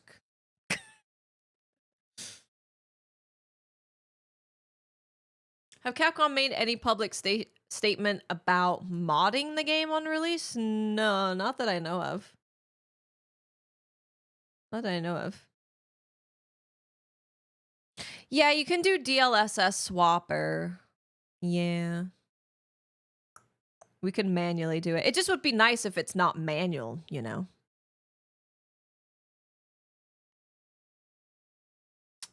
Would be nice. Yeah, probably not. Yeah, modding will happen regardless. Exactly. Sure, if that was Modding made will because happen. of localization, because It will. maybe in Japanese it takes them a little bit longer to say the stuff. But there are some pauses that make the conversation not feel as organic, which sounds very different from the rest of the game. So the delivery and the performance of the actors is solid, but the pacing of the dialogue gets a little bit weird from time to time. Now you can press like a button when you're done listening to the dialogue, and you press like on X and it moves on to the next dialogue, but that also causes animation skips in the characters, and it's a little bit weird. I feel like that is a point where they could tighten up a couple of things, but then again, this is something that the Monster Hunter team hasn't really tackled before, other than I think the Witcher quest line that they've done for the Witcher collab in Monster Hunter World. This is true. There really aren't a lot of scenes where you're going like through dialogue menus and getting additional information, and there's a lot of that here. And I love those dialogue scenes because the fact that you do get additional context into the game, which is optional. You don't have to like, oh, let me go through all of the dialogue options. I do because I like that, but I understand there is usually an option that you can just pick if you're like, I'm gonna go through all the options, baby. I'm gonna go through all the options. I'm gonna go to all of the NPCs and I'm gonna talk to them. I want them to love me, so they invite me to come eat with them more often. Yeah. Yeah, I mean, there's some stuff that you can say, yeah, it's like, well, it shouldn't be like that. Yeah. Has Gaudium put up her countdown? We need to do that. Hold on, let me see it. Let me press play while I do that. I just want to keep going. You pick that option. They just, they keep going. 3 days. But I love the fact that they're giving you this extra dialogue stuff because it gives you more lore stuff about Monster Hunter, and obviously I think that historians are going to love that aspect. Big lore. So now let's get into the performance side of things, and this is actually one of the more negative aspects of the game. Now, the game definitely runs better than it did in the beta, which is one of the concerns that the community had. I remember when the beta initially came out, everybody was like, oh my god, this is actually the final performance that we're getting. There's going to be no improvements whatsoever. And no, I would say that the final game runs significantly better than I could also say it runs better than the beta, for sure. Yes, absolutely. It sure do. It sure do run better, I can say. Amity, thank you for 2 months. Thank you so much. Thank you. It runs a lot better. Dude, I think for console, it's even better. I think for console, it is even more noticeably better because console was kind of rough, dude. Console beta was pretty rough. Pretty rough. Oh, we also have a package being delivered today. I have no idea what's in it, but they said they sent me a Monster Hunter package and it's gonna be here sometime today. So we'll unbox that when it gets here. I might 100% the game. I might. I mean, I just want to live in the game. I just want to live in it. I just want to live in it and be in it forever. And we'll see how I'm so excited for it. We'll see how well the unboxing goes because it may look like I have space here. I don't have a lot of space. So we'll try our best. Nyx! Oh my goodness, it's Nyx. Hi, Nyx. Hi, everyone. How are you doing? Thank you so much for the raid. Everyone go follow Nyx. She is our light bowgun captain. So if you are interested in the LBG, go check out Nyx. Official captain of the Wilds LBG. Woohoo! Woohoo! Stream's going good. We did have to have a little bit of a lesson about time zones. But we've all grown significantly from that lesson, I think. Yeah. I think we have gained lots of knowledge. We're feeling very good.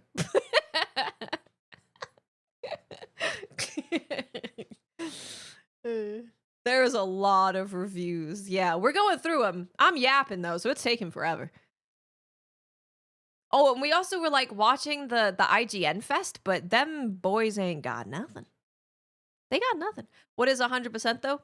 I mean, maybe I get all the crowns. Maybe. I want to get all the crowns because of... let me find it 1 second. I don't want to bring up a YouTube video to find the video when I can just, like, show you. Hold on.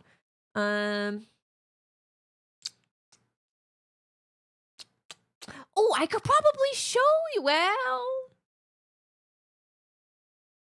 if I have it. Crafting? When I was doing crafting stuff.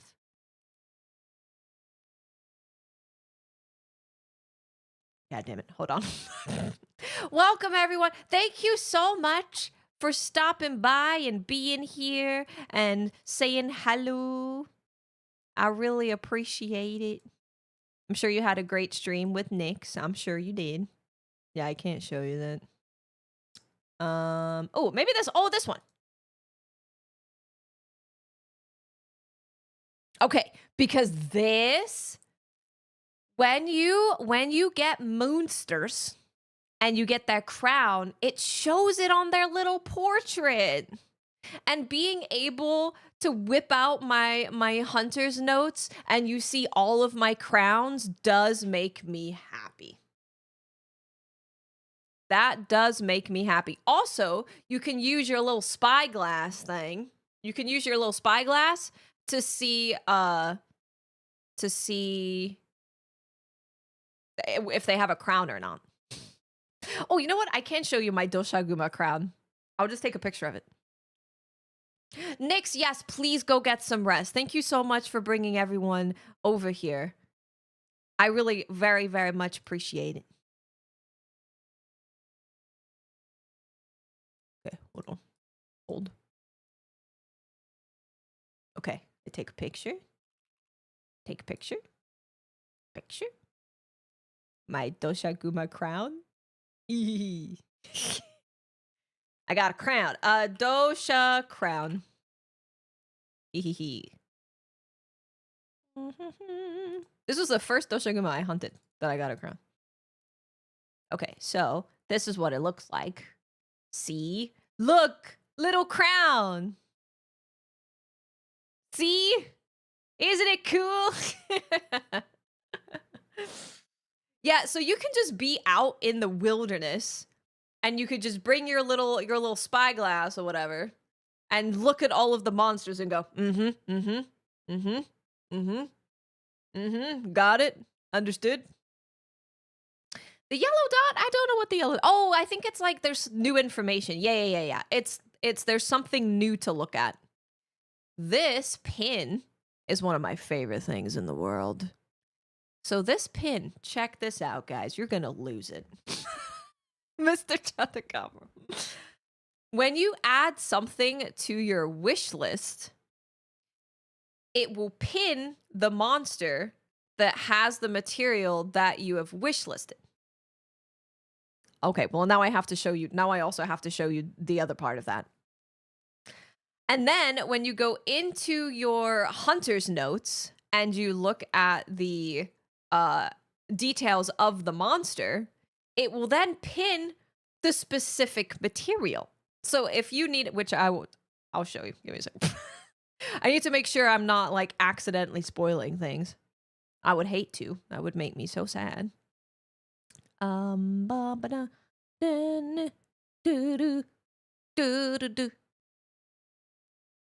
we go. This one? No. Oh, here we go. Yes.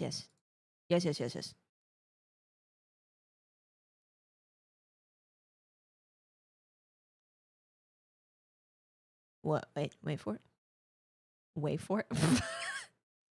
Wait for it. Wait. Keep waiting. Okay, you have waited. Okay, I'm gonna clip this. Waiting. Keep waiting. Lala note. This is when I was trying to get all of the Lala Barina gear because I wasn't doing anything except hunting what I've already hunted. Okay, so then this is what it looks like on the detailed information, right? Now, there is stuff over here that will tell you the exact drop rate of stuff. So over here, it will say, like, if you break the claw, there's a 100% chance of getting it, right? But I don't want to show you that in case there's monsters in the background that are you haven't seen the icons to and it gets spoiled or something. This is probably the largest part of my beginner's guide. So yeah, you add something to your wish list. No, rip. You add something to your wish list. It in your like big hunter's notes that's got all of the monsters. It will have a pin next to the monster that has the materials that you need to make. If you then go further into that and you go to the obtainable materials section of it, it will tell you it's got pins next to the materials that you need for the thing that you wish listed. And then it gives you over here exact drop percentages. So it will be like carving is 11%, breaking a claw is 100%, etc. It's really nice. And then you can go to Alma and you can choose craft from wish list. So instead of having to go through all of the armor and all of the weapons, instead of doing all of that, you can just go to her and do craft from wish list. And it's just a list of all of the things that you have wish listed. Yeah, it also pins it on the map. So like if Lala Barina shows up, they'll have a little pin next to Lala Barina. Yeah, it's really good. Like these hunter's notes are very, very, very good. Very good. I think there's pretty in-depth elemental hit zones. There's pretty in-depth stuff in these hunter's notes. It's my favorite hunter's notes that they've ever done. It's really, really good. And I love how this actually works with another part of the game. It's made wish listing so much better. Wish listing is so good. I love it. It's great. Anyway, let's continue. Let's continue with the video. It's really good. Beta, but it made me very view, happy. I was it excited. Still needs improvement. Now, there's a limited pool of hardware that I can pull from, and one of the rigs that I wanted to run was my Rathalos rig, which runs like a 2060. It's a super low-end rig, my super old rig. But if you guys remember, I recently replaced that with another computer, and turns out I did it just in time because I've been trying to boot that rig for the last 4 days without... Well, so wish listing is the same, right? Like it fundamentally works the same. You add something to your wish list and then you can look at your wish list and see what you need. But it just makes finding that information of what to break and how to get the material and then crafting from the wish list like a lot easier. Success. Oh, sorry, it's Gemma. Not like I didn't mean Gemma. Sorry. Trying to figure it out. I know what the problem is. It's got like we'll have to watch Peppo's and review. whatnot, and Anyway, I don't want to get into that. Let's just say I wasn't able to test on the 2060 like I wanted to. Now on the 7900 XTX, the game runs silky smooth, no issues. Like I said, I am using upscaling and frame generation, which is not something that I'm happy about. So like I said, in my opinion, performance still not there. I would like to see further performance improvements. But having said that, FSR3 set to quality, frame generation, silky smooth, 4K, 7900 XTX. Now on the 6900 XT, which is another GPU that I have access to, I was also able to run the game at 76. In both these cases, I'm running above 100 FPS in most situations. And on the 6900 XT, I was running FSR3, but rather than running it on quality, I was running it on balanced, and I lowered the shadows a little bit, lowered a couple of settings, tweaked instead of having everything maxed out.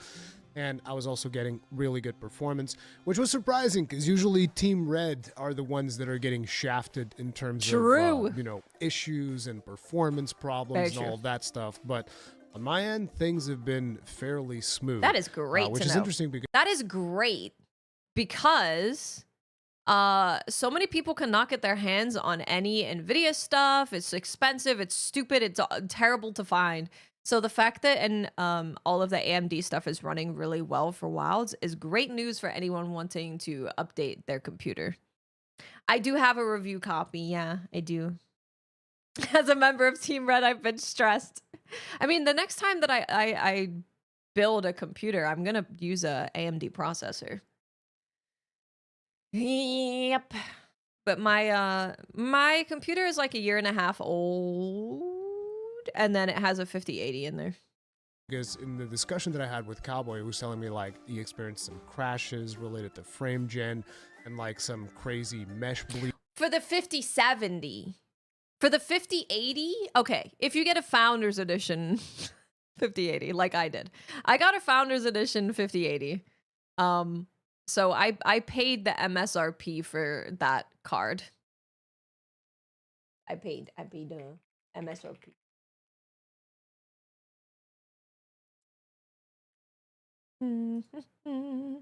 Monster Hunter Wilds is coming soon.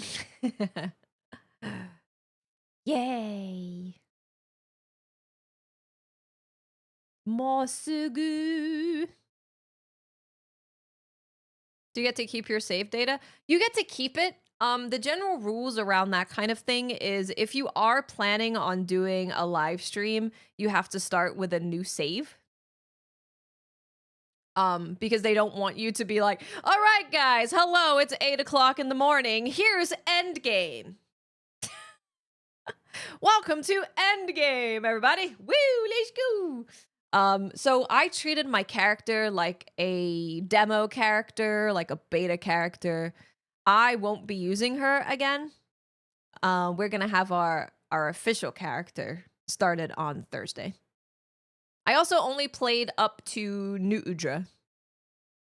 Frame gen is really good in this game. Legit. Frame gen is really good. I did not experience any input lag at all. I also didn't see any artifacting. Bleeding or whatever, where the monster mesh just stretches out all over the place. I was like, no crashes on my 55 hours. 60 no FPS plus, crazy use it. bugs, nothing like that happened to me. So I was like, I'm looking good. So I also tested this on my other computer, which is running an Intel Arc B580. Ooh. Yeah, that's rough. I was getting, I think, like 40 FPS or something like that. And yeah, the Intel GPUs tend to be really good for like streaming with or something like that. Yeah, but maybe not so much the gaming. Not so much. Frame generation is essentially you have your raw frame rate, right? So say our raw frame rate is 60 frames per second. Frame generation will insert extra frames to make your frame rate higher. It's like AI frames. AI assisted additional frames. It's a good way to put it. Can I use my character from the beta? Yes. So, I mean, I assume it's going to work. But what I did, because I was nervous about it not working when I play the actual game. But what you can do is you can take your beta character, right? Put them in character creator and then you can save them. You can save their preset. So you can make a bunch of characters and save them, and then you can just, at a touch of a button, load your character that you saved. So I saved it just in case. I'm not just relying on the import from beta to main game. I also saved it. My character is saved. My character creator is saved. So, yeah, we should be good to just day of load up new character and load up the thing that I saved from the beta. It worked flawlessly. It was great. Yeah, it was really good. Kaiba, I would highly recommend that if you have any questions about the performance on your PC is to use the benchmark tool. That would be my suggestion. Usually going down into like 35, trying That to would be run what I would say. I think I was trying to run 1080p at I haven't heard high-ish anything about settings, GeForce Now. but it didn't seem Does like there anyone was know? a massive change as I was fiddling with the settings. So I think that in that GeForce Now. case, in that specific GPU, that is just something that either Intel needs to come out with some better drivers, Intel, or yeah. I don't know, more optimization needs to be done specifically for the Intel GPU. Because yeah, the Arc B580 Intel. was struggling. But then again, I didn't buy that GPU to play games. I bought that to encode AV1, and for that, it's working fine. But yeah, that's my view on performance. I know that this is going to be a hot button topic in the community. It's like, look, my advice to you is run the benchmark tool. That is likely going to be the closest thing that you have to test it. Pay particular attention to the scene where you're out in the field and it's actually the open field, it's actual gameplay instead of the cinematics. Yep. And that is the performance that you can expect when you are out there hunting monsters. Yeah. Yeah, yes. Yes and no. I think so that area on the part where you're in the benchmark and you're in the field, that's definitely like the most demanding, one of the most demanding things. I found most of the time when I'm hunting monsters, my frame rate is significantly higher than that part where you're in the open field. The only other time that I've noticed it be very demanding is when you're on your Sacred and you're riding through the Scarlet Forest and it's the plenty and there's just like stuff everywhere. That I think has been the most demanding part on my PC, is rolling through on the Sacred in the Scarlet Forest. Yeah, but even then, it's still, you know, I told my average is 75 FPS, but I haven't noticed any frame rate issues fighting monsters, even with like all of the weather stuff. I haven't found any problems. The Scarlet Forest will make you chug. Yeah, it will. It'll chug you. Are all the weapon buffs or nerfs on the review already? Yes. Yeah, they're in there. The town area is CPU based. The town is definitely CPU stuff. And if it seems to you like that is not acceptable, then you should probably hold off. That's my view on the performance side of things. Now, let's talk a little bit about the story. I'm not going to get into any spoilers on this review whatsoever. And by the way, there's also quite a few embargo guidelines. So if you feel like, Rurikhan didn't talk about this specific thing, did he forget? Is he getting old? No, the embargo is just very, very restrictive. I have a which bit of is water weird to too. me because it's like, I think the game is phenomenal, so I don't think you need it as much of a restricted embargo, but I think they're doing it to specifically prevent people from spoiling this. They are. Because that's something that tends to happen with a lot of outlets that are a little bit less careful about the footage that they show. Yeah, so if Capcom gave them free reign to show footage from any part of the story, non-Monster Hunter based channels would literally just show you the end game, the final boss, monsters you've never seen before. They would show you everything because they don't care. So that's when it would be like, okay, I have to watch my, like, the people, Gemma looking.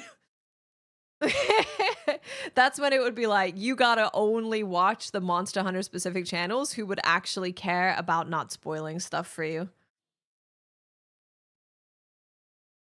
Yep. Yep. and stuff Well, have that long in low rank is actually pretty long. like that. But you guys know the deal, right? So anyways, what can I tell you Even with about the the story? restrictions, I'll people tell you that can't it was a read. bold direction that they've taken with the story. Something that starts with a simple, hey, let's go explore the Forbidden Lands, actually takes quite a few unexpected twists and turns.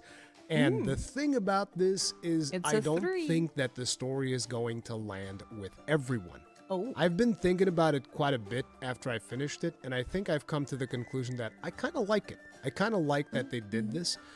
This is going to be one of those things where the historians of Monster Hunter, the people that dig into the lore of Monster Hunter and all of that stuff, they're going to be scratching their heads for a while after they experience this story. That's my prediction, because I don't really cover the lore side of Monster Hunter nearly as much as other people in the community. I would like to. But I think they're going to be talking about this game for quite some time, and I think there's going to be a lot of people that are going to be frustrated about it. But I will tell you what, I respect the fact that they were willing to just like, you know what? Yeah, this is the story we're telling. Let's friggin' go. It is what it is. I mean, I'm so excited. I'm so excited. So I've only played not even all of low rank, actually, because I didn't finish the campaign. I've played up until I fought New Udra, and that was it. That was it. I fought New Udra. That was the last thing I did. Also, I skipped all of the cutscenes, so I legit have no idea what any of the cutscenes said during any of that stuff. I have no idea. I'm so excited about the story because we've probably done like at least 10 streams that are super long talking about the story and all of that stuff and theories and everything. So I'm really excited. Gaijin review was a bit harsh. Okay, we'll see. As stuff was happening, I was going, We'll see. really? This is okay. I was very surprised Exciting. with the direction that it takes. I'm excited. The pacing of the story is also very good, in my opinion. The overall pacing of the campaign, as you are experiencing the story, you're constantly going places and hunting different monsters and doing all this stuff. I found that it had very good pacing. There's never really a situation like what we had back in World, which was frustrating for a lot of people, where it's like, okay, we need to go gather some tracks. The tracks are really rough. The track part of World is really rough. Even people who are loving the game are like, what are we doing here? It's specifically when you find the Pink Rathian tracks or you find the Elder Dragon tracks, not finding tracks in general, but being like, go find ? Rathian tracks. And people just feel like they're going, I'm loving it. It's so cool. I'm having the best time ever. And then they reach the tracks and they're like, it came to a screeching halt. Yeah. I don't mind it, I think, because of how I play games. I don't think I mind it because I think it naturally happened for me while I was like, okay, cool, I'll go hunt these other dudes and go pick up tracks. But it does bring things to a stop for sure. Find a Pink Rathian or something like that, right? So you don't really have that. And 30 tracks for an I like elder, the pacing. yeah. It is going to be faster than you expect. Like between you going from each locale, it goes by like you'll be at the third locale very, very fast is what I'm getting at. And I think you guys will be surprised how fast you get there. That's not to say that there's not a lot of content. There is tons of stuff to do. And like I said, I skipped a bunch of optional quests that they showed and all of that stuff because I was trying to do more critical path. We're going to do all the optionals, yeah, there's gamers. Tons of content to do, tons of stuff to engage in, particularly if you also enjoy like ecology and fishing and all that stuff. I do. Quests for doing all of those things. I do, Rory. So yeah. I do like fishing. Basically, the one thing that I would say is very few people come to Monster Hunter for the story, but I think that those who do enjoy the story... I'm going to do it all. This is going to be one of those that you're either going to love it or you're going to hate it. I don't know if there's going to be like a middle ground. But ultimately, I'm probably you're not gonna here for love the it. story, so let's talk about what you are here for, which is the gameplay. So the first thing that I have to say is that the structure of the game feels very different from previous Monster Hunter games. Because, and this is the biggest change that we have in We're not gonna use the sacred. We're only gonna walk everywhere.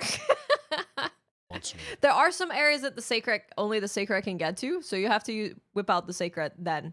Also, it's the only way that Bo can mount monsters. Besides that. Wilds. Both the story quests and the hunts, they kind of like float together in a very organic way. If you think about Monster Hunter games, the gameplay loop has always kind of been you prepare, you eat, you hunt, and then you repeat. And somewhere in the middle of there, you're also going to be crafting your sets and doing all of that stuff. But that's kind of like the gameplay loop, right? You do your preparation in town, you get like your consumables in order.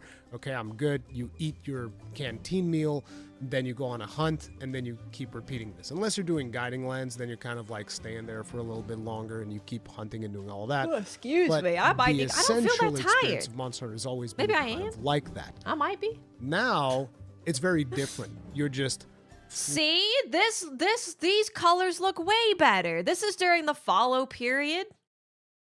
This does look better. The colors that are there are color. Did I miss the clutch claw? No. No, ma'am.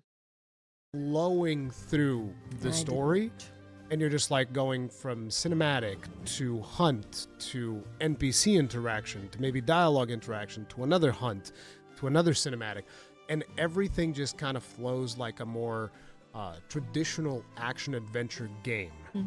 I would say that's kind of like the overall vibe that the team seems to start going. There's even several sections where you're straight up just mounted on Sacred and it's on rails. And they do allow you to do a little bit of gathering with the slinger while I'm okay you're with doing that. these sections, so you can be like, oh, a mushroom, while stuff is happening and dialogue is. What do I think about the difficulty claims? From what I played of low rank, it is extremely easy. Extremely. It's happening and you're talking to Oliver or some Shut other the cup, NPC. Mr. Shut the You're cup. like, doing your investigation stuff, but you're basically on Sacred and it's a little bit on rails. These don't really overstay their welcome. Like there's a lot of games where they do overstay their welcome, and I do feel that for the people that usually like to zoom through the game, they might feel that way. But I felt that the pacing was pretty reasonable in terms of, oh, here's a little bit of section where you're talking with the NPCs, learning about this particular area, doing these things. And while you're doing that, you're like, oh, a mushroom.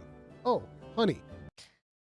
To clarify, I barely healed the entire time, and all of my hunts were under 5 minutes. So you are totally welcome to, of course, take what people are saying and not believe it or think it's hyperbole or, whatever you want to do with it. I'm just saying that even as I've replayed other Monster Hunters, I've never had the experience of not needing to heal and not needing to upgrade my armor, not needing to upgrade my weapon. Yeah, I've never had that experience where hunts are all less than 5 minutes. And these are all new monsters, right? Like, of course we have ones that I fought in the beta, but for low rank. I can't tell you my experience about high rank yet. I'll be able to tell you on Thursday. I assume we'll probably get to high rank on Thursday, probably. The beta difficulty is higher than what you will experience in the campaign.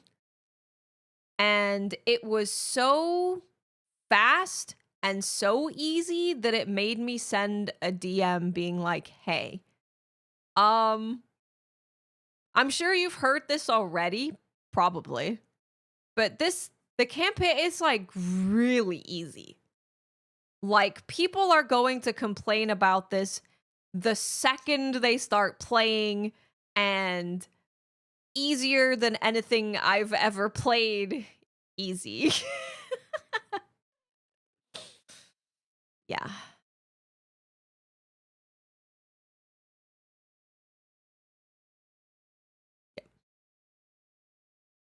Fighting Cowboy said it roughly feels like playing World fresh with Defender armor.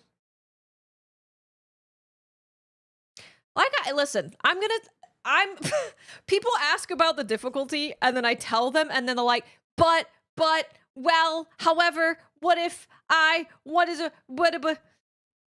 you can take it or leave it. I don't care anymore.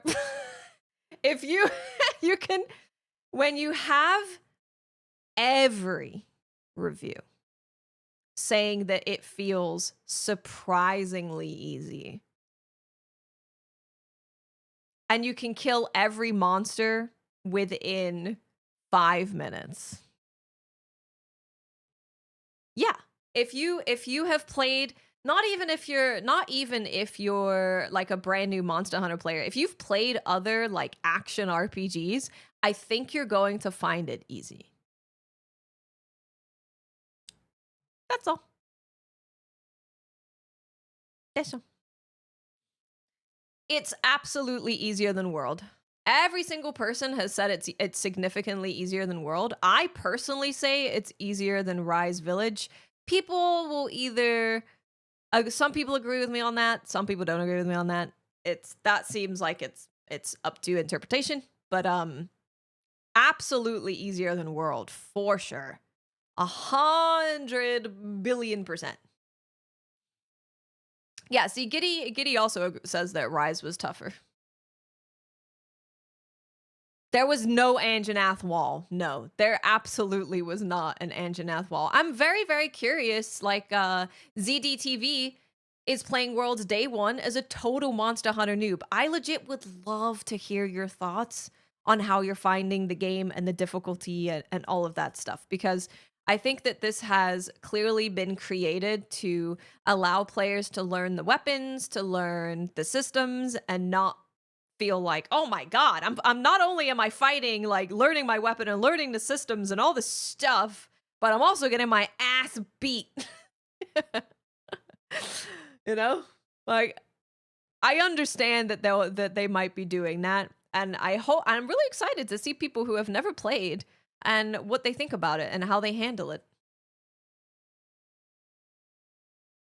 It might be something to do with time zones. It could be.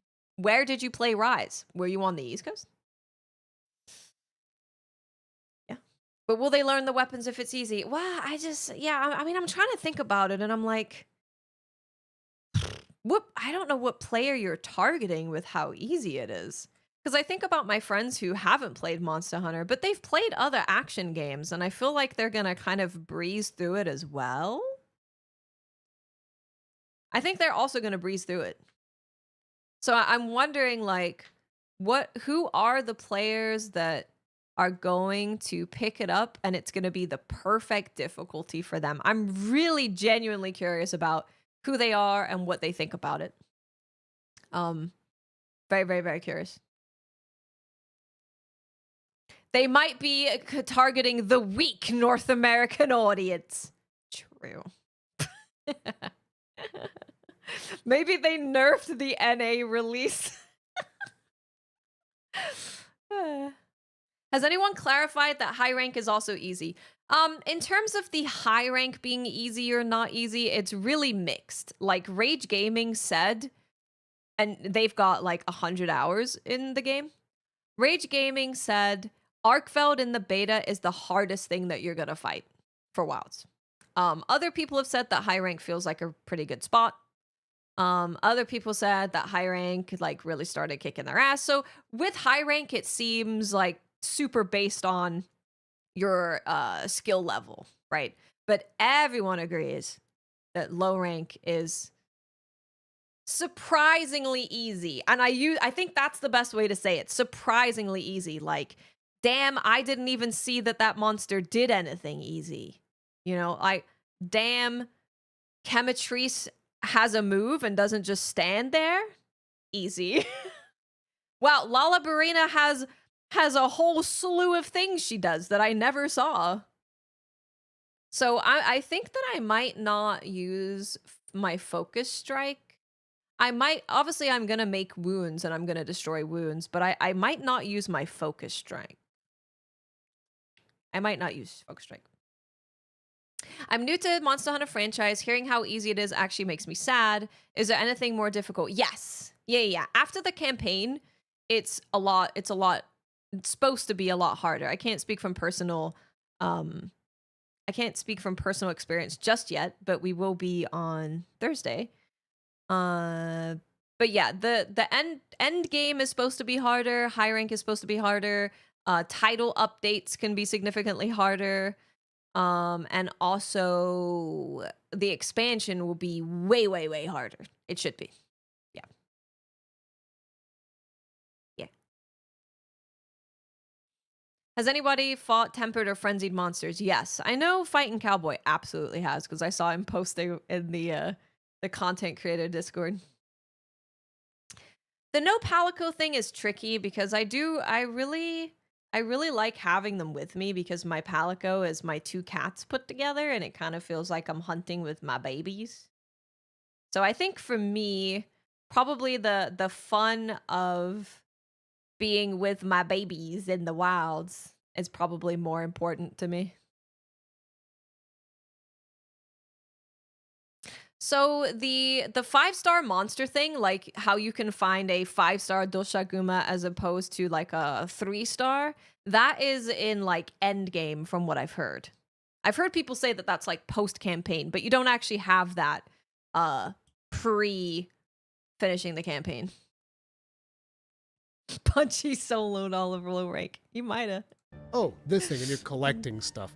But it does get frustrating sometimes because, like, I would see a mining node and I was like, just do cool stuff. Can I dismount real quick? The mining node. Just try and do cool stuff. It's staying back. No. So, I did have that experience once where I was like, but I want to go get there's an endemic life I want to capture. So during those segments where you're like more on rails, it doesn't last long. And I think the Ruri is totally right that they don't overstay their welcome. They do not overstay their welcome at all. They're actually used in a way to introduce you to a new area. It's like, hey, look around, look at all the stuff, which I thought was actually pretty cool. Crossplay works beautifully. From time to time. We already know that. You at know, least it's not like there's a million of these things that are going to be happening, right? Now, I know that at this point, there's going to be a lot of people that are also going to be curious, okay, but how does it work in multiplayer? Do we have to do the thing that we did in World where somebody goes in the quest and then they see the cutscene, then they do an SOS and all? No, it's not like that, but it's also not seamless. So I tested this with Cowboy actually earlier today because I didn't do any multiplayer up until this point, pretty much. I've just been running around and doing everything in single player and experiencing the game that way. And so I was like, hey, Cowboy, I really want to test this thing. So I was able to wrangle him to come test this with me. And so we both started brand new characters, and we go up to like the first quest where you can actually co-op. And what happens is if you're in a link party with somebody else, which is what you want to be doing if you're playing with friends, when you are experiencing the story and you're doing the things that are not unrelated. So like, oh, I'm doing this thing where I'm hanging out with these NPCs and I need to go collect something or I need to do something. While you're in those moments or during cinematics or whatever, you're in your own instance, but you're still in a party with somebody else. Yeah, so just to further clarify how Link Party works, Link Party is like all in the background. It's all in background. So when you're like having to watch cutscenes individually or go on your secrets and like, you know, explore an area, you're still connected to your party in the background. You're just not with them in that portion of the game or in that cutscene. So, yeah. And you can just press a button to join them. It's literally just like, okay, boop. Do you think an update to the difficulty is completely out of the question? I think they would probably just focus on making other things that they add to the game harder than going back and making the low rank harder. I guess it's possible that they could do, maybe they may make tempered monsters harder. I don't know. I don't know what they're gonna do with this feedback. I actually don't know. I'm not sure. And then whenever one of you gets to a point where it's like, okay, I've started a quest, then your character will automatically send an invite to everybody in your link party for that quest. And then they can join you. They can talk to their version of Alma and go like, oh, I want to join this. Or there's even like a little pop-up that says, hey, this person invited to a quest. And you can just open that and join instantly. And so... if you want to know about PC optimization, you can download the benchmark tool and fiddle with as many things as you want and test as many things as you want.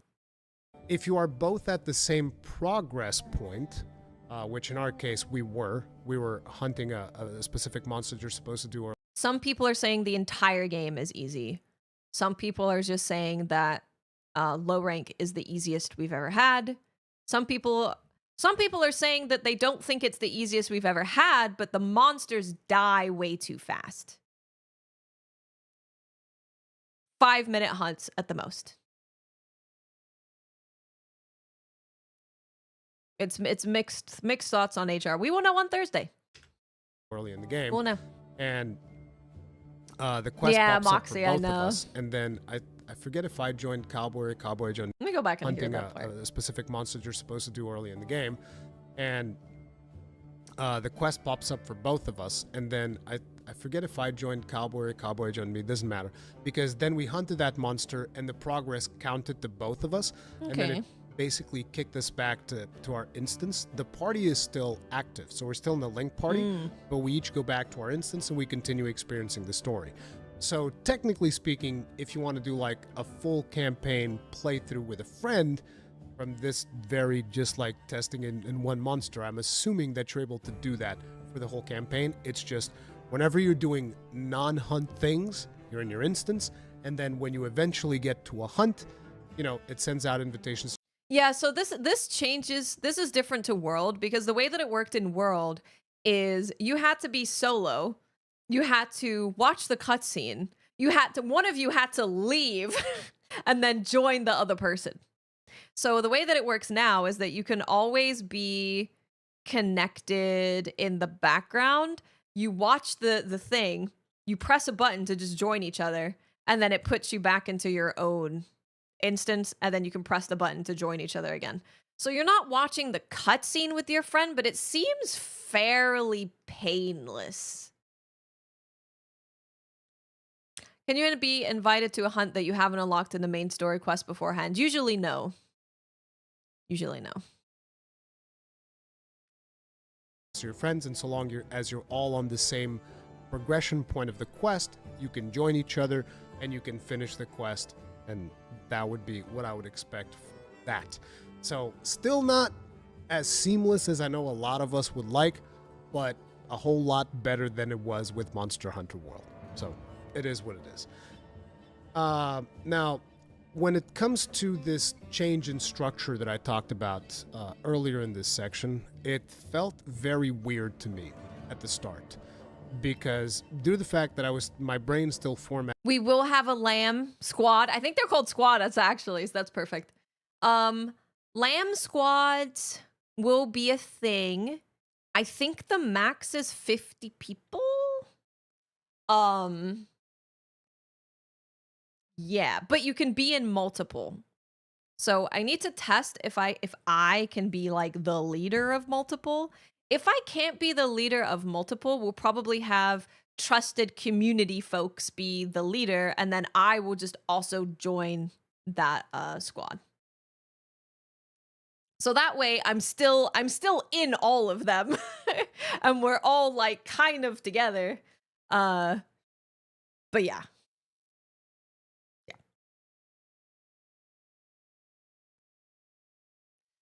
Again, I'm just going to reiterate on the difficulty.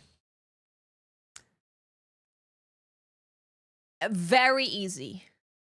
Barely healed. Every hunt under 5 minutes. Some significantly faster than that. Yeah. I never got, when I was playing World, even on replays of World, I don't kill Anjanath for the first time in 3 minutes. So You can take all of the feedback that people are saying with that it's extremely easy, and you can take it or leave it. Whatever you want to do is good with me. Yes, I only played solo. At it for that whole, I stock my stuff, I eat, and then I go hunt. I'm not looking. I constantly forgot to restock my material, so I would be going, I did this hunt. Now I have this cutscene, and now I'm not looking. I haven't seen these cutscenes. And now I'm in another hunt. I haven't and seen. then suddenly I'd be hunting a monster, and it'd be like, I only have 2 It would be mega nice if the potions. monster had more health. I Oops. totally agree. Mess that up. Even if it's just that. So it takes a little bit of adjusting for you to remember that, right, I need to go restock because I just did like 3 hunts in a row, and now I'm out of consumables. So that was something that is weird. The other thing is the food buff, because the way that the food buff works now is if you do your cooking thing, then you get 50 minutes of the food buff. But if you're not paying attention, you're going to run out midway through the quest, and then your health is like, boop, you lost your food buff. And it's like, then you have to very quickly grab like... How do I feel about the reviews as a whole?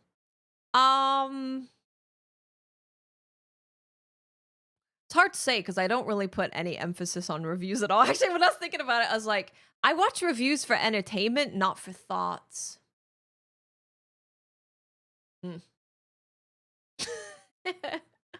I'm glad that other people are saying it's easy. I am glad that other people are saying it's easy because it's not just is me, and then people can be like, oh, you that's just because you're so good at the game. And I'm like, no. 1, no. 2, no. I'm really excited about the story. Really excited about the story. Very excited about what people are saying about the story and the ecology and how the world feels to be in. Really excited about what people have said about the end game too, about saying that the end game is really fleshed out and is really fun. So, yeah, I think it's pretty much what I expected in terms of reviews largely. I think it's pretty much where I expected it to be.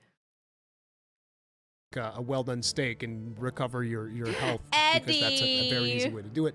Eddie if you're, Damon, thank you for the monster runs away, prime. you can whip Welcome. out the BBQ and you can cook something Thank you right so there wherever you much. happen to be and get your food buff back. Thank you. On the food buff, I was also kind of Thank you, disappointed about the welcome. canteen. I'm probably going to bring that up a Oh, the canteen. Oh, that's one thing I would like to give a feedback about that also. I am sad at the non-existence of Palico's cooking for me. Even if it was like going to the Woodwoods and they could like cook for you and there would be like a scene for that, that would be cool. I would like something, or even like you know how we've seen Kunafa Village cook meals for you, right? And you're all gathered around there and they're cooking and all that stuff. It would be nice if one of the villages had that with Palicos preparing food for us. Yeah. Yeah. Yeah.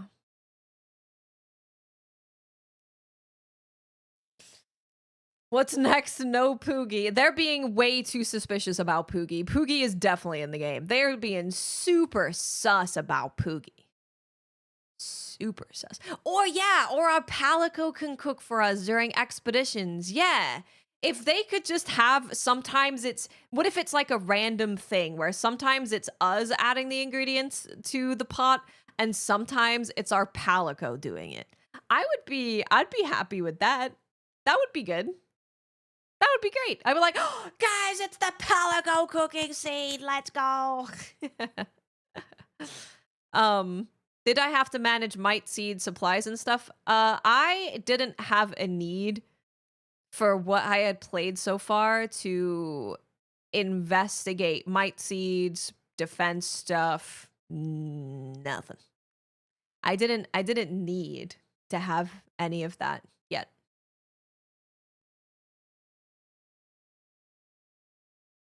I understand why it's not there. I think the existence of different villages having cooking scenes makes me think that, you know, maybe we could get a Palico cooking scene sometime somewhere. But Yeah, I understand. I do understand. A little bit later again, but there's no canteen in the game, which I was like, oh man. But once you kind of like get used to the new flow of things. Violet Shade, thank you for the raid. Oh my goodness. Oh, I just pressed the Windows key instead of doing what I'm supposed to do and giving you a Thank you so much for the raid. Welcome everybody. Go show some love to Violet Shade. How are you? How's it going? How are you guys? We're watching reviews. We're just sitting here yapping. We are yapping all day. We're watching reviews for Monster Hunter Wilds.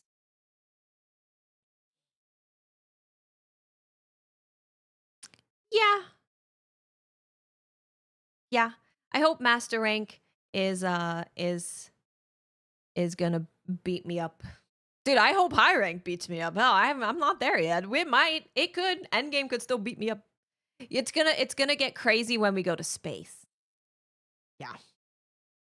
Also, with the title update, I wonder what it's gonna be like, because we only know about Mizutsune being added, but I assume there's gonna be more stuff.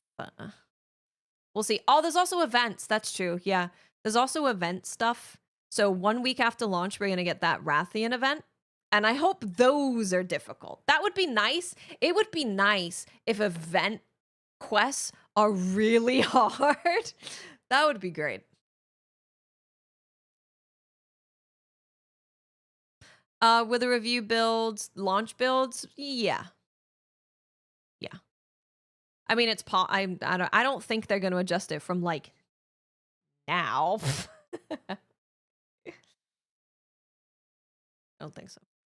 Everything just feels very organic. You're just like going through the motions, doing all of your hunting, and whether you're doing the actual mainline quest or you're just doing like a grinding We're doing quest, all the you're quests. going to be looking for monsters. You're going to be like, oh, there's a monster right there, and that's actually one of the ones that I need. I'm going to go hunt it.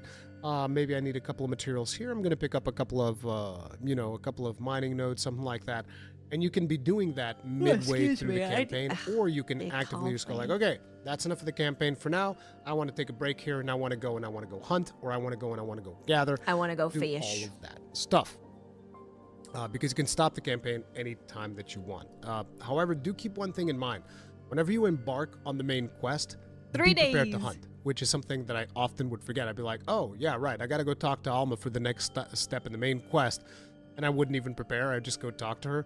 And so it's like, oh, now I'm fighting this monster with 3 mega potions. Oops. This happened very, very often. Don't worry, you so won't need them. there is a bit of an adaptation period to the new flow of the gameplay. Or maybe you guys will do just fine and not make the mistakes that I've made. But I'm just saying you. Always be eating, always be collecting, always be crafting, always be restocking.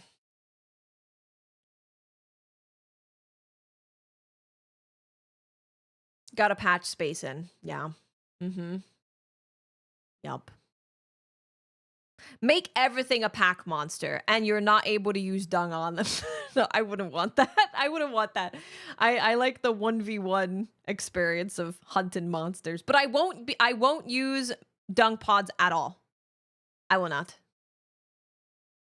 I will not. My experience, I made a lot of mistakes. I will not. Now, when it comes to the actual hunting action, whenever you are fighting monsters and doing your thing. Do I miss the lack of a gathering hub? No, because I play solo most of the time anyway. And then the camp was basically like being in a gathering hub. Like when we got everyone together during the beta and we were all like emoting and stuff, that felt very much like a gathering hub. Absolutely peak. Feels absolutely phenomenal. I love it. I mean, it's one of those things where I'm obviously still in the honeymoon phase, and it might change over You're time. always but in a right now, gathering it's my hub, yeah. favorite Monster Hunter experience. Period. Oh wow! Like I've done so many cool things. Okay. Like I'd be fighting some flying wyvern or whatever. It comes in, swoops at me.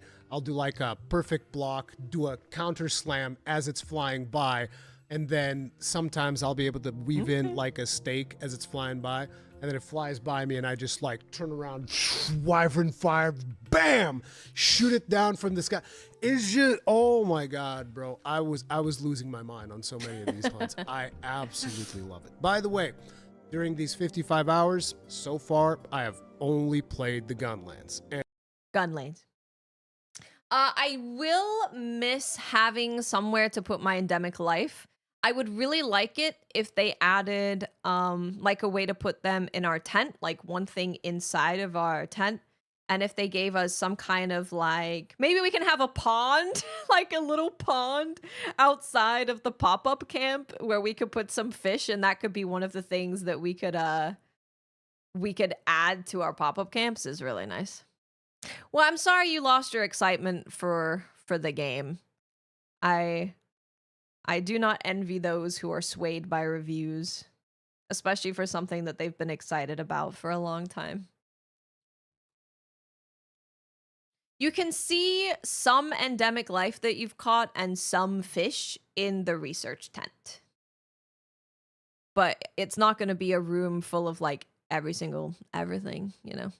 I wonder if, I mean, that does kind of sound like DLC stuff, right? Like expansion stuff, because the way that they've set up this game feels very much like it's us, Alma, and the Palico, and we are out there in the wilderness, being in the wilds, being wild. So it makes me wonder if maybe the expansion could be about us establishing ourselves in the Forbidden Lands, establishing ourselves in this new world. And maybe that stuff comes there. So this is the thing. Yeah, Dimitri, you have a great point. Because despite people having feedback on things, every single person has been like, this is my favorite Monster Hunter. This is my favorite game ever. Like, so just keep that in mind. Even though people are, I mean, obviously this is a review, so people aren't just going to be like, game's good, bye-bye. Game good, bye-bye, see you later. I get to review, so they're going to be coming up with all sorts of feedback and criticism and positives and negatives. Like, that's the point of a review, is to give a well-rounded thought on everything. But yeah, for people have criticisms. And like we said before, just because you have a little bit of a disagreement with your wife doesn't mean that you're getting divorced. Okay? Just because there's something that people are like, I would like to see this change, doesn't mean it's not their favorite thing in the entire world. Yeah. Good to know. Only a 9 out of 10. Unbelievable. You have base camps and villages in like every single area you go to. Different villages with different cultures and different food and different trading and different NPCs and different base camps with different people there.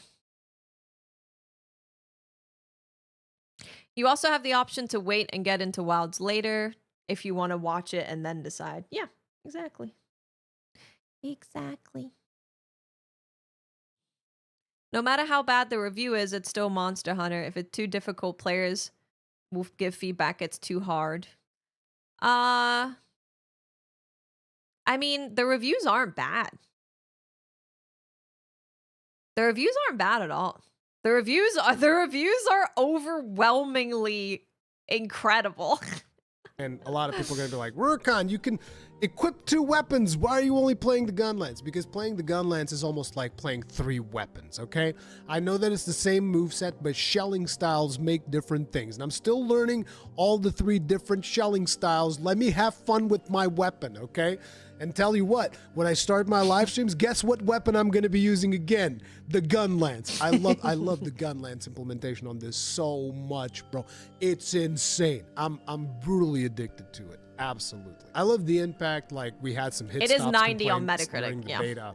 You're not getting those here. There is no, it's so good. The impact feels fantastic. I understand being disappointed about the difficulty. Yeah. I'm gonna hope that you all come here and you're like, the difficulty is actually really good. It's in a good spot. Like, okay. Why don't they add difficulty modes? Doesn't really work for a game like this, in my opinion.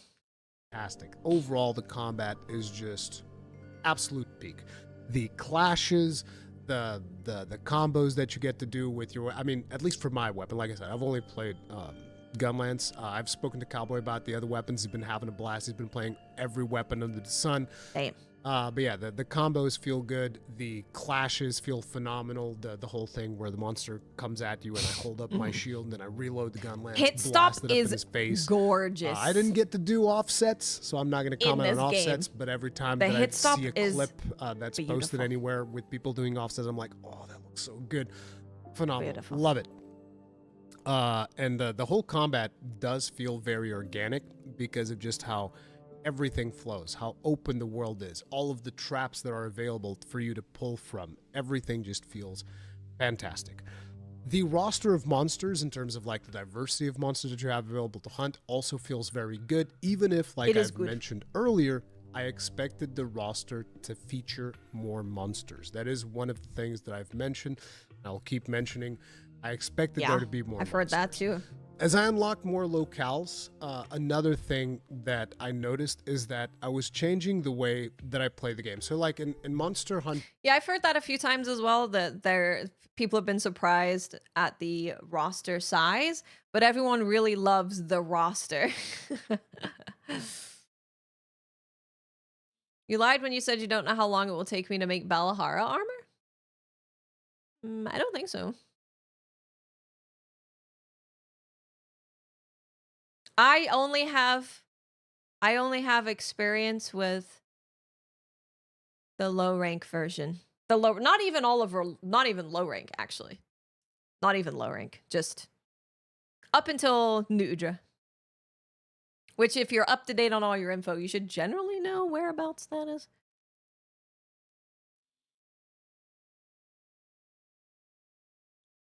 I need to go grab this delivery that was just here. I'm gonna keep watching on my phone. I'm watching on my phone. I will be right back really quick. Really quick. I'm gonna zoom. Sunbreak, I'm obviously, zooming. you'd be doing optional quests whenever zooming. you're farming, because that's the only way to properly farm. Or you can go out on expeditions or whatever, but usually you target monsters through quests. You go to the quest to do the thing.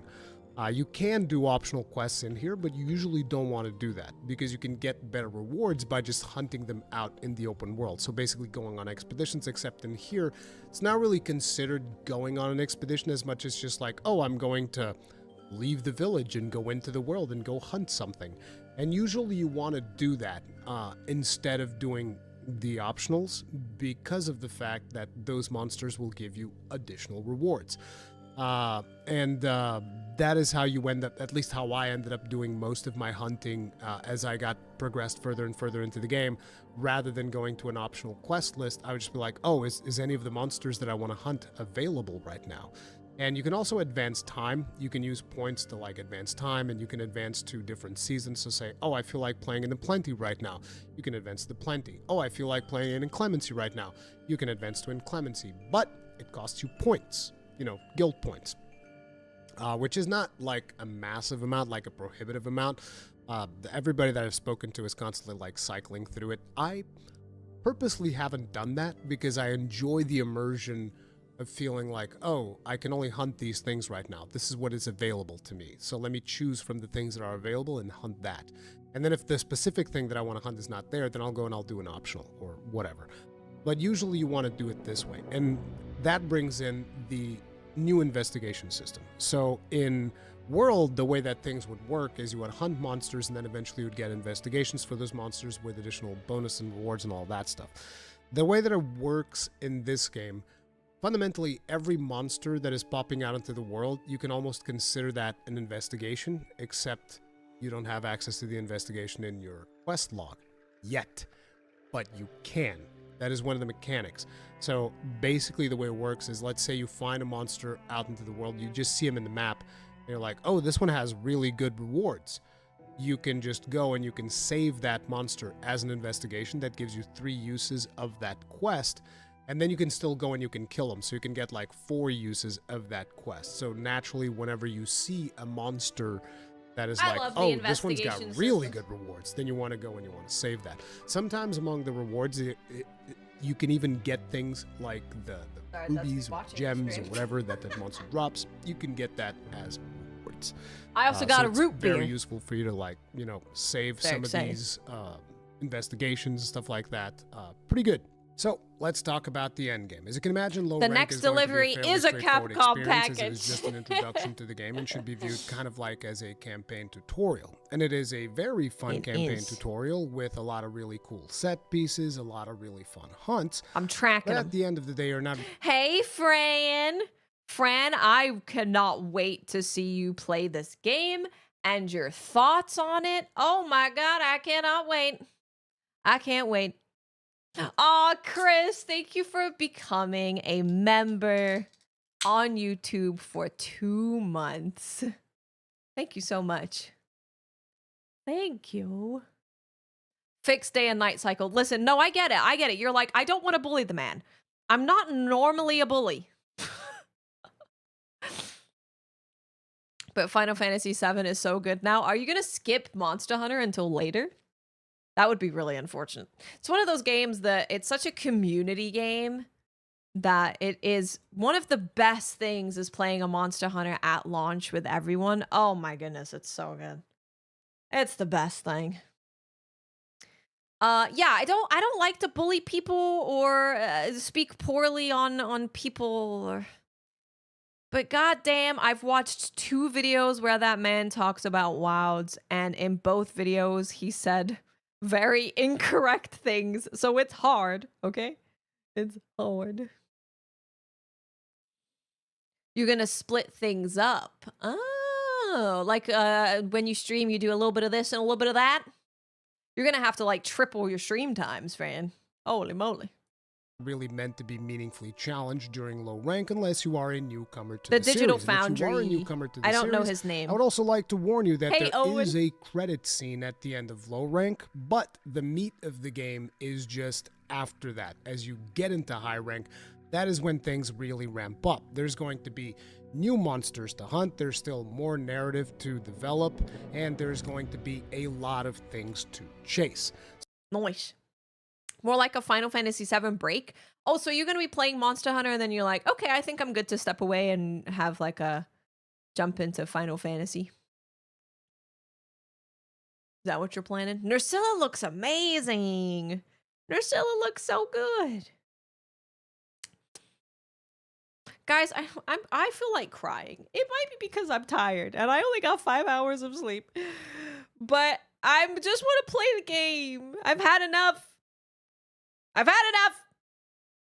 I'm staging a protest. I want to stream the game with you. I want to see the cutscenes. I want to know the story. God damn. Just press the button.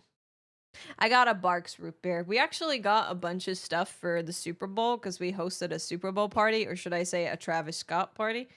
And I got this. I got Barks root beer. And let's just say, I haven't had it in a long time, and I'm enjoying. I'm enjoying. Keeps out the activist types. Boy, they. Jesus Christ. Well, you ain't gonna make... I ain't making no female armor, brother. I only wear big boots and big shields. No lalabarina tutus for me. So you're going to be hunting new monsters that you haven't seen yet. You're going to be hunting I love harder seltzer versions water. of monsters Polar that you seltzer is have my already favorite. Seen. You're going to be doing this to be able to craft the Other monsters, strongest there you armor go. sets There's in your the answer. game. That is going to be one of your objectives. Another objective is going to be to collect some fashion, because this time around, the way that things work is as you craft high-ranked versions of armor, you're automatically going to get those added as layered armor, and you can start mix and matching your Oh, own I'm so favorite excited for the fashion. in the game. Oh, fun fact, in our Discord, so we have a section called Hunters Guild in our Discord. Under the Hunters Guild section, there's a Hunters and Palico section, which is there just for you to show off your photo mode pictures. your photo mode stuff, show off your character, show off whatever you want. Yeah. So we're trying to keep all of it to like just pictures mostly, and then you react to it. Yeah. Travis Scott party? I don't know why I said Travis Scott. Listen, I'm tired. Listen. Yes, Travis Scott. He was at the Super Bowl. Did you see it? Did you see? He was right there. Are you blind? You better put your glasses on, Hunter. Yeah, so we have a section. If you don't see it, I forgot how you get to it. But I think everyone should see it because I tagged everybody. But yes, please, I would love to see, oh my goodness, I would love to see your photo mode stuff. Please, dear God, show it to me. I want to see it all. There's no layered weapons at the moment, but layered weapons does normally come later. So I'm sure it'll come eventually. I haven't crafted in high rank, so I don't know. I was going to ask about Travis Scott. No, it's me. It's me saying incorrect names. I blame the fact that I'm tired. And we also had to teach about time zones, which I think aged me by at least 70 years. So my brain isn't doing so good. Nekomich, it should be there. Oh, you know what it is? If you join the Discord and you don't opt in for, like, if you go to channels and roles, there's a customizable question thing, and it will say, like, what are you interested in? And if you say that you're interested in, like, Final Fantasy, Warframe, Monster Hunter, gacha games, just chatting or whatever, it will put those channels there for you.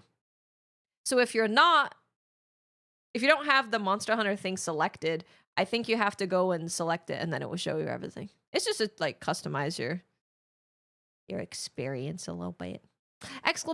Discord. We'll give you the link. Then you can join. Get in here. Release day, we're starting at 9 a.m. Pacific. We're going until, I don't know what time. At least 7, probably later, but at least 7. I can guarantee at least 10 hours for stuff, so.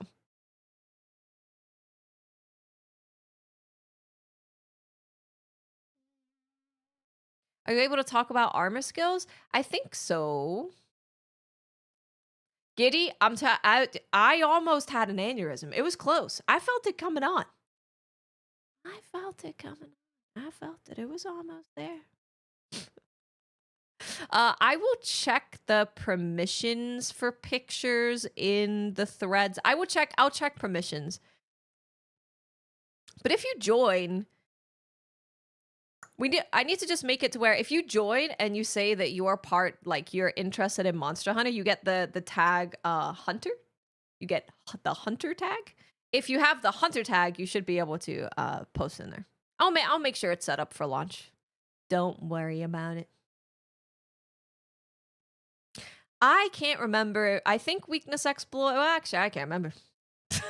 I can't remember what's anywhere. I do know that I wasn't getting anything that was super like what I would recommend for bow until Raidao. Raidao has good stuff for bow. I mean, Bellahara has like evade. Does it have evade window or evade was distance? Distance or window. I can't remember which one. I can't remember. You mean 9 p.m.? I do not. I mean 9 a.m. 9 a.m. 9 a.m. Pacific. We'll be here Thursday, 9 a.m. And we're aiming on being live at 9 a.m. every day. And then we just go until, as far as we can go. Am I happy with the bow options that I've seen so far? Yeah, very happy with them. They look amazing too. Another thing that you're going to be collecting in the end game is going to be decorations. You're not just going to be collecting them by doing quests. You're also going to be able to meld them at the melder. As Tokuda-san had already mentioned in previous interviews, you're going to be able to meld single skill I can play as soon as stream embargo is available. It's easier for you to target some harder to get skills that maybe you never got whenever you were playing through Monster Hunter World. That is going to be something that is going to be addressed, and you're also going to... Folks can meet in the base camp. Base camp has 16 players. I've used bow, sword and shield, charge blade, switch axe, and insect glaive. Not extensively, all of them, but those are the ones that I actually spent some time in. No layered armor as of yet, no. To be making I'm a bow weapons main. from the monsters that you That's are what that killing. is. But naturally, that's not all when it comes to the end game. We're also going to be getting Switch axe the felt return great. of tempered monsters. Now, I this wanna is a use system more that was switch axe, originally actually. introduced in Monster Hunter World, and tempered monsters consist of stronger Thanks, versions of Alice. existing monsters. They're also going to give you more rewards for hunting them. In the case of tempered monsters in wilds, those rewards are going to be multi-skill decorations and Rathian do look good. Rathian do look good.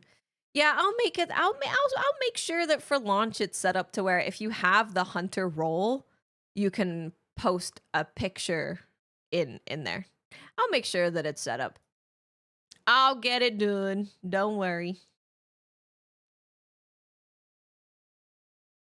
Yeah, because if people are on YouTube, it's a lot more likely that if someone's joining the Discord on Twitch, that they're subbed on Twitch, just because the culture around subbing on Twitch is like, it's more there. Plus there's Prime, which makes subbing on Twitch free. So when people are on YouTube, it's less likely that they're a member.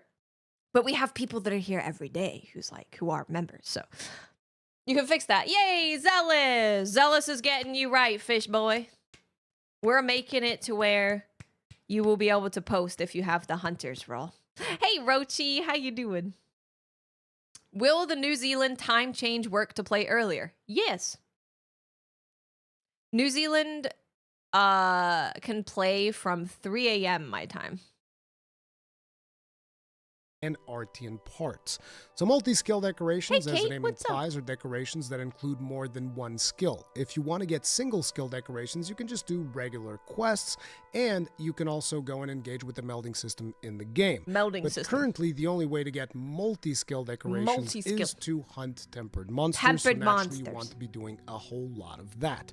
I will Beyond be. that, they also drop Artian parts. And these Artian parts are these crafting materials that you're going to be using to craft Artian weapons. Artian which weapons. are, these endgame weapons that you're going to be chasing down and that you want to be crafting a bunch of them. I'm not really allowed to tell you a Okay. whole lot about Artian weapons, with the exception that you're going to be able to use special materials to further upgrade them. Now, beyond tempered monsters, there's also going Like to be Safi. frenzied monsters, but again, I can't go into too many details on those, but to be I'm honest, so I haven't excited. really fought that many Oh, of them, okay. so I'm not exactly sure what I could get. I'm so excited about the frenzy monsters. What are you doing here? What are you doing? Dude, Endgame sounds really fun though. Endgame sounds super freaking fun. Just being out there in the map, you see a tempered monster come about. I can then create an investigation for it. And then we can share investigations. I'm excited. I am hoping for frenzied tempered monsters. Yes. Yes. Yes. I am really hoping for frenzied tempered monsters. Do I have a video? Hold on. I might have a video of me fishing.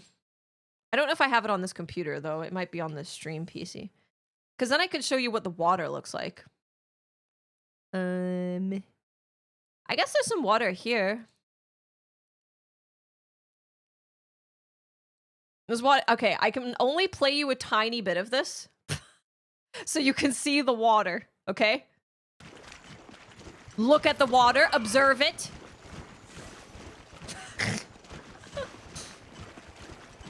Water. Gorgeous. Water. New zone. It's the Scarlet Forest. This is with ray tracing, yeah. No more. I don't want to get banned. I mean, I can show you up to 20 minutes of footage. I can show you 20 minutes. But I didn't make a review, so. Thanks, Nos. Thank you. Why does it look so good? I set my brightness things.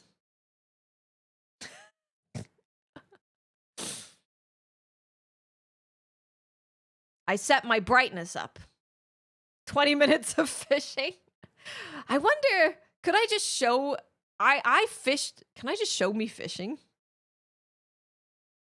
No, it's the brightness. It's literally just setting the brightness. I'm not kidding. I wish I was kidding. I wish I was like, is ray tracing worth it? Ray tracing is it worth it? It's harder to see fish. It's harder to see fish with ray tracing on. I'll be honest. It is harder to see the fish because of all the ray traced. Do I think it is worth it, but I don't think it's worth it if you're taking a significant hit to your performance. And honestly, the biggest thing is between ray tracing being off and ray tracing being on, not even ray tracing being like from low to high. I didn't really notice any difference between low and high, but the difference between on and off was definitely noticeable. When can you play in France? I have a handy dandy map. I'm so glad you asked. Welcome to the Monster Hunter Wilds global launch timing. As you may virtual eyes to the Paris, France section of the screen, it's console is 12 a.m. I think that's what that says. And PC is 6 a.m. That's pretty nice. PC is 6 a.m. That's nice. Where's France? France is in the Pacific Ocean, I do believe. If you look, I'll bring up the map. Sergio, thank you for 20 months. Welcome back. Thank you so much. Cosma, don't make me do it. It's the same time if you're on PC. If you're on console, you be in a space-time space traveler will help you. Yes. So I'm playing at 9 a.m. Pacific. But even that is what 4, 5, 6, 7. 6 hours after New Zealand gets it. Give you of additional detail. It's in the Pacific Ocean. Ocean. All, I would consider this to be a more robust endgame than what we got in base Monster Hunter World. And while there are a decent amount of things for us to do in different avenues to chase more power, the current monster power levels just don't really require you to take advantage of every single endgame system. And levels just... we're going to listen to that part. We're going to listen to that. I do have something set up on Nightbot. So I have a thing for when we're playing. I don't have it active right now. But this is what this is what my bot will say when we're playing, because I know people are going to lose their minds. So, how are you playing right now? How are you playing? What are you doing? How are you playing? Where are you playing? How are you playing? What time is it where I'm playing? Am I playing right now? Am I playing? Are you playing? Can we play? Or is it playing? Is Wilds playing? Is my sister playing? Yeah, I have that's what we're gonna have just being posted at intervals throughout the day. Just gonna post it. Yeah, that is a link to the their Twitter account. I'm gonna say it just for fun. It's gonna happen until it launches, and then our stream numbers will drop by 7,000. And we'll never hear from people again. And I'm going to be like, wow.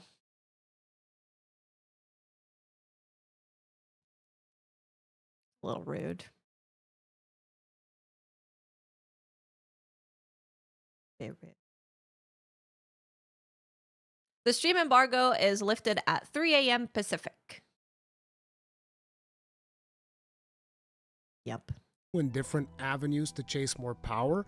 The current Okay, we go with end game than what.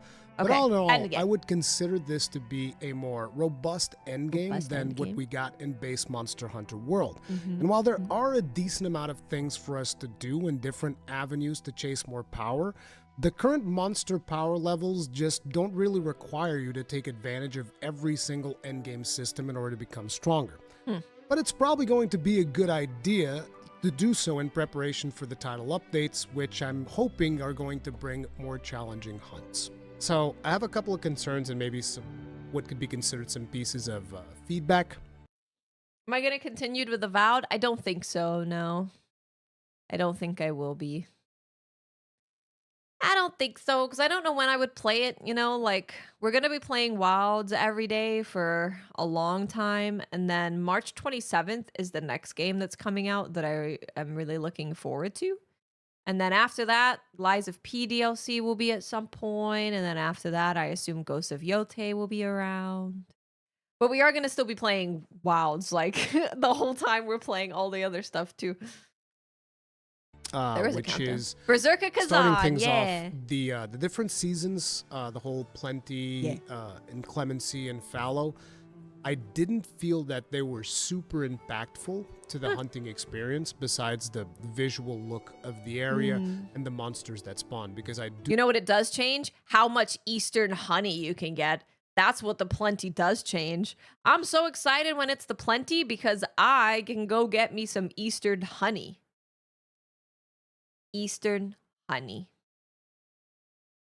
Also, Dimitri, I went out of my way and I asked someone who has played more Wilds than I have about wild herbs.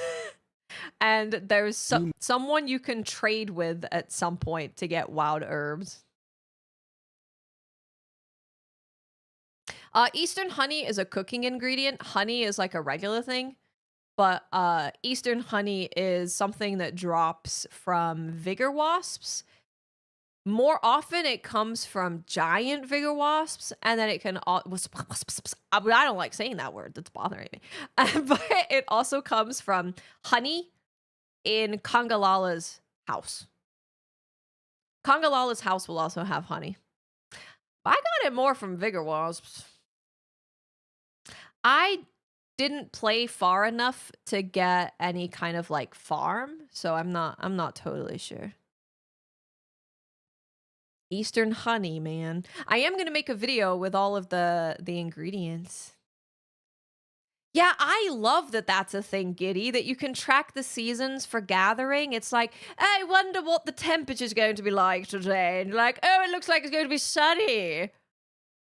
That means that I can get Eastern honey. Lovely.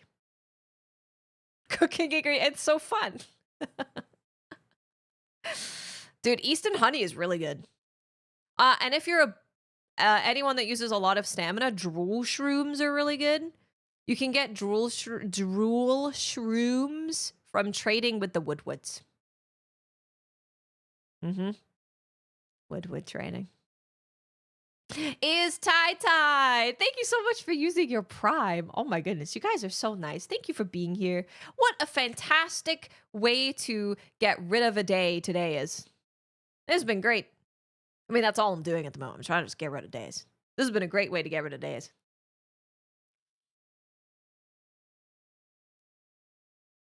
Trading, yeah, you can trade with like villagers and stuff. Endemic live fishies. Yeah, I would love to do that. I will certainly try. Mr. Boop 420. That's what I'm going to need to go to sleep on the 26th. Thank you so much. Thank you for the Prime. Thank you. Do I think you can beat Monster Hunter GU by Thursday if you start now? No. Well, I guess it depends what you mean by beat. But GU has like 80 monsters or something. GU is massive. GU is an insane game. The game has a weather engine? Yes. There's weather systems and time of day. Know that it affects monster spawns. I'm actually not sure how much I'm even allowed to say about that, because like I said, there are some very big restrictions on embargo, but yeah, they affect the monster spawns, and I think that there's some effect on monster behavior, But because this is a base game, the difficulty is not high enough where that behavior is going to make a difference. They get more, they're supposed to be more hungry during the follow period. So they're supposed to be more aggressive during that period because like they're starving and want to eat. Same with like smaller monsters are more likely to attack the large monsters if it's during the follow period. But it's probably hard to tell how much that affects things at the moment. I do like classical music. Yeah, dude, I'll always go see an orchestra, Final Fantasy orchestra, One Piece orchestra. Please bring a monster. Please bring Monster Hunter the orchestra around the world. Please, for the love of God. Unless you happen to be more of a newcomer to the game, because I didn't notice it. Like, I would hunt things in Inclemency, I would hunt things in Fallow, and they would die just as easily in one way or the other. I never noticed too many differences. I asked Gaijin, I asked Viking Cowboy. They didn't notice that many differences either.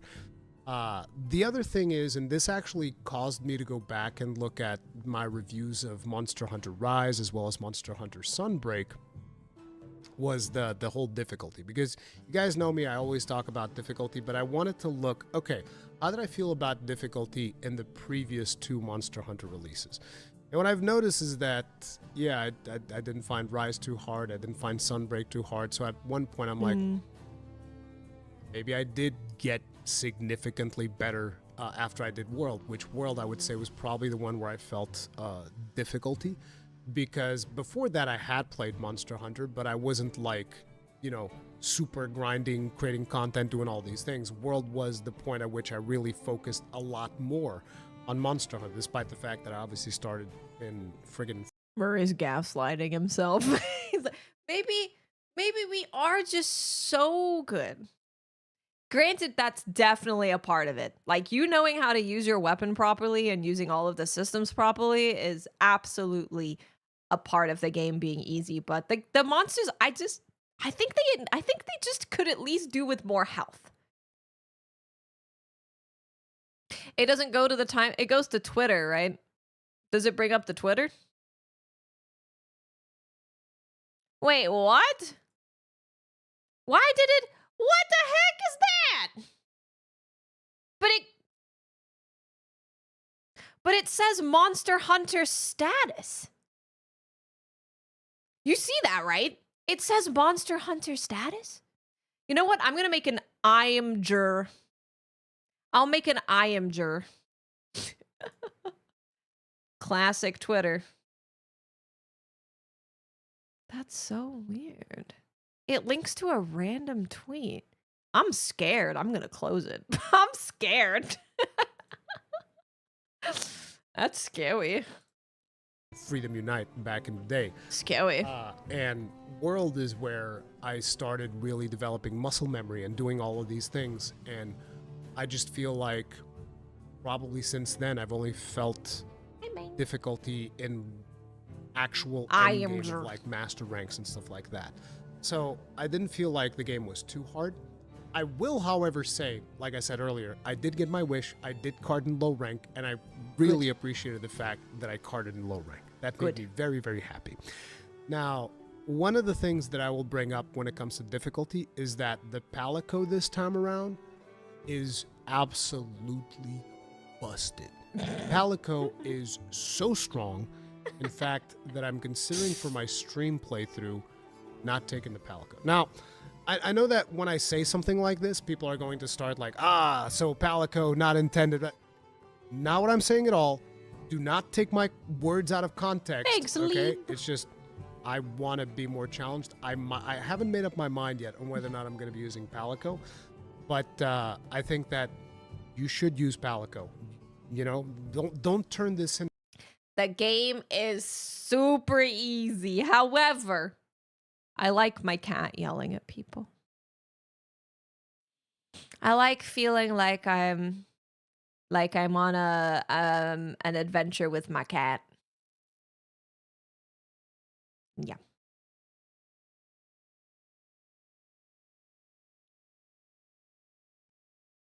I haven't carded yet. The last thing that I hunted was Nuudra. So I haven't gone further than that.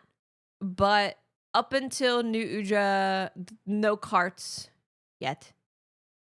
Maybe I'll just try and do dumb stuff. I'll try and think about what I could do with a bow that I could just do dumb, flashy things with.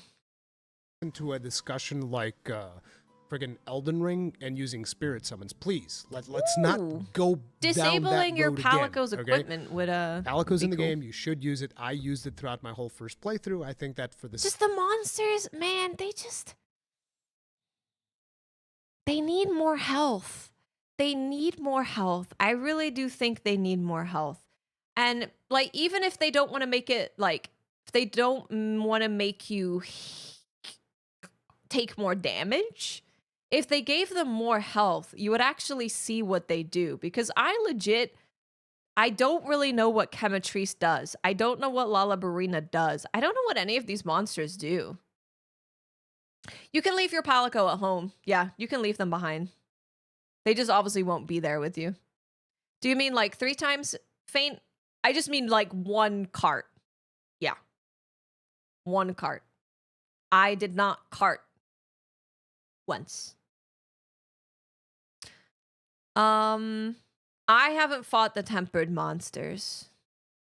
Yeah, I haven't fought the tempered monsters. I really want to save all the other stuff for when we're playing together. I want to save it. second one, I want things to be a little bit harder, so I might keep him at base. But the reason why I say that he's so powerful is because oftentimes he will heal you like so fast that you will barely have time to drink a potion. Sorry, my Palico He gets like a ton of tools My available to Palico him. needed I don't know me. how many of them I'm even allowed to talk about again because of embargo restrictions. But he is very, very, very powerful in the stuff that he ends up doing in the game. My Palico and also super, didn't super have to useful. heal me. So I think it's going to be very good, particularly for new players, to have a Palico that is that useful. But if you are a They're so veteran cute. and you're just like, oh man, this feels so easy, try. I carded against Raydal. I never failed a hunt against Raydal, and I carded against Arkfeld, and I ran out of time once. There was like 2 times that I also ran out of time, but that was when I was testing stuff or just trying some things out. But when I was actually like hunting Raydal or whatever, hunting Arkfeld, I failed the hunt once.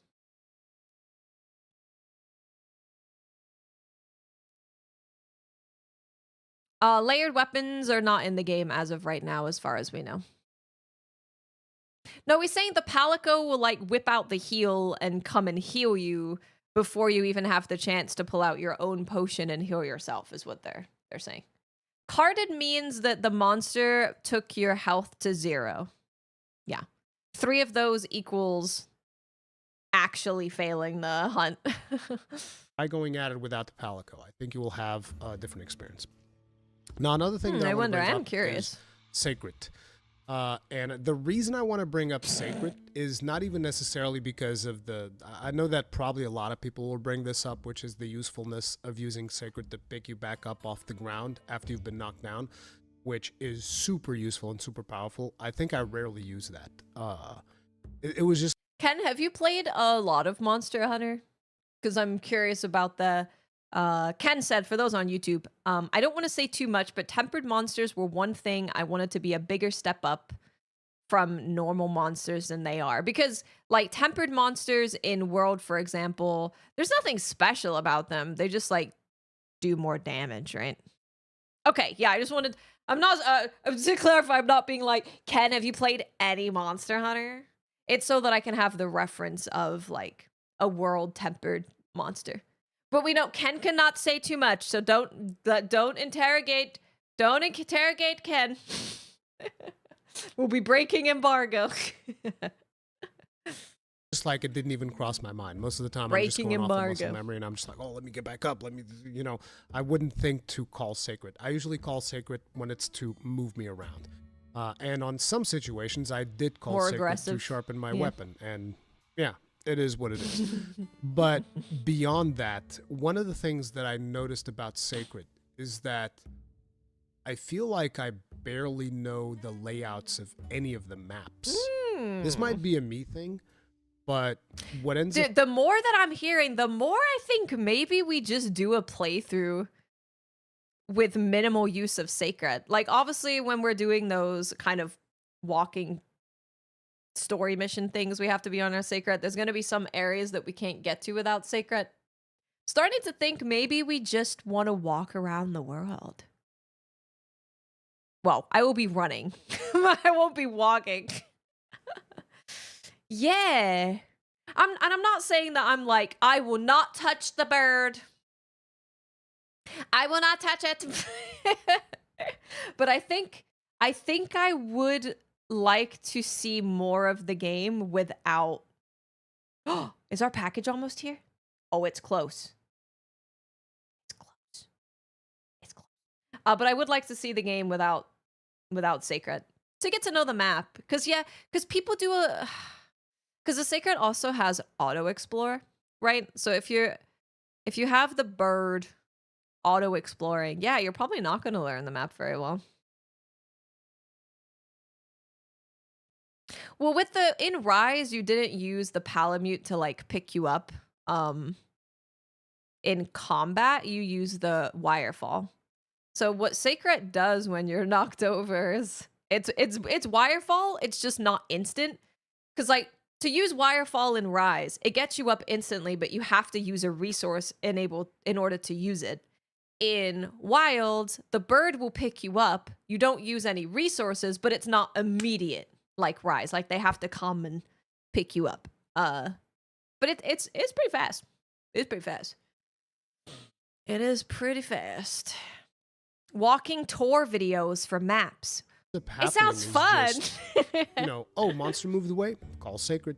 Sounds that also fun. makes it so that I actually don't know how to navigate these maps without Sacred. Take Sacred away from me, I don't know where to go. And that is only exacerbated due to the fact that there are some nooks and crannies that only Sacred can get through. This is true, yeah.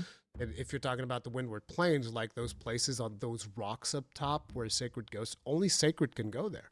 Like, you can't reach there as a hunter. So navigating the maps requires Sacred in a lot of instances. And I feel like that made me, in a way, less aware of the layouts. But that could just be a me thing. But it's a little bit weird for me to kind of like balance that out with. I think it just also sounds fun exploring the world.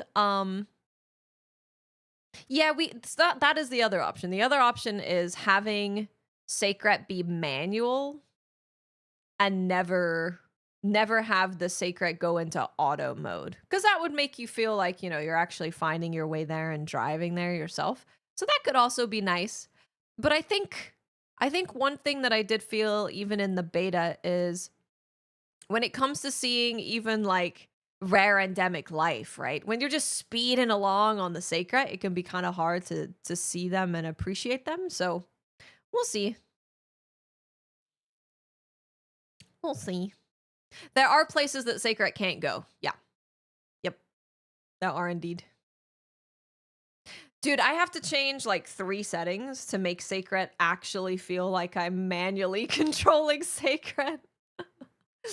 What I expected from other change maps. like 3 settings. You put me in a map for Rise and Sunbreak, and I'm going to be web slinging all over the place with wire bugs, and I know exactly where I'm going. I know exactly where everything is because I had to learn that. And even if you were riding around the Palamute doesn't just ferry you to the monster, so you have to learn the routes and the stuff that you're doing.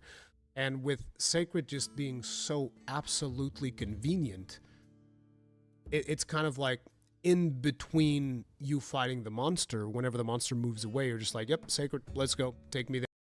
The map is pretty vertical, yeah. Some more than others. Like the desert isn't as vertical, but the maps are definitely vertical for sure. There, and Sacred takes you exactly where the monster is every time, super fast, super efficient, to the point where I barely engaged with the pop-up camp system, right? You have the pop-up camp system where you're placing down these camps and all of these things. That's a good point, because if you can run everywhere so quickly and you can auto run everywhere, you probably don't need to really think about where you're placing your camps. It's less important that you have a camp in a good location, because like Take Wild Hearts, for example. Wild Hearts, you could also choose where you put your camps, but you could put them anywhere. Hi, Dead GDR. Thank you so much for the sub. Thank you for the Prime. Welcome. Thank you so much. Thank you. Welcome, welcome. But in Wild Hearts, you had to really think about where you wanted to put your camp because you would have to walk there. And the maps were huge. So you had to walk there. So you had to really think, okay, I want to have one in this part of the map. I want to have this one like really up high so I can use it to glide to anywhere else on the map. Like you had to be more aware of where you were putting camps. So yeah, I'm going to try it out. I'm not saying that I'm swearing off of the Sacred, not by any means. But I'm going to try and spend a bit more time walking. I've heard a few people say they didn't use pop-ups because Sacred's so fast. Yeah, it makes sense. It does make sense. And there's not really much of a reason to do that because I can just go straight from base camp, get on Sacred. Sacred will get me to the monster so fast that I think the time that it would take me to like, oh, let me teleport to a camp that's close. It's like, no, just press up D-pad. Sacred will zoom you right there so fast, doesn't even matter. So I'm not saying this as like a bad thing. Would you say you like the maps in Wilds more than World? I think so. Yeah, I would say so. Like the Scarlet Forest it's just so beautiful. It is so gorgeous. It's like I mean, this is also the case in World, but it's just such a pleasure being in those environments. And I definitely prefer the oil well basin over a lot of like volcano hot places. Yeah. Yeah, I think the maps are really, really nice. They're great.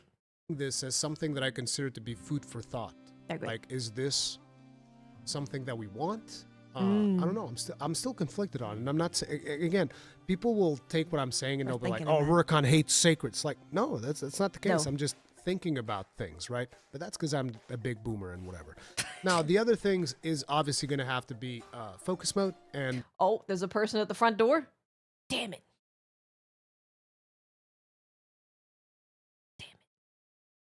It's not the delivery yet. Damn it. God damn it. I will have to get that. I'll get that in. I'll get that when we have an ad break. The whole thing, I made a whole video. The monsters don't run away any more than they do in World now. It was a bug in the beta. Of feedback about focus mode during the beta, and specifically the fact that we're still in that situation where if you go to the Greatsword and you start charging and you hold down focus mode, you can move the camera with the left stick. Makes sense because, you know, your finger is going to be on the faceplate button, so you can't have your thumb touch on the camera stick. It just makes sense. You can the move the stick with Camatrice the gun left. lance. And I think it sucks that they didn't add that functionality to a lot of the other weapons. So if I'm on the gun lance and I'm doing my combo, and you know my character can't move because I'm stuck in place doing like brah brah. Why can't I turn my camera with the left stick? There's no reason. And there are other weapons. There's a ton of other weapons. Like I made a whole video dedicated to this. You guys can go check that out. My feedback on focus, I remember that video. I watched that video. And all that stuff. I'm really surprised that it made it into the game in this state. It's not a bad thing, but why? Why can't? Dude, the weapons look insane. The weapon and armor they're all insane looking. I'm so excited to see more of it and endgame and title updates, and I'm so excited to see more because they popped off with weapon and armor in this game. They popped off. And having no gender lock is huge. Yeah, like I found myself making a bunch of the male versions of stuff and putting it together with the female versions. It's really good. Can't every weapon get the same functionality as the Greatsword? Now, I know that some people will say, well, some inputs, you know, some weapons have directional inputs. Yeah, I agree. And in those, yeah, you can't move the camera. Yeah, makes sense. Makes perfect sense. But there's a ton of things that don't require directional input because you are locked in place while you're doing it. And I don't see a reason why I can get some shouldn't be short allowed shorts to and change some the camera, stilettos. especially because you can do it if you're playing mouse and keyboard.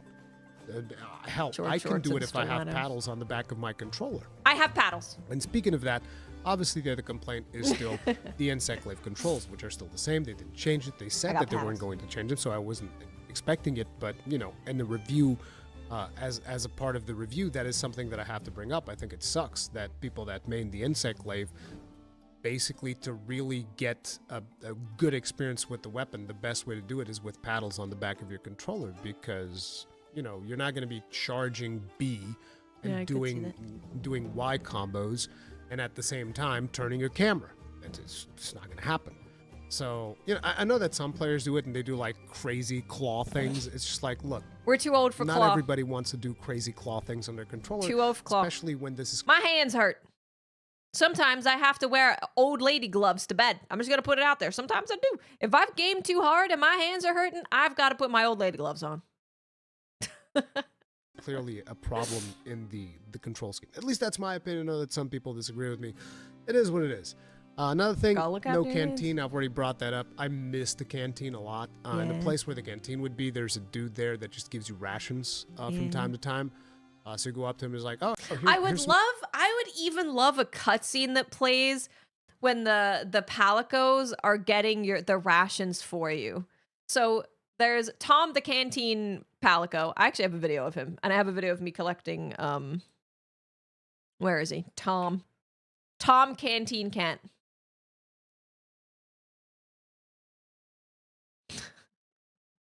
Okay, so this guy, Tom the Canteen Cat. He will give you rations.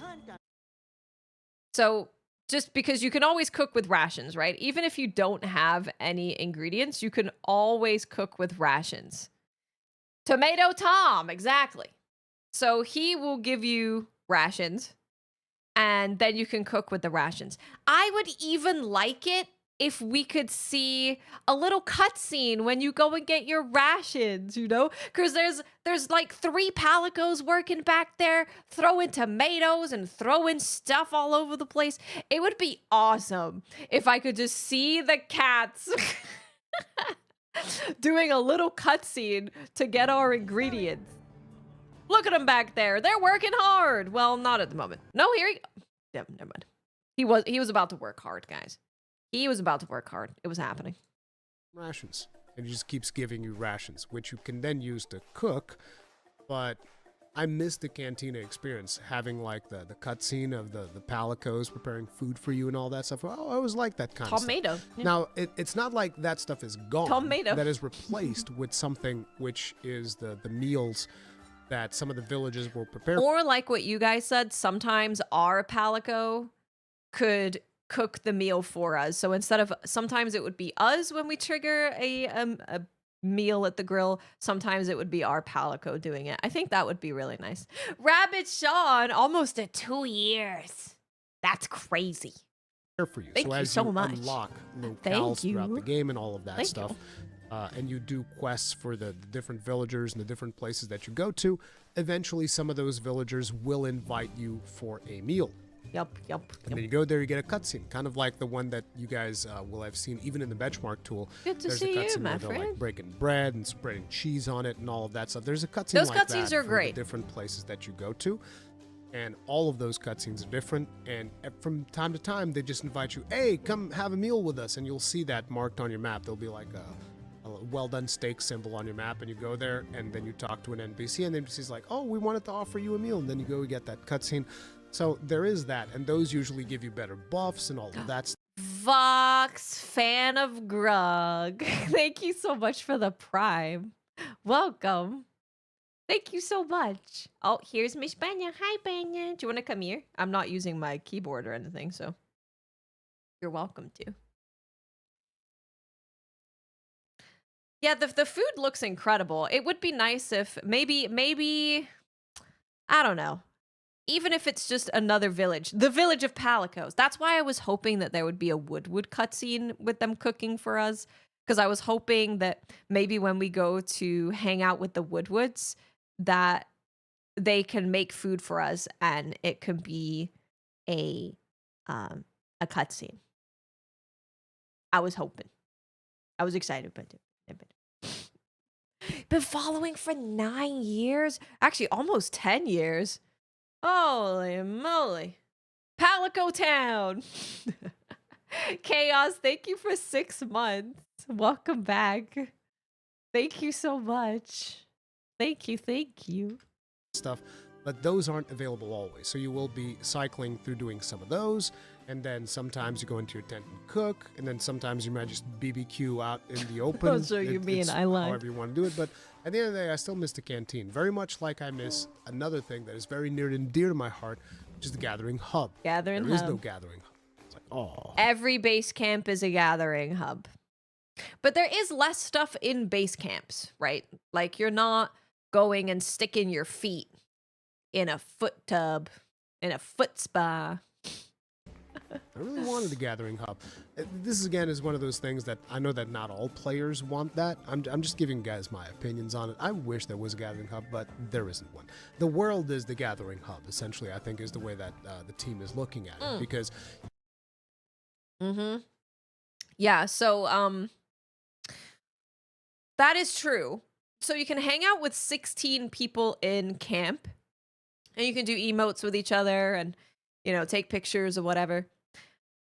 I think where the Gathering Hub experience more comes from is probably when you're in environment link with people and you can have people come to your tent and you can like cook with them and then do little clapping and whistling and making music and stuff together.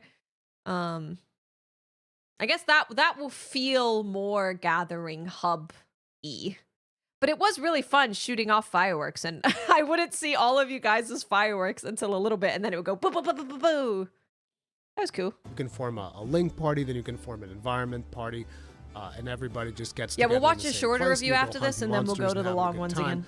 And you're just all together in the same place, and that's what it is. It's But I almost still 5 miss p.m. having Holy crap. that, you know, it's your little clubhouse where you hang out with everybody, and everybody's in the Gathering Hub. I didn't like the fact that they didn't have one for Sunbreak, and I definitely miss having a Gathering Hub here as well. The arena experience is also different from what you expect. I'm not sure how, again, because of the embargo. I mean, this video is 49:27, so with me pausing, it takes a little bit. It takes a little bit. This is our third review. 3.5. This is 3.5. 3.5. Killer Instinct has an incredible. This is the most reasonable gamer. What a day it's been, and it's only Monday. From what I'm hearing, I really hope that Endgame presents the challenge we seek. I think Capcom will listen to the feedback and adjust accordingly.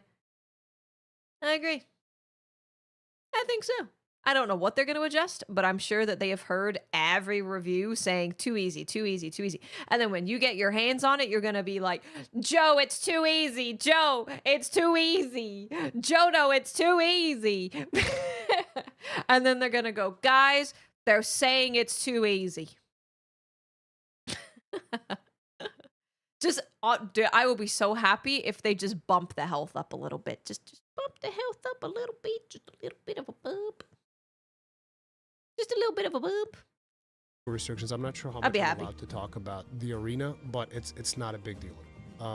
It's just like quests as you remember them, like arena as you remember it. Fundamentally different. At least the version of the game that I played. Who knows if that is something that is getting updated or not. As a final conclusion, the key words that I would say for Monster Hunter Wilds are immersion and flow.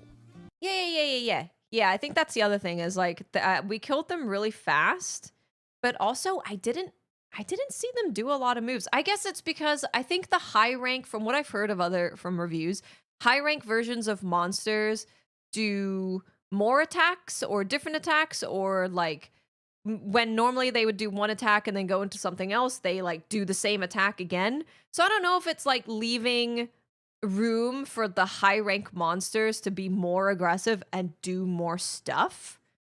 But it certainly felt, you know what? I'm just going to sit there. We're going to just sit there and we're going to let these monsters attack us and we'll see how much they attack. And then I'll hunt them. I'm just going to observe their moves a little bit because I really feel like I legit have no idea what Chemistry does or Lala Marina or... No, I know what Conga Lala does. Probably saw him doing more stuff.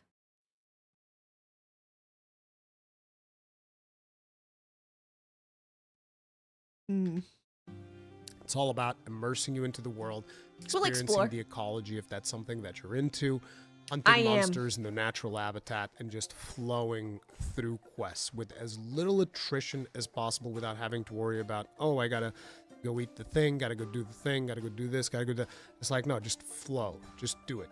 Campaign is very different, like I've already mentioned. It's just, it bears repeating because I think that for a lot of people in the beginning, it's even going to feel a little bit alienating because I felt that way as I was going. Well, I was surprised. So after, when I was like, okay, I'm going to call it here at New Udra because I feel like I'm at the point where I might see something that we haven't seen yet. I decided to hunt New Udra with Sword and Shield and I was like, oh, it's not any harder. It's not any more difficult. G2A hasn't refunded the Steam account I bought on accident. Not surprised. Campaign, I was like, I don't know, this feels so different. It's kind of weird. But after a while, after you get used to it, I ended up liking it. I like it. Man, when is this package Hunting gonna get action, here? Oh, still awesome. It's getting close. Personally, I can't wait to do getting my close. real save on stream. And in terms of whether or not would I recommend the game, absolutely. It's super easy recommendation, so long as your rig can run it. So if you're playing like on a PlayStation, if the performance is like what I experienced at the preview event, I think it's easy recommendation. And if you're playing on PC, make sure to run the benchmark tool because I've already seen mileage. Thank you, Rory. Everyone go show some love to Mr. Rurikon. You should honestly be subscribed to him anyway. We go like, thank you so much for your, wait, I already did that, never mind. I did that at the beginning, I think. Or I did it this morning, I don't remember. Hi, thank you so much. I'm just like a bot spamming all the channels. Hello. What's the bow badge that I have? Oh, this is a sub goal. The sub goal. Oh, perfect. There's about to be an ad. Perfect timing. Go leave a like on the video. Leave a comment saying hello. Double post. Hello. Thank you so much. It's just me saying that to everybody. Let's go to traditional media, shall we?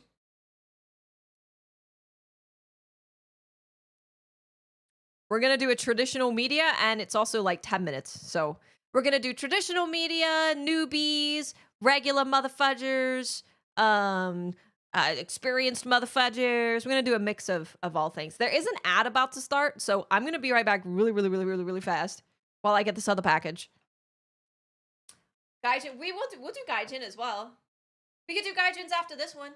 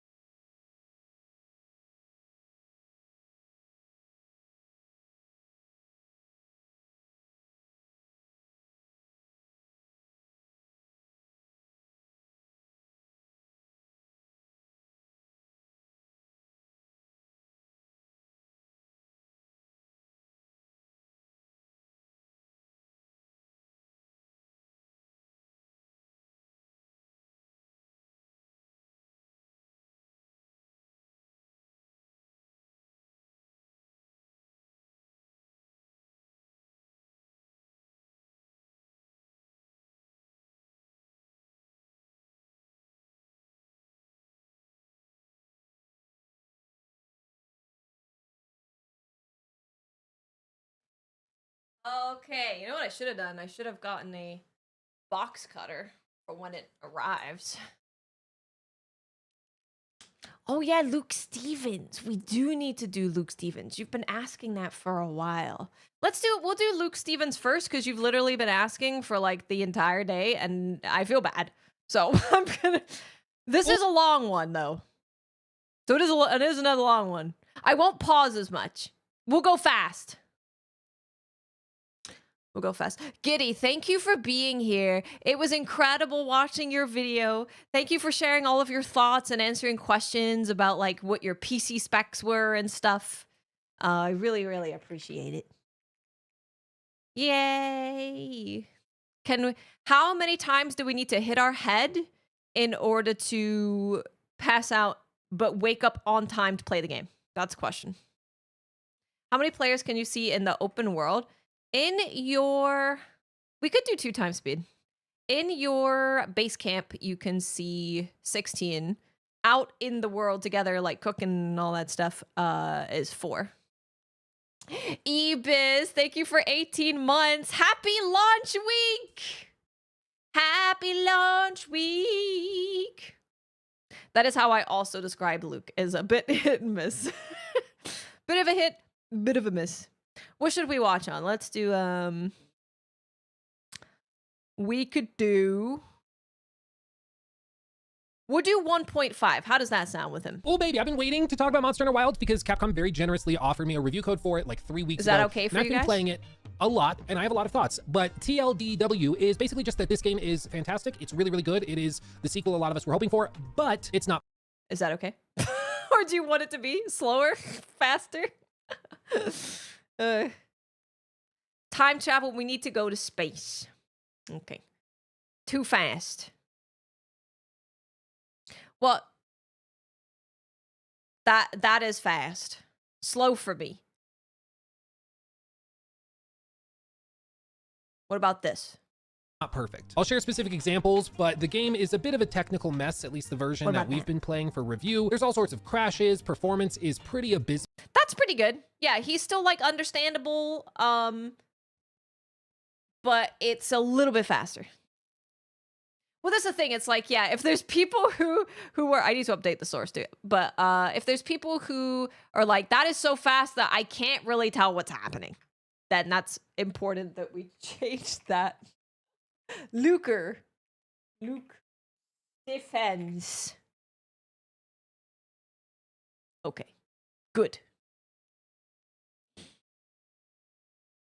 Even on my supercomputer with a 4090, and there's a consistent graphical bug that makes the game basically unplayable and often forces restarts. I'll show you what footage of these things I can later in the video, but I do want to also be clear that Capcom has placed a pretty strict embargo for the game, and they've done this to try and prevent leaks and spoilers for late game monsters and some of the coolest reveals that are in the game. And I totally get that. I understand why they'd want to do that, but it is frustrating that I can't show you all of the technical problems that are present here, and to a certain extent, I just have to describe them, and then you know what I was surprised about? How old is this man? Like 24 or something? He's like really young.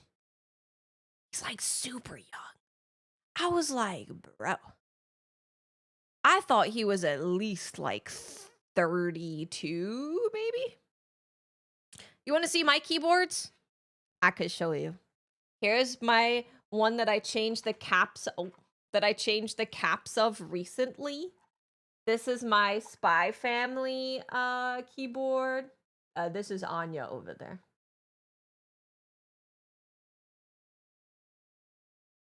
Yeah. There's Luke. And then this is my Stream PC keyboard. This is Evangelion. Yay. Thank you. Age makes sense. That's the thing. I think, you know what? I think it is. I assume he's older. So I'm like, this man is seasoned in video games and in the video game world. And then I'm like, this man's a baby. But I enjoy some of his content. Just some takes I'm like, well, that's interesting.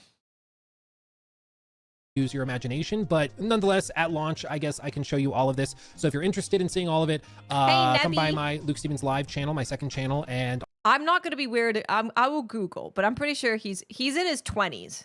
on launch day, I'll show you all those clips because I'll be able to. So I guess we can do that. That being said, I am allowed to show you everything the game has to offer in the first chapter, which are things that you've probably already seen in demos, previews, and trailers. We basically are not allowed to show you anything from the end game, which is also a little frustrating because if you've played a Monster Hunter game before, you know that the main game is basically just a tutorial for the actual game, which is the end game. But we're not allowed to talk about any of that end game stuff. So I won't, but I will hint His at it. setup's great. I won't spoil yeah. anything, of course, but I'll talk. Dude, my room is tiny. This is tiny. But I have Monster Hunter things in here.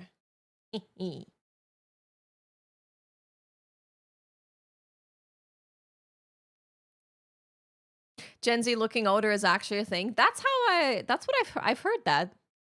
Sorry. Talk vaguely to not upset the Capcom overlords, okay? 3 days, 3 days. Don't worry, it's nothing scandalous. It's mainly just that they have some big reveals and really cool stuff they don't want to spoil, which will be spoiled if you talk about the end game at all. So I get it, but I just want to be clear. That's why you're not going to see like late game gameplay or anything. But having gone through all of that stuff, let's just get into the actual game. Monster Hunter Wilds is an attempt to expand on the foundation laid out in World and then also add some of the refinements that they introduced with Monster Hunter Rise when it first launched on the Switch. But if I had to pick a single word that describes all of the things they're trying to do in Monster Hunter Wilds, it's to simply say that they are trying to make this game dynamic. Everything from the weather systems to monsters. Again. Now so when I first watched that video from the content creator who was talking about how to set up your brightness settings, I thought, have I traveled to an alternate dimension where people don't know how to set up their brightness settings? Blunty, yes. Sorry, Blunty. Yeah. I thought I had lost, I was like, and then people were like, have you seen the Blunty video? It's like game changing. And I was like, and I watched it and I was like, he's just talking about your he's just talking about setting brightness settings. Has everyone lost their mind? But now I understand because every video I'm watching, I'm like,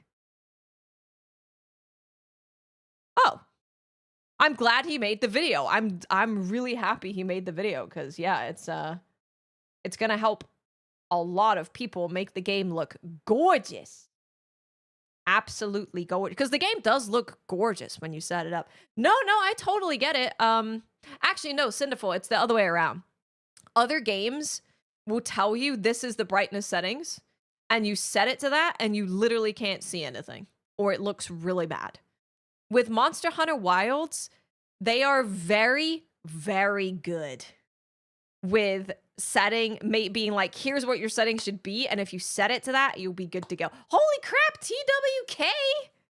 Oh my lord! With the $50! Holy moly! Thank you so much! Happy hunting! I'm so excited. Thank you so much for 50. That's crazy. Thank you so much.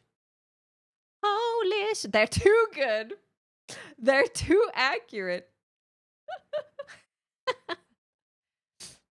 So it definitely prompted me to set up my brightness settings in the first beta. But maybe it didn't in the second one. Listen, I've been trying to work out, okay? I've been trying to work out. I'm trying to be healthy for this game so I don't die. Schedules tying to different behaviors, fight styles, and even their spawning all introduce a new level of dynamism into moment-to-moment gameplay. Some monsters only appear during specific conditions, such as nighttime or inclement weather or both. And while you can go to a pop-up camp that you've built or back to a base camp and rest, cycling the in-game day-night cycle and weather systems to where you want it to be. You can say, I want to rest until it's nighttime and it's inclement weather or whatever. You can do that, but it costs 300 research points, which is a good amount, especially early in the game. So I think I currently have like 5,300 research points, and I have reached New Udra. Just for some context, I haven't reached the point where I can change the time of day yet, and I have about 5,300 ish. So it's pretty clear they don't want you doing that. At least I can't pick you up because I have a bad back, but I might be strong enough.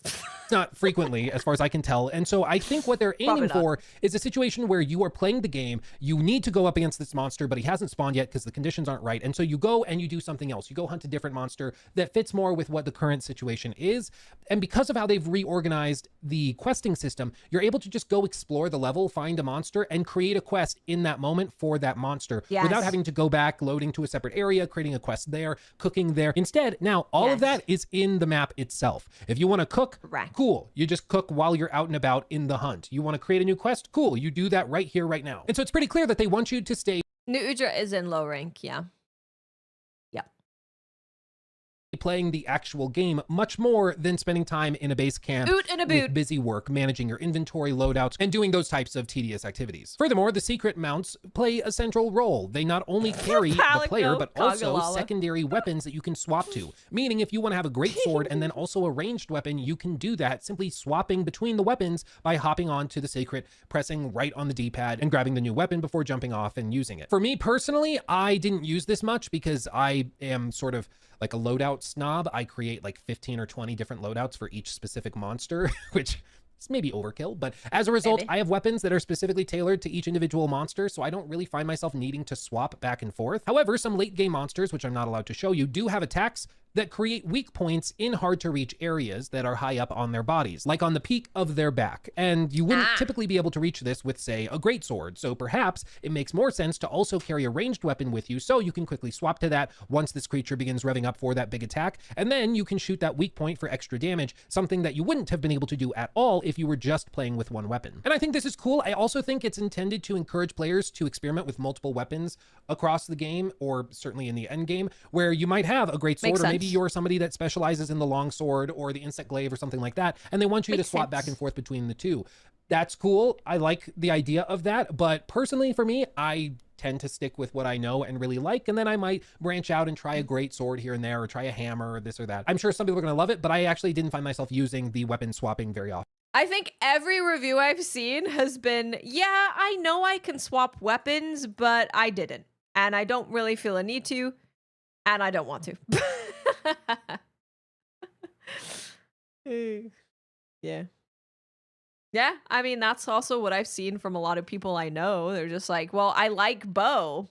I'm a bow main. I'm a hammer main. I'm a longsword main, you know? Often at all. But going back to the weak points I just mentioned, this is something that the entire game has been built around, it seems. When you're hunting a monster and you specifically target one part of their body, like let's say the back right paw, you can expect there to be wounds that open up and begin glowing, signaling a weak point. However, they only glow when you are holding down the focus button, which is left trigger or L2 on a PlayStation controller. Or toggling. Clayton, thank you so much. Thank you for the $7.99 super chat. I will use a sword and shield. I will. I promise you. I will use a sword and shield with my bow, and I will at least get a clash attack with sword and shield and then switch back to the bow. Or if there's something I want to cut off, like a tail or something, or yeah, anything like that, I will I'll do that. I promise. Jimbei, thank you for 9 months. Welcome back. Thank you so much. I seriously recommend that you just use whatever weapon you think is cool. Whatever weapon you think is cool, that is what I recommend you use, because this campaign is going to be easy enough for you to be able to get to know a weapon. And I think that now it would be such a good time for you to just learn any weapon if you're a brand new player, because the campaign is like really made for someone who isn't a super veteran in Monster Hunter and doesn't super know what they're doing.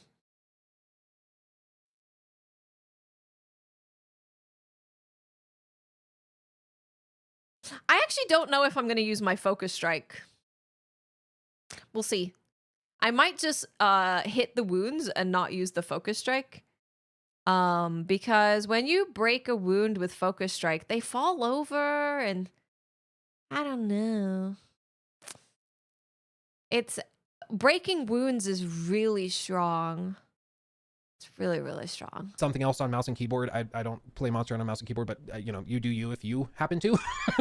You're more talented than me. But once you've done this, you'll see the weak points highlighted, and then you can either continue attacking them to break them, or you can use a specialized attack for your given weapon that breaks these wounds. Doing so also tends to stun the monster, opening up for even further attacks and opening of new wounds. This is similar to what a lot of Monster Hunter veterans will be familiar with, which of course is to just target like the tail until you chop the tail off. But in this case, it's much more, I think, fluid, because it's not specific to just one breakable area.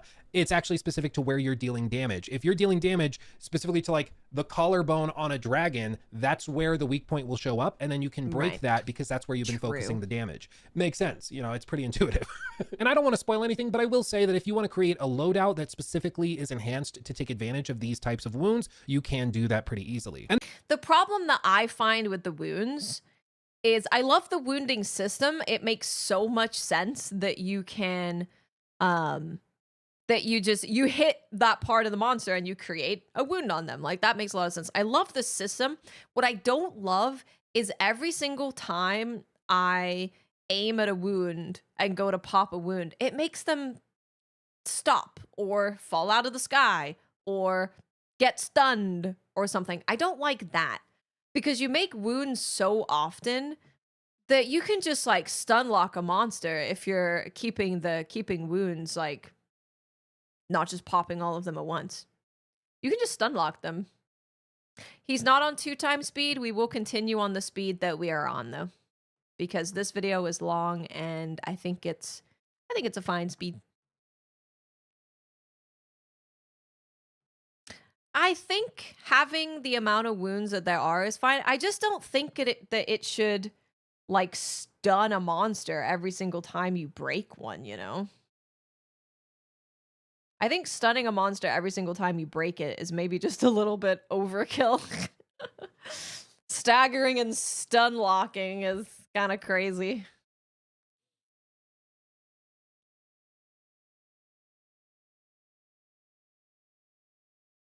And that is, after all, what I think a lot of people love about Monster Hunter, is the idea that you can find one particular niche within the game's gameplay systems, and then you can become the master of that niche. If you want to build a loadout... You know what? It's going to be like flash pods. You're right. It's going to be like flash pods. People are going to be like, I can just flash monster out of the sky whenever.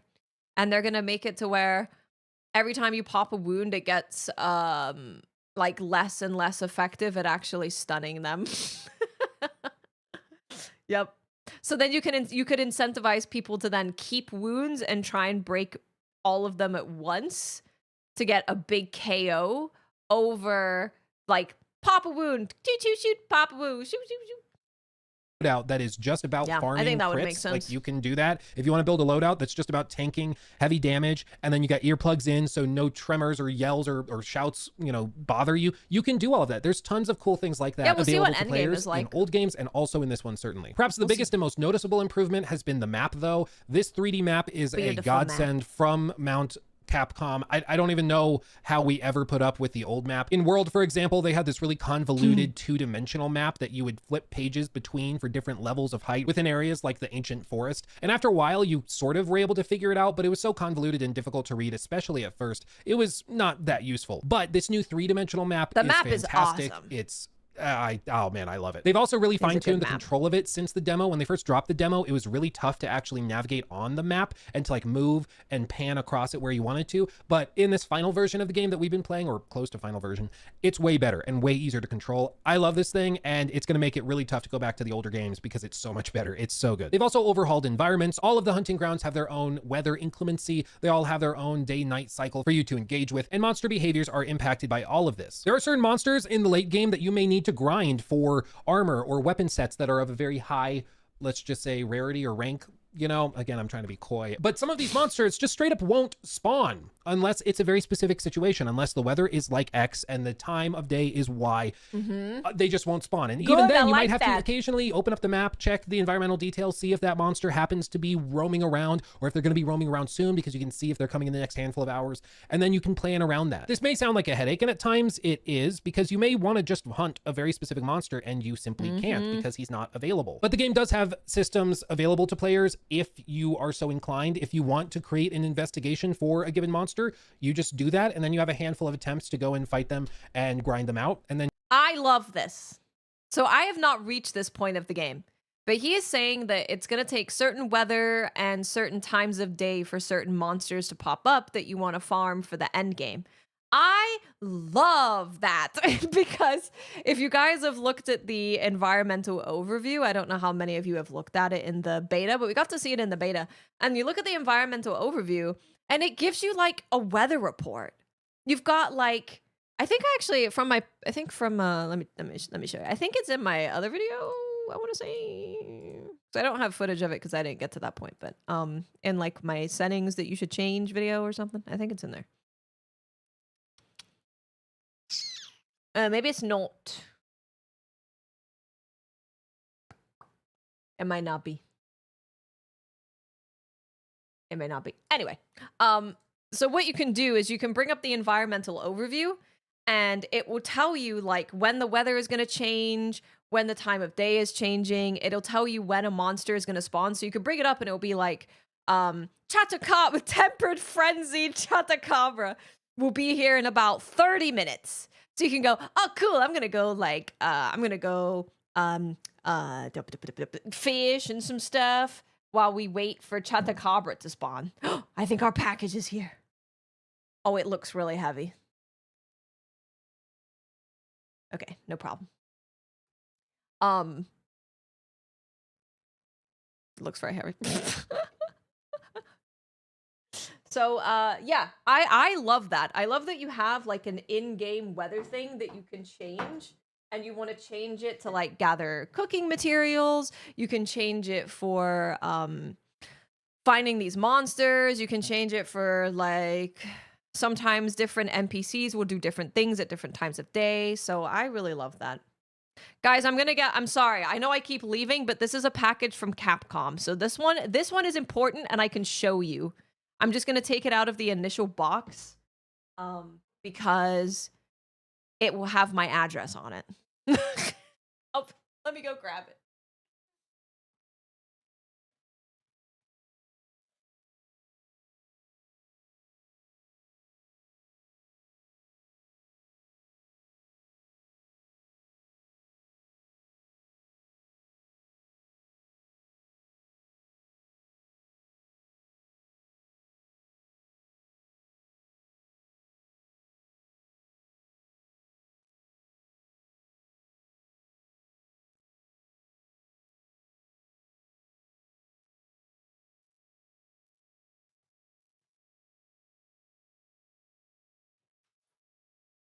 Guys, the box smells like a hamster.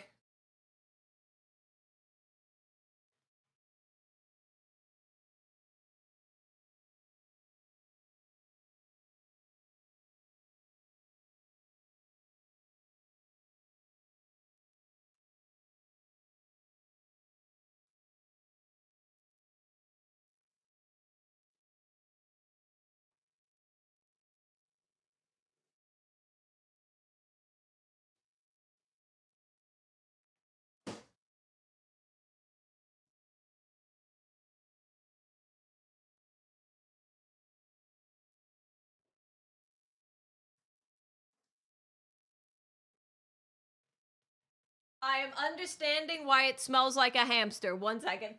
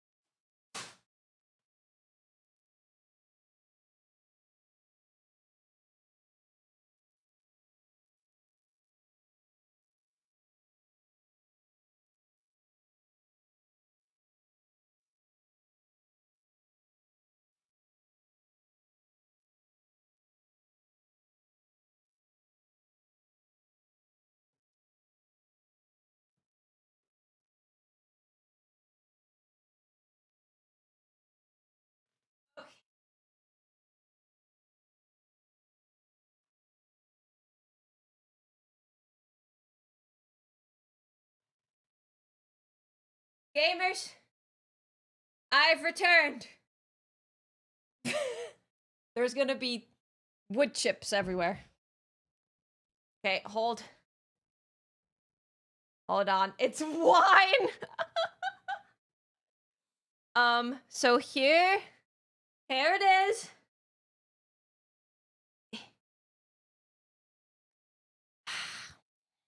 Yeah, hamsters smell like wood chips.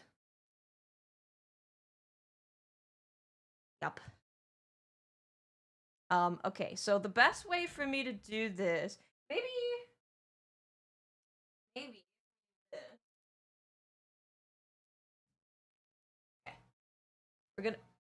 We're gonna move the desk up. So then I have an easier time showing you stuff.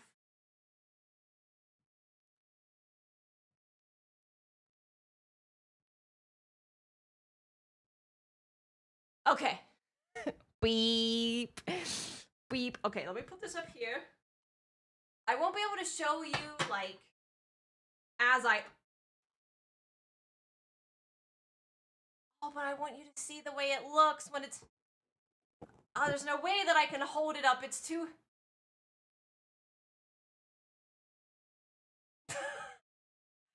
I will. Sorry. Okay. I don't have a top-down camera, and I can't move. I can show you what's in here.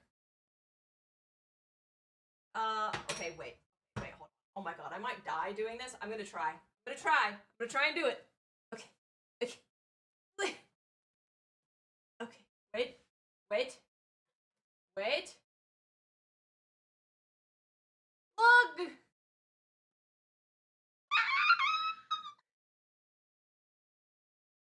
Oh my god! Look at it!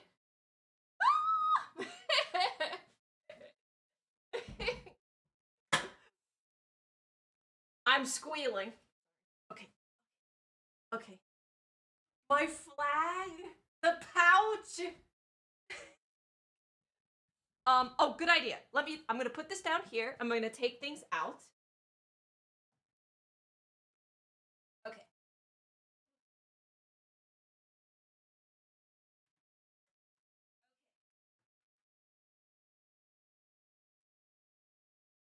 Oh, but the thing that it says, the thing that it says on there is so cool. It's literally leather. It's leather.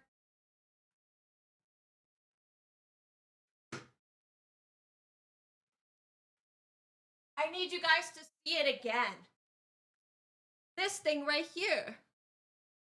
That thing. This thing, it's got my name on it.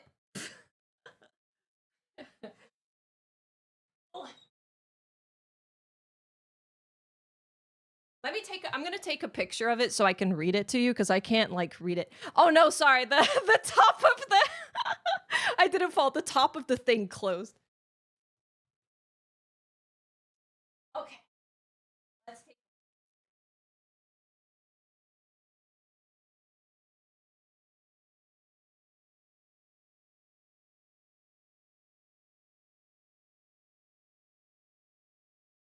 Okay.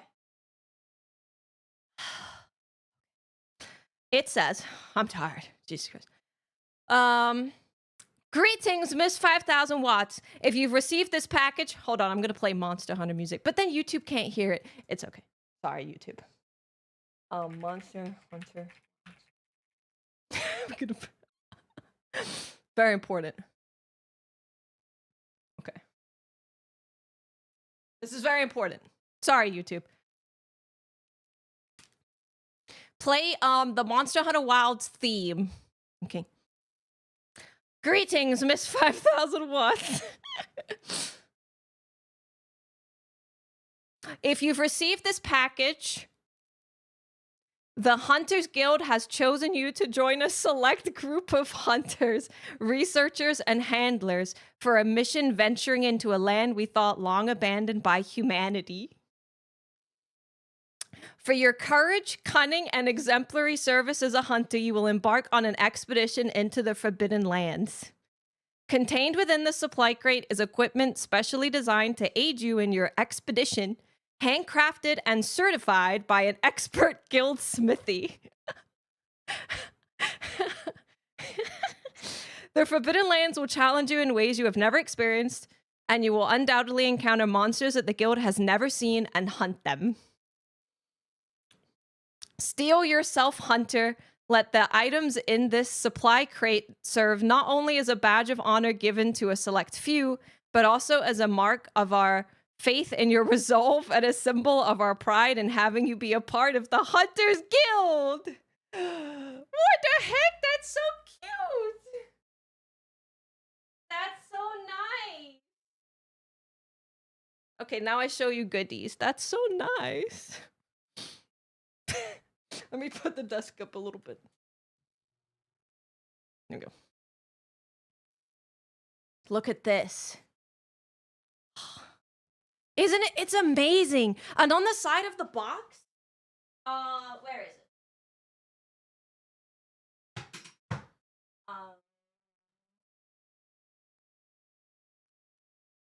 On the side of the box, it says 21 on it.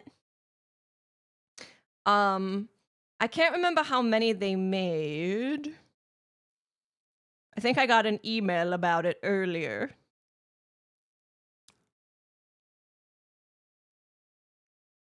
I'll tell you how many there are. Oh my god, I'm so grateful. 125. They made 125 of them.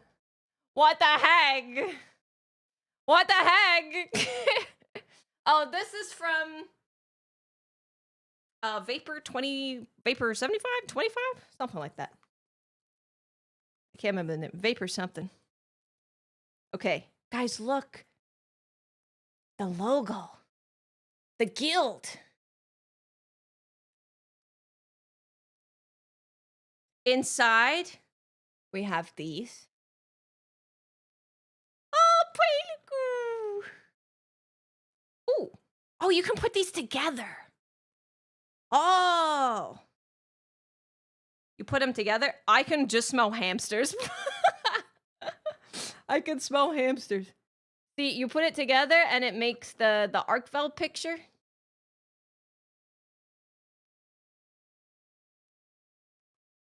We are Avis unit, yeah. Oh my god. Dude, these are empty. What do I do with these? Look at it though. Look at this. I don't want to like I don't want to put stuff in it, but I do want to put stuff in it. Oh, but I do. It's my new notebook.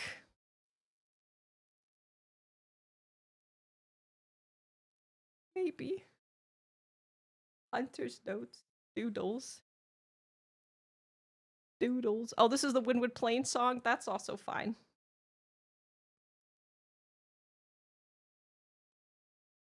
This is our next thing. Dude, I'm gonna wear this out. I'm gonna use this. Put monsters' names in their weak points? I could and create like an actual hunter's note. That would be pretty cool. Dude, I'm gonna use this. I'm gonna use this outside. Look. Wait. Look. I'm gonna wear it. Oh, damn it. I'd have to tie it. I'm gonna wear this. I will wear this. Okay, next.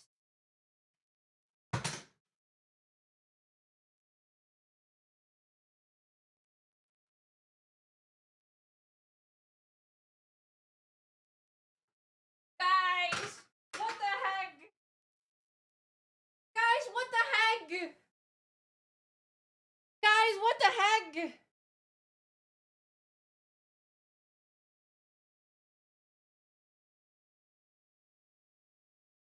Heck? What the heck? Look at the bottom. Look at the bottom.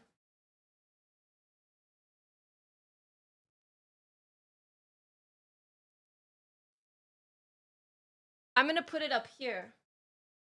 I'll put it up. I'll put it up here. I'll find a way. I'm gonna put it up there before launch day. I'm gonna put it up there so we can hunt with it. Yay! I'm gonna put it up there. This is insane. This is actually the most insane thing. This is the most insane thing I've ever seen in my life. I'm flabbergasted.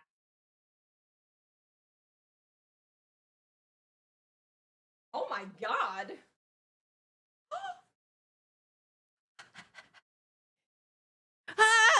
I wonder what if these since the first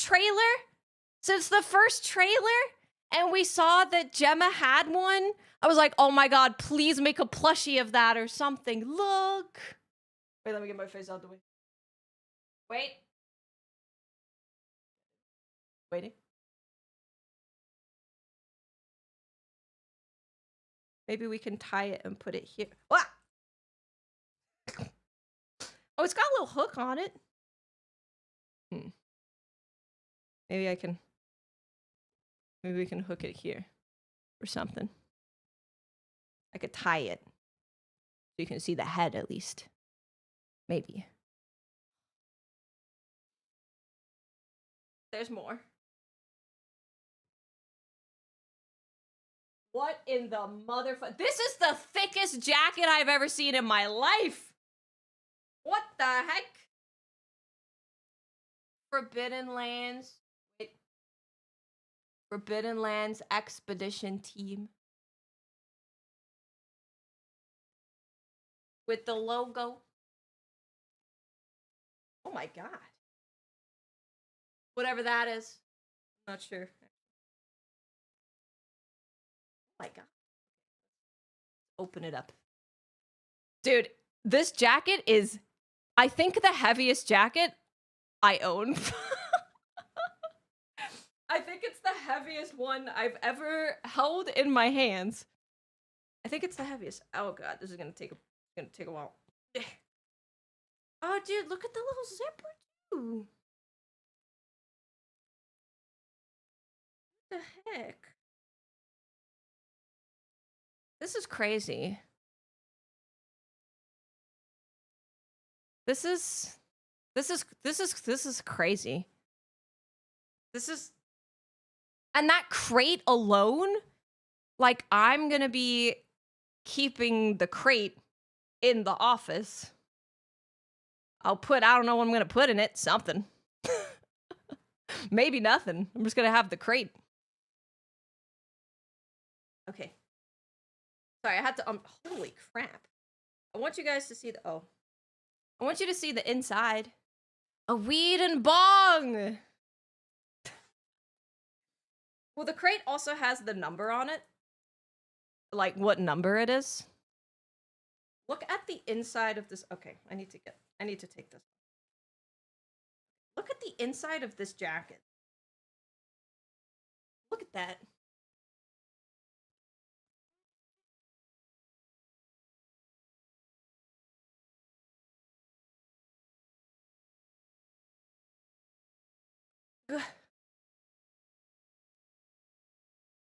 I got number 21. How do I show you? Here, wait. Okay, wait. Move chair. Sorry, my space is very small.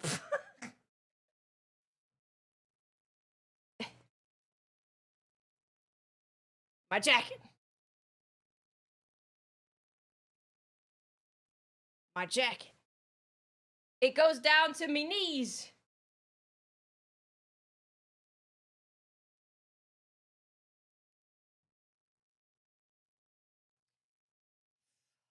Oh my gosh. Oh my god. What the heck? They got all this. They got this on the inside too? This jacket is so warm. Oh my god. Oh my god.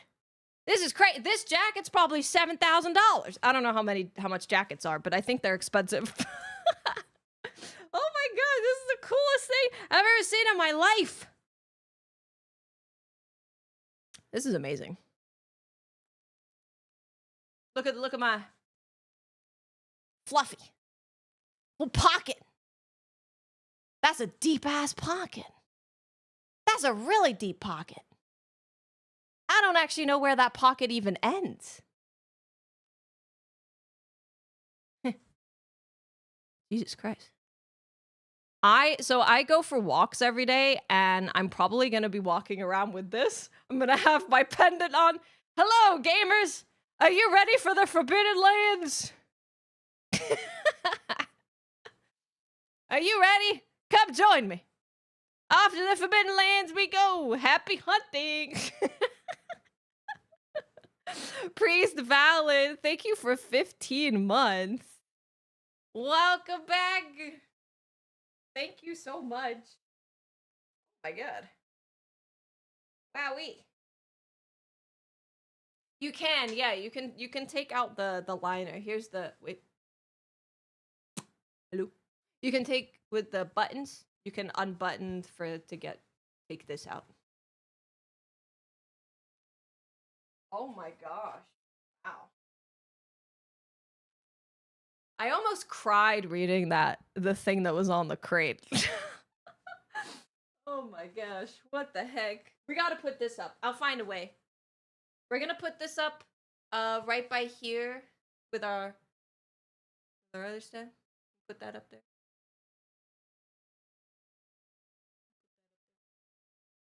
Let me make sure it doesn't.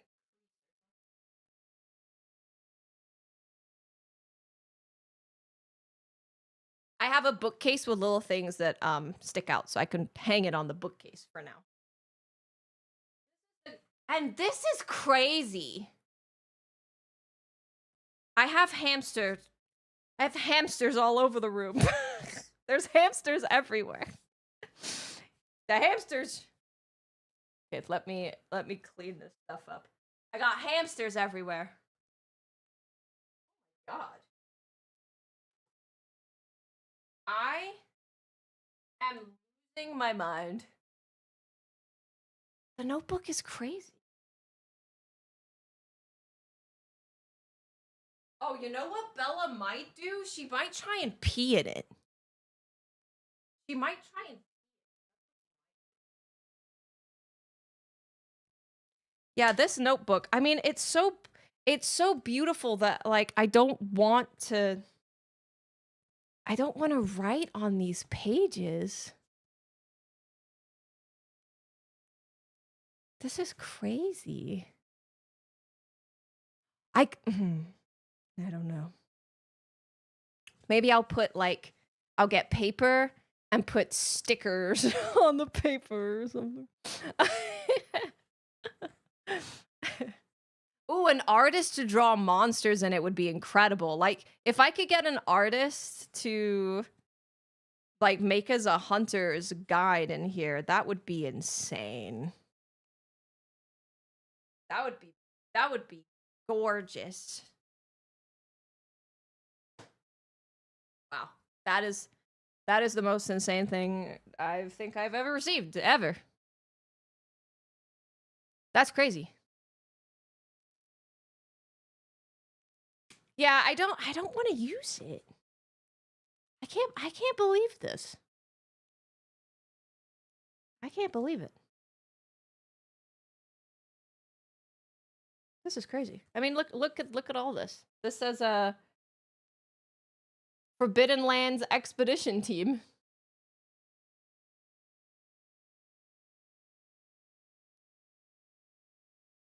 Oh my god. This is crazy. I mean, everything from the crate, the way that the crate is designed, and it being like a supply crate, the jacket, the customized with your name on it banner.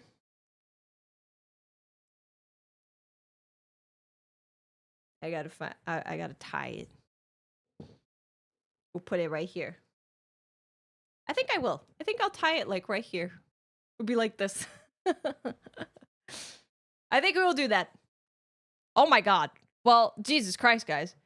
Thank you. So let me go here. You guys can see. Thank you guys for, I mean, the reason that I get anything like this is because of you guys. Because if I was just like, I like Monster Hunter and you guys didn't, you weren't here, I wouldn't receive any of this stuff. Thank you so much. Ah! I need to send an email. It's crazy. Like the jacket, the banner, this, you've got like an actual pouch that you can use. There's like a necklace that you can have. You've got, it is actually perfect for Seattle weather. I'm not gonna lie. I'm not gonna lie. Yeah, I'm gonna take close-up pictures of everything and post it on Twitter, Discord, all of that stuff. The representative of Team Bo. I can't believe it. The attention to detail is absolutely nuts. Like, look at these pages. Look at that.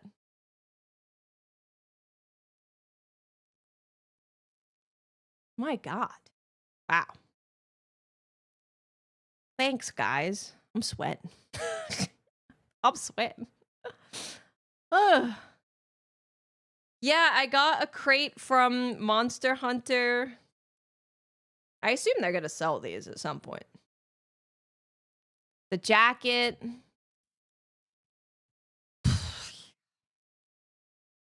Wow.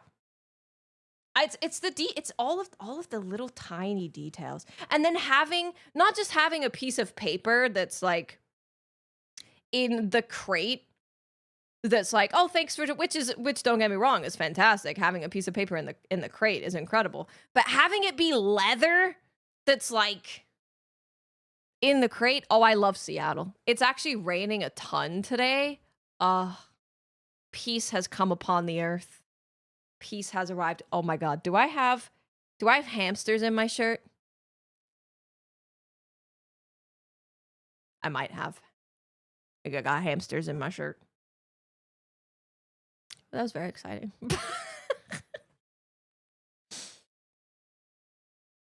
It's got a little thing so you can hang it. 3 more days. I can just smell hamsters. There's hamsters everywhere. I'll clean it up later. It's fine. It's fine.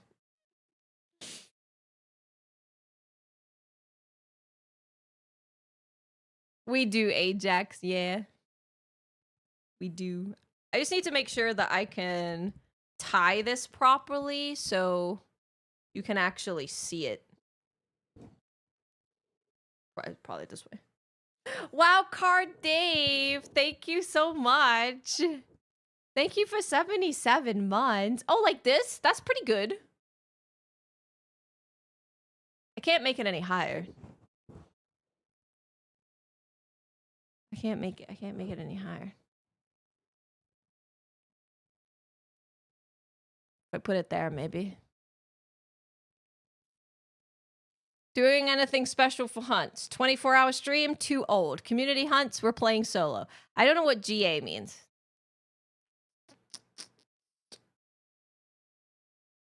I know all about the notes. I mean, if we're on notes, I know that Peppo's... I know Peppo has stuff. We do giveaways all the time.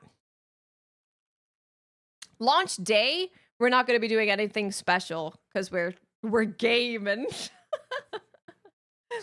We're gaming. We're not doing anything. We're getting into the game. I literally can't do a 24-hour stream. I would be very surprised if it didn't break my back. And then I wouldn't be able to play ever again. This is only 14 minutes, so it's actually not that bad.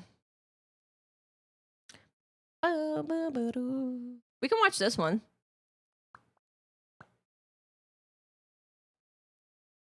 This is Peppo. Let me change this to Peppo. We can finish the Luke one after Peppo. Peppo. A true Monster Hunter gamer. Have a good night, Mike. Thank you for being here, and thank you. Thank you. My ears are sweating. Jesus Christ. Let me leave a like first. This is Peppo. This has Hunter's notes in it, I think.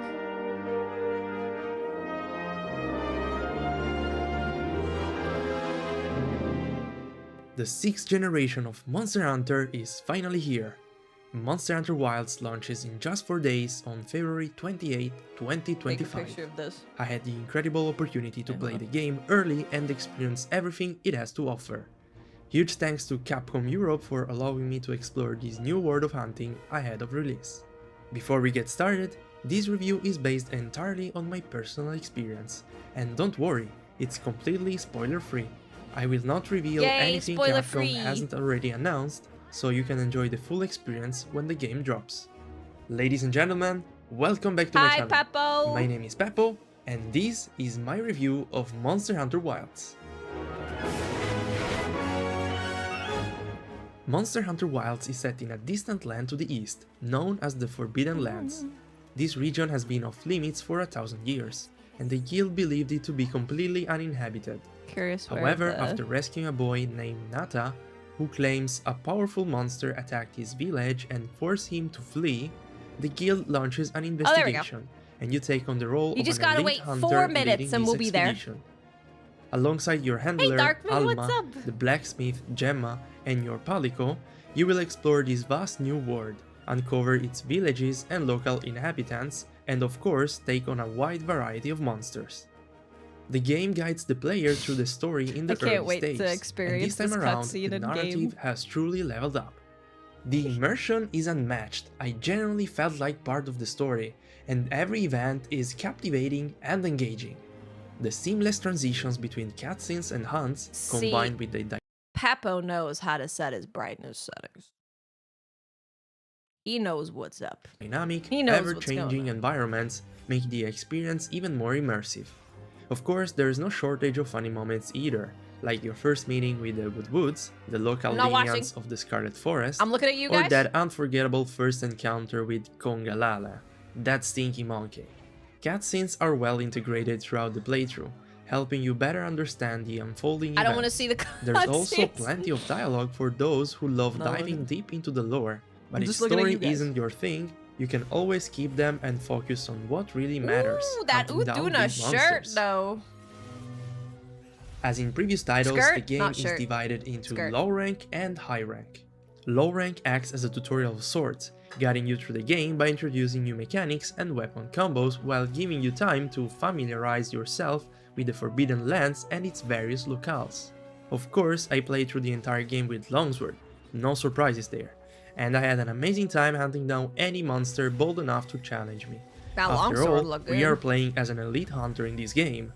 In this early phase, the focus is clearly on the story. You'll still be hunting monsters, of course, but the fights are relatively simple and don't demand too much effort.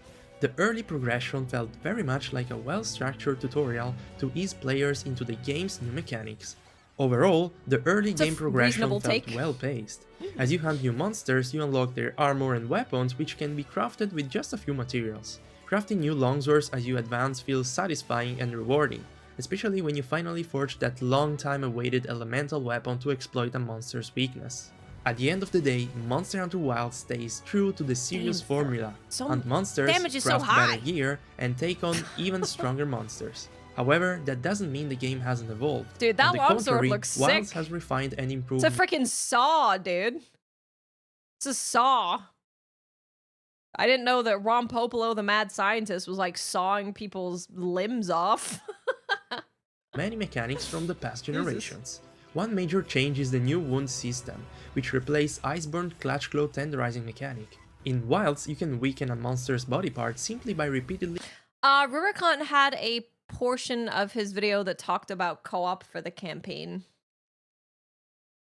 Yeah, there's people that have talked about it. Attacking them, creating wounds that you can then exploit for increased damage. You can also destroy a wound instantly using a Focus Strike, a powerful special attack that deals heavy damage when landing on wounds. To use it, you first need to enter Focus Mode, a new mechanic that allows you to precisely aim your attacks in any direction, making it much easier to land your hits. Another returning feature is the Scout Flies, but this time they strictly serve as navigational guides leading you to your objective. The old tracking system from Iceborne is gone. While you can still find monster tracks in the environment, they now just give you guild points and monster materials rather than helping you locate the monster. Monsters always appear on the map in Wilds. you don't have to track them down. Because of this, the monster research level system from Iceborne is no longer present, and all monster info becomes available in the monster field guide after defeating them once. The monster Here's the monster field guide for those who were curious. And this is only showing the first 3 monsters, so... field guide itself is incredibly detailed. It provides info on every monster you have encountered, including the number of times you have hunted. I also liked tracking them. I was really hoping that the first time that you fight a monster, right, when you haven't discovered them, that you would have to track them to get the scent for Sacred to be able to find them. And then, like, yeah, okay, you don't have to track them as much as you do in World. But I do really, really, really like tracking monsters. It makes me feel like a monster hunter. Or capture it, Monster hunter. habitats and useful hunting tips, breakable and severe. See, here is the element stuff. This is the element stuff.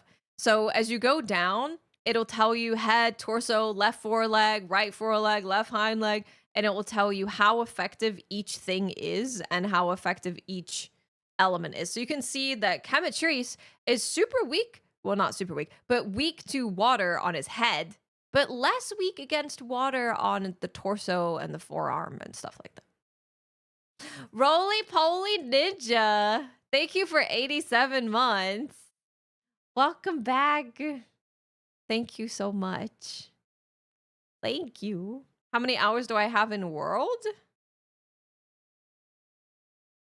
With all of my characters probably and platforms, probably like 800, I think. Parts, including weak points, maybe, elemental and status weaknesses, along with effective items and skills, material drops, and see, this is nuts. And status. Look at this. Look at this. Look at this. Recommended elemental attack, right? And then it tells you things that you can use that have water attack on it. Water ammo, puddle pod, water attack, critical element, charge master. All of these things relate to doing more water damage. It's really nice. Really nice. Charge master is, I think it's on one of the low rank bows. I think it just makes you, wait, no, that might not be charge master. I don't remember. I don't remember. Critical element, we know what that does. And then, yeah, you've got poison, sleep, paralysis, blast, blight, stun, exhaust. You can see which items are effective against them. Yeah, so you're not going to have to go, oh, I got to go to the wiki and look up everything or whatever. You have so much information in here. Weaknesses, along with effective items and skills, material drops. And this is what look at this. Bonus broken part rewards. You get the this thing. Carving severed part, you get a tail. Chemistry scale, it's got the frequency represented by stars. It also tells you exactly how you can get it.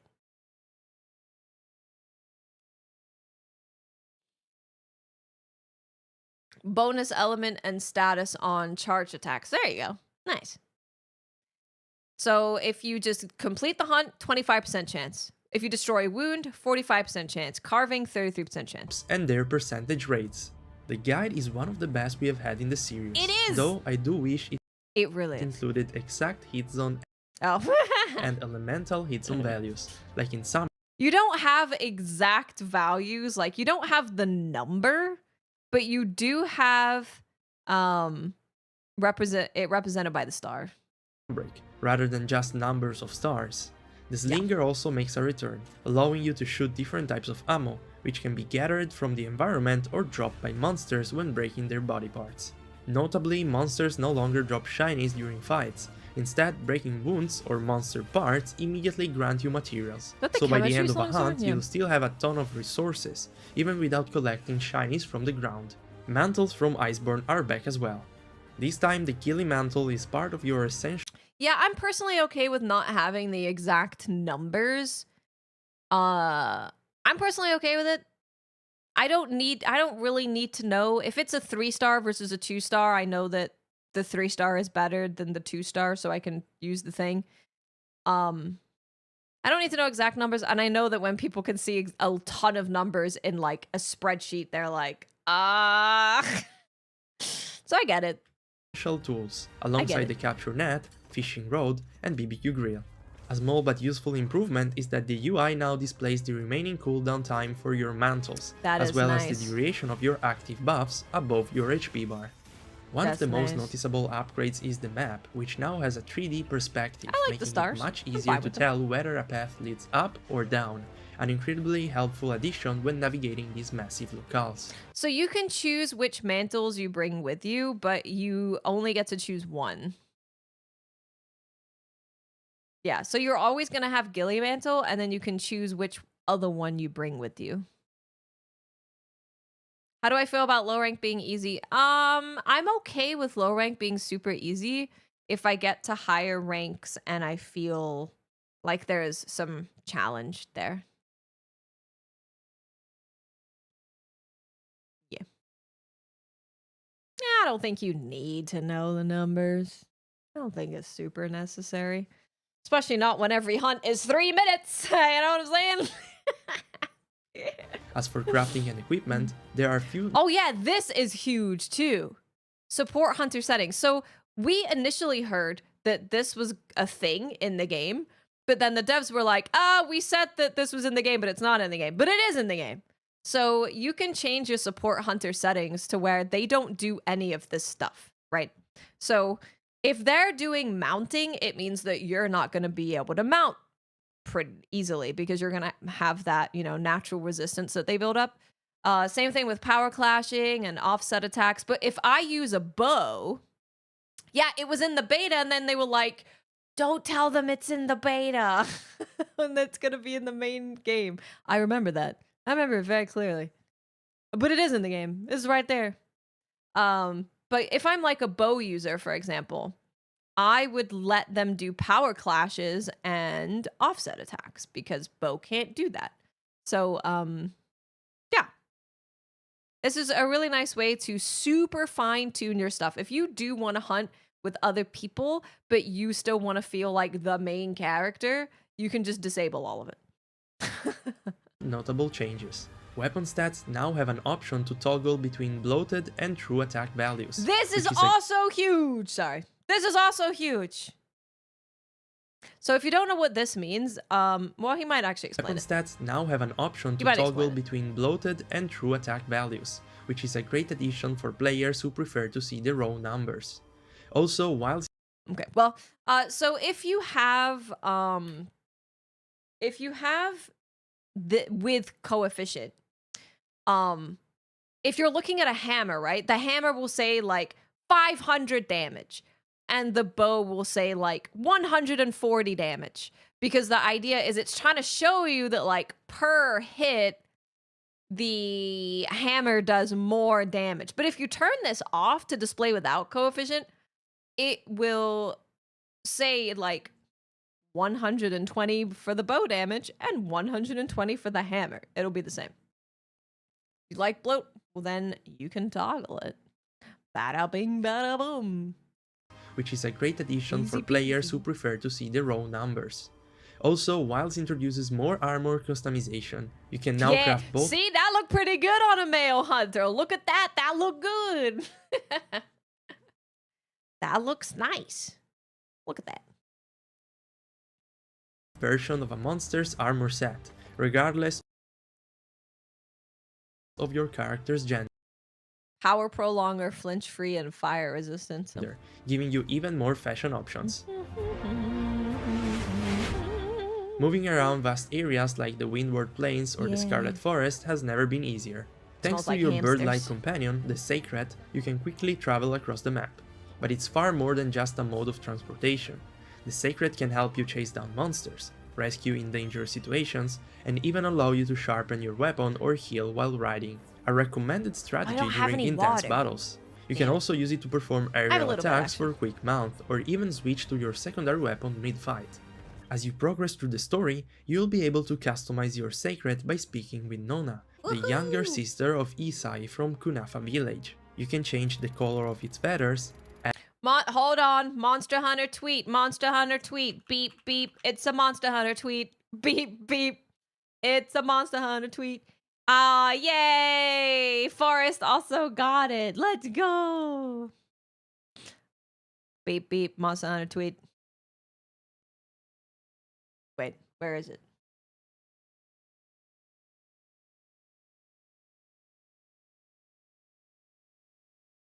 The post has been deleted. Oh. Okay, never mind. False beeps. It mentioned, yeah, they probably had like a spelling error or some incorrect thing or something. But it said that there was going to be a stream on the 25th. That they were going to do a stream on the 25th with the Monster Hunter community team. Add a pattern, and even apply decorations to make it truly unique. For traveling long distances, fast travel is the best option. In Monster Hunter Wilds, each locale has a massive base camp where you can access essential facilities like the smithy, provision stockpile, and support desk. Additionally, you can set up pop-up camps in designated areas throughout each region. These camps act as fast travel points, and you can teleport to them at any time, even during a fight. Customization also extends to your pop-up camps. You can personalize each camp by changing the color of the tent, adding unique designs, and even decorating with camp gear to make it appear more special. The new mobility options in Monster Hunter Wilds makes the gathering and exploration experience smoother than ever. With the introduction of the Hook Slinger, collecting materials in the field is incredibly fast and convenient. You can even use it while riding your Sacred. This simple addition makes resource gathering feel more efficient and less of a chore. You also have access to a set of essential tools, including a fishing rod for catching fish, a capture net for snagging endemic life, and binoculars to observe your surroundings. And maybe even spot a monster's Gold crown. Oh my god. crown if you are lucky. Exploring this new world is more satisfying than ever, thanks to the game's dynamic environment. Wilds introduces a seasonal cycle with 3 distinct phases. Follow, a time when hungry predators roam in search of food. Inclemency, a period of harsh weather that alters the ecosystem. Plenty, a resource-rich season where life thrives. Each season dramatically changes the landscape, affecting available resources. This is why I can't leave my Palico. I can't leave my Palico at camp. I will feel so bad. I cannot. Endemic life, and even the monsters that appear. The freedom in Wilds extend to hunting as well. You can engage any monsters at will, and once you deal enough damage, it automatically starts a quest. After defeating it, you receive your rewards instantly, without interruptions, so you can jump straight into another hunt or continue exploring seamlessly. It's got shavings in Monster there. Hunter Wilds introduces many new monsters alongside returning favorites. Among the early encounters we have Chematris, a brute wyvern with a long tail that it ignites by dragging along the ground, a visually striking and dangerous weapon. One of my biggest surprises was facing Lalabarina so early in the story. I wasn't expecting her fight to come up so soon, but it was better than I imagined. Congalala makes its return to the series, and if you have fought it before, it almost will feel familiar. It was such a good feeling to fight him again in 6th generation. Then there's Uduna, the apex predator of the Scarlet Forest, appearing only during the downpour. I didn't expect to enjoy this fight as much as I did, but it was a pleasant surprise, definitely more fun than it looks at first glance. Now Rompopolo is just weird. During battle it inflates its head, back and tail, which honestly makes it look better than when it's deflated and all flaccid. Definitely a disgusting monster. Marcilla returns from Monster Hunter for Back off, my boy. I love Rompopolo. He's cute. Don't make fun of him because sometimes he looks like a saggy granny. Not his fault. Maybe if you didn't pop him, he wouldn't be so saggy looking. ultimate, and like Congalala, its moves are familiar to veteran hunters. But don't underestimate that piece of attack. It's extremely dangerous if you're not careful.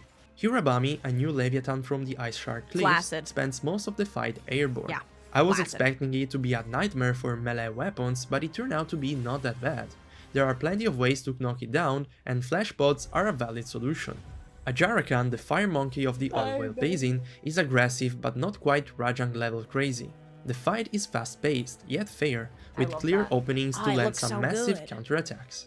Lastly, there's Nu Udra, the apex of the Oil Whale Basin, a gigantic octopus covered in oil silt.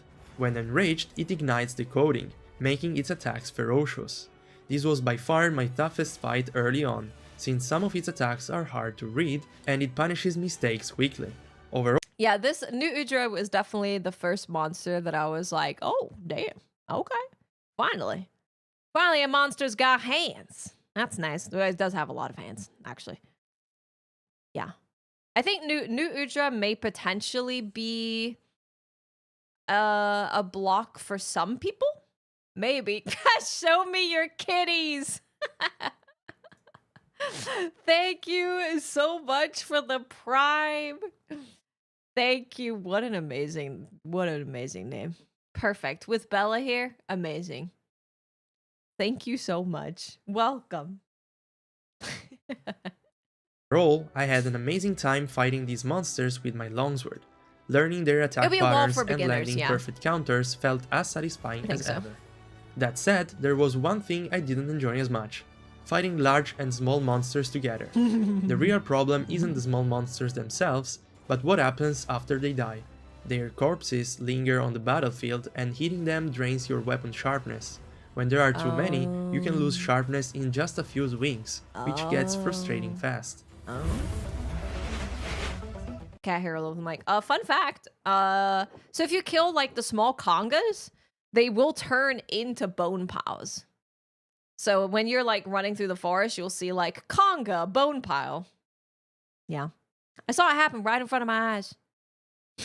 I played Monster Hunter Wilds on PC with an RTX 4080 at 1440p, with DLSS set on quality and frame gen off, and the game looks absolutely stunning, especially during plenty in the Scarlet Forest or Sandy Isn't it Plains. gorgeous? The level of detail, lighting, and atmosphere really bring the world to life. That said, I wasn't expecting it to be so demanding.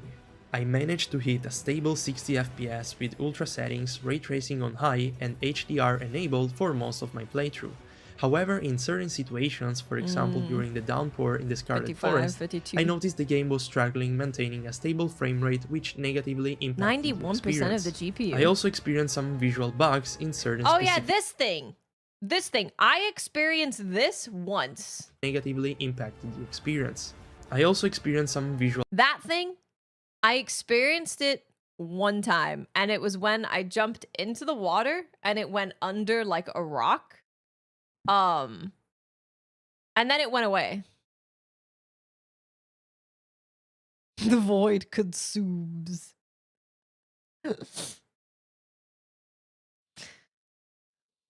Listen, okay, I'm gonna say it.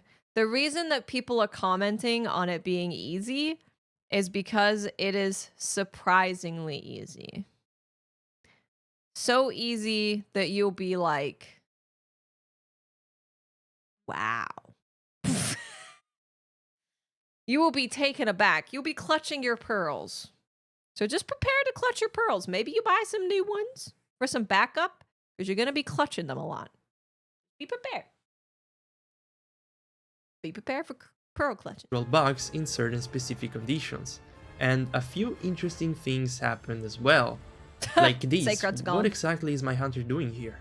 On the bright side, performance is noticeably better than the open beta test from 2 weeks ago, so it's clear the devs have made optimizations. Still, I think there is some more work to be done to further polish the experience, especially in certain environments.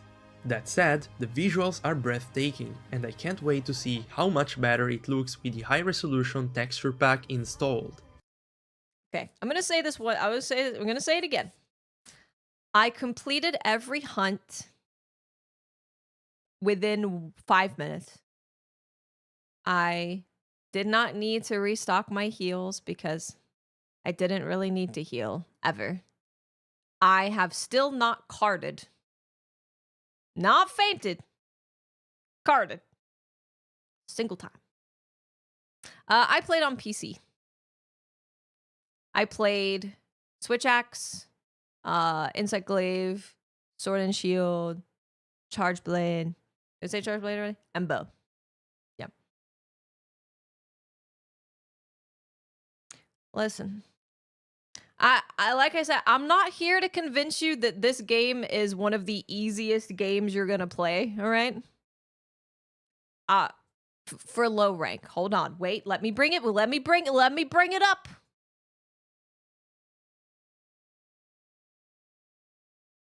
I'm not here to convince you that this is one of the easiest games you're gonna play.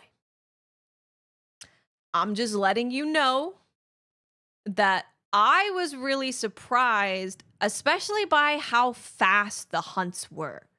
Like, no matter when I've played a Monster Hunter, monsters haven't died so fast that I don't know what the moves even do. I don't know what they do. I don't know what Chemitrese does. I don't know what Lalabarina does. They didn't ever get a chance to really do anything. So. Yeah.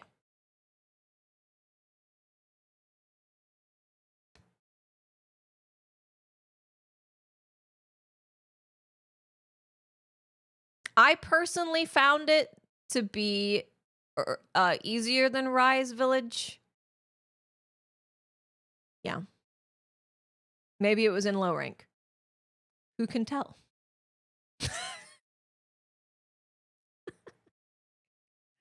Monsters, they scale for co-op. The thing that surprised me the most was how long hunts took. Because when you get to the 5-minute mark of hunting a monster for the first time with literally your starter gear and starter armor, it's when you hunt really well, when you're popping off. When you're popping off and going nutty banana mode, that's when you get a 5-minute hunt. If you're doing really, really well at the beginning of a Monster Hunter, you're probably going to be looking at like between 10 and 15 minutes, somewhere in that range. Probably my average would be maybe 12 minutes, maybe. It would not be 4 minutes. It wouldn't be 4. Personally. So, like I said, I don't need to convince you that this is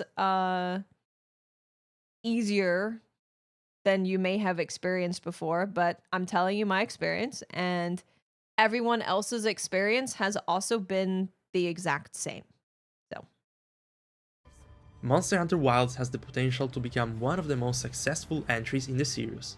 Capcom has already announced a post-launch roadmap promising new monsters and additional content over time. This long-term support strategy worked incredibly well for past titles, and I'm confident it will make Wilds even more exciting in the long run. And that wraps up my review. I'll be bringing more content about Wilds in the upcoming days. Everyone so go show some love to so you don't Peppo. I appreciated that. He showed the notes. That was great.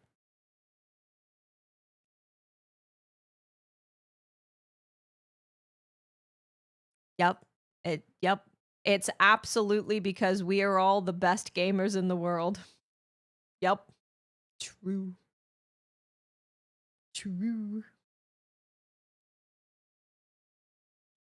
You don't need to use potions in low rank world. Okay. All right.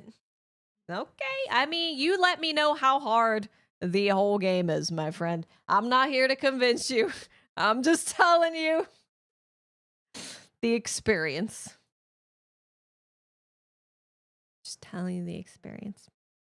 I was really hoping to hear from Mr. Chatakabra. I really was, because I was expecting the game to be like made for him, to be honest. I'm going to give you the link to Peppo's video if you can go give the video a like, leave a comment. That would be awesome.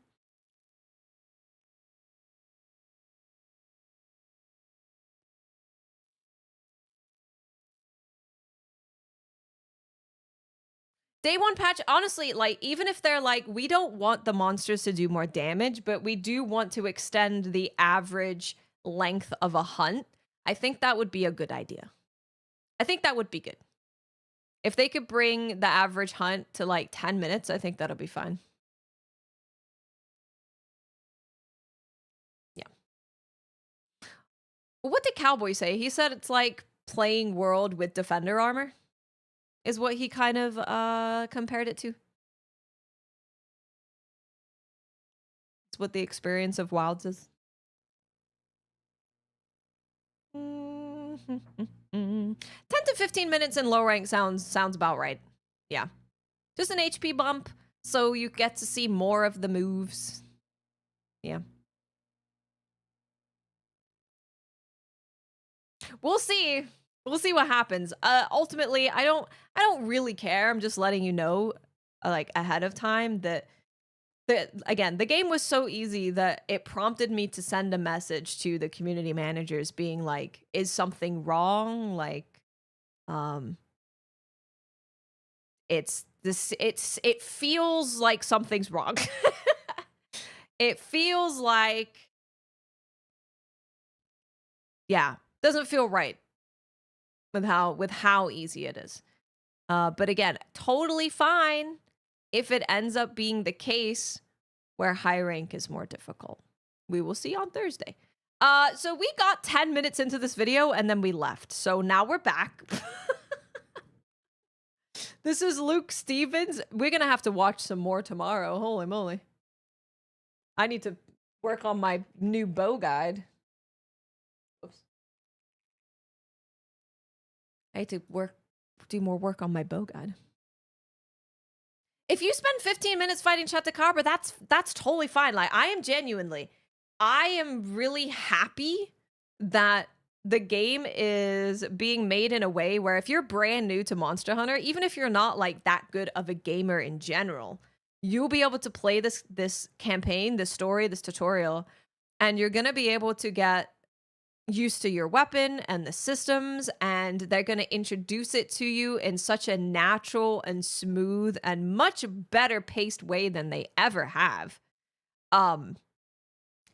And hopefully by the time you get to high rank, you're going to be feeling pretty good as a hunter. You're going to know the systems and you're going to have a really good foundation. And then they can bump up the difficulty and you've become a you've become a hunter. You love Monster Hunter. Yeah, dude, stretch all the review videos throughout the last 3 days. Honestly, it's been like almost 8 hours and I feel great. Time has gone fast. Time has gone fast. It's been good. Hey, Dano, what's up? Maybe we'll finish up this one, and then tomorrow I definitely want to watch Fighting Cowboys video. Who else was on the list? Oh, Gaijin Hunter. Super rad. Will I be streaming tomorrow? Uh-oh, Bella's scared of the rain. She's running away. Hold on. Oh, she's got her tail down. Uh-oh. I wasn't planning on streaming tomorrow because I was gonna make sure that our bow video is done, but we'll see. We'll see. We'll see. We could even just do a shorter stream that's not 8 hours. But on Wednesday, I definitely want to play World. I want to play World. We want to get a lobby going for World and just like yeah. Haven't done Super Rad. Well, we've watched 4.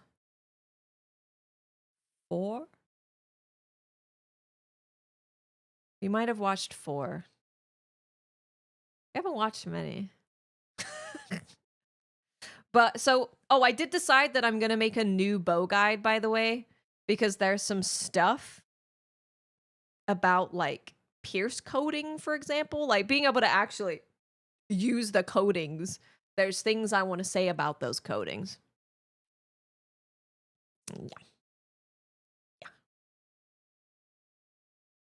Yeah, the community is incredible.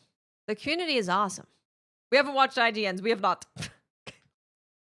then you create a new investigation when Okay, another we'll one watch this- spawns. we'll So there watch this are one. solutions to Oh, this. sorry. It just takes a little bit of Ridiculous. know-how and forethought on the player's part to make sure that they set up these Oh, whoops. investigations before the monster despawns. And listen, there Here, some of you wanted it back in normal. We'll go to normal. are a lot of other things that they've tweaked. They've added like It's not that much NPC guys that you can SOS to come and help you fight. They've added like tons of different things, and there's no way I could go through all of them in a review like this. But what I will say is the things that they've added, I've really liked. The things that they've tweaked, I really happen to like. Even smaller things that people will take for granted are significant improvements, like the ability to write on your secret and be able to use the hook sling to go and grab crafting materials or herbs or honey or whatever else while you're writing, so you don't have to awkwardly ride 10 feet, hop off, pick up a couple of flowers, hop back on your mount, and then keep riding until you do it again. The game is smooth throughout. It's just designed to be fluid as a new player to Monster Hunter or as a veteran, and I really appreciate that. And all of the other side activities you would expect to see, whether that's side quests themselves or things like fishing, are here. But even if you want to just stick to the core gameplay loop of Monster Hunter and just grind monsters for better loot, better gear to take on bigger and badder monsters and prepare for the expansion that's inevitably coming, you can do that. And the varied maps and different monsters available to you will certainly keep you busy. I was surprised the maps weren't bigger, especially some of the later game maps are actually much smaller than you might expect, especially when the True, Nemesis. True. You can tell which reviews to trust based on how they pronounce sacred. True. You're not wrong, no. He might be spitting. He might be spitting. It could be true. this was pitched as like this massive wilds game, Fair you and know, it's going to be based. massive and all interconnected. But honestly, you end up playing it extremely similarly to Monster Hunter World. It doesn't actually play that differently in terms of like the level design and how they've structured things, which is fine. I mean, The maps are not smaller. No, not at all. They're not smaller maps. I really like the name Seikike. You have fast travel between camps, and you also have your sacred that runs at like 12 billion miles per hour. I loved World, don't get me wrong, but I was surprised that it wasn't as much of an overhaul in terms of the environment design as I was expecting. Some things, such as the sand pits that open up and can swallow you when fighting certain monsters within the desert area of the first map, are really cool, and I like those dynamics that can shake up an encounter. But there's not many of these. It's so because it's a Japanese game, like with it being spelt S-E-I, that would be say. So sacred. Of course, I'm sure it's supposed to be like secret in their language, maybe the like the local people's language or something, but yeah, it's sacred. It is, yeah, Wilds, it is absolutely bigger because there's a bunch of like hidden areas too. There's places that you might not even realize are there like 12 hours into the game that are on the map. There's a bunch of like secret hidden kind of resource spots, places to explore. Significant dynamic things within the level design themselves. There are certain moments where maybe you can interact with a boulder, pull it down, and it deals damage to the monster beneath it, as you would expect with environmental hazards, as has been in Monster Hunter for a while. But all of this to say, the early game areas are certainly much bigger, and I think a lot more focus was put on those compared to the later game areas, which become much more lean, which I can again understand. You know, you got to front load a lot of the larger stuff to keep players engaged in those early hours when you're trying to convince them to keep playing.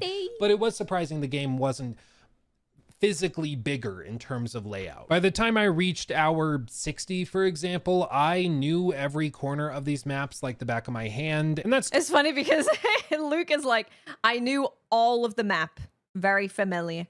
And Rurikon is like, the sacred made me not know any of the map. I have no idea. You went with physical release for this?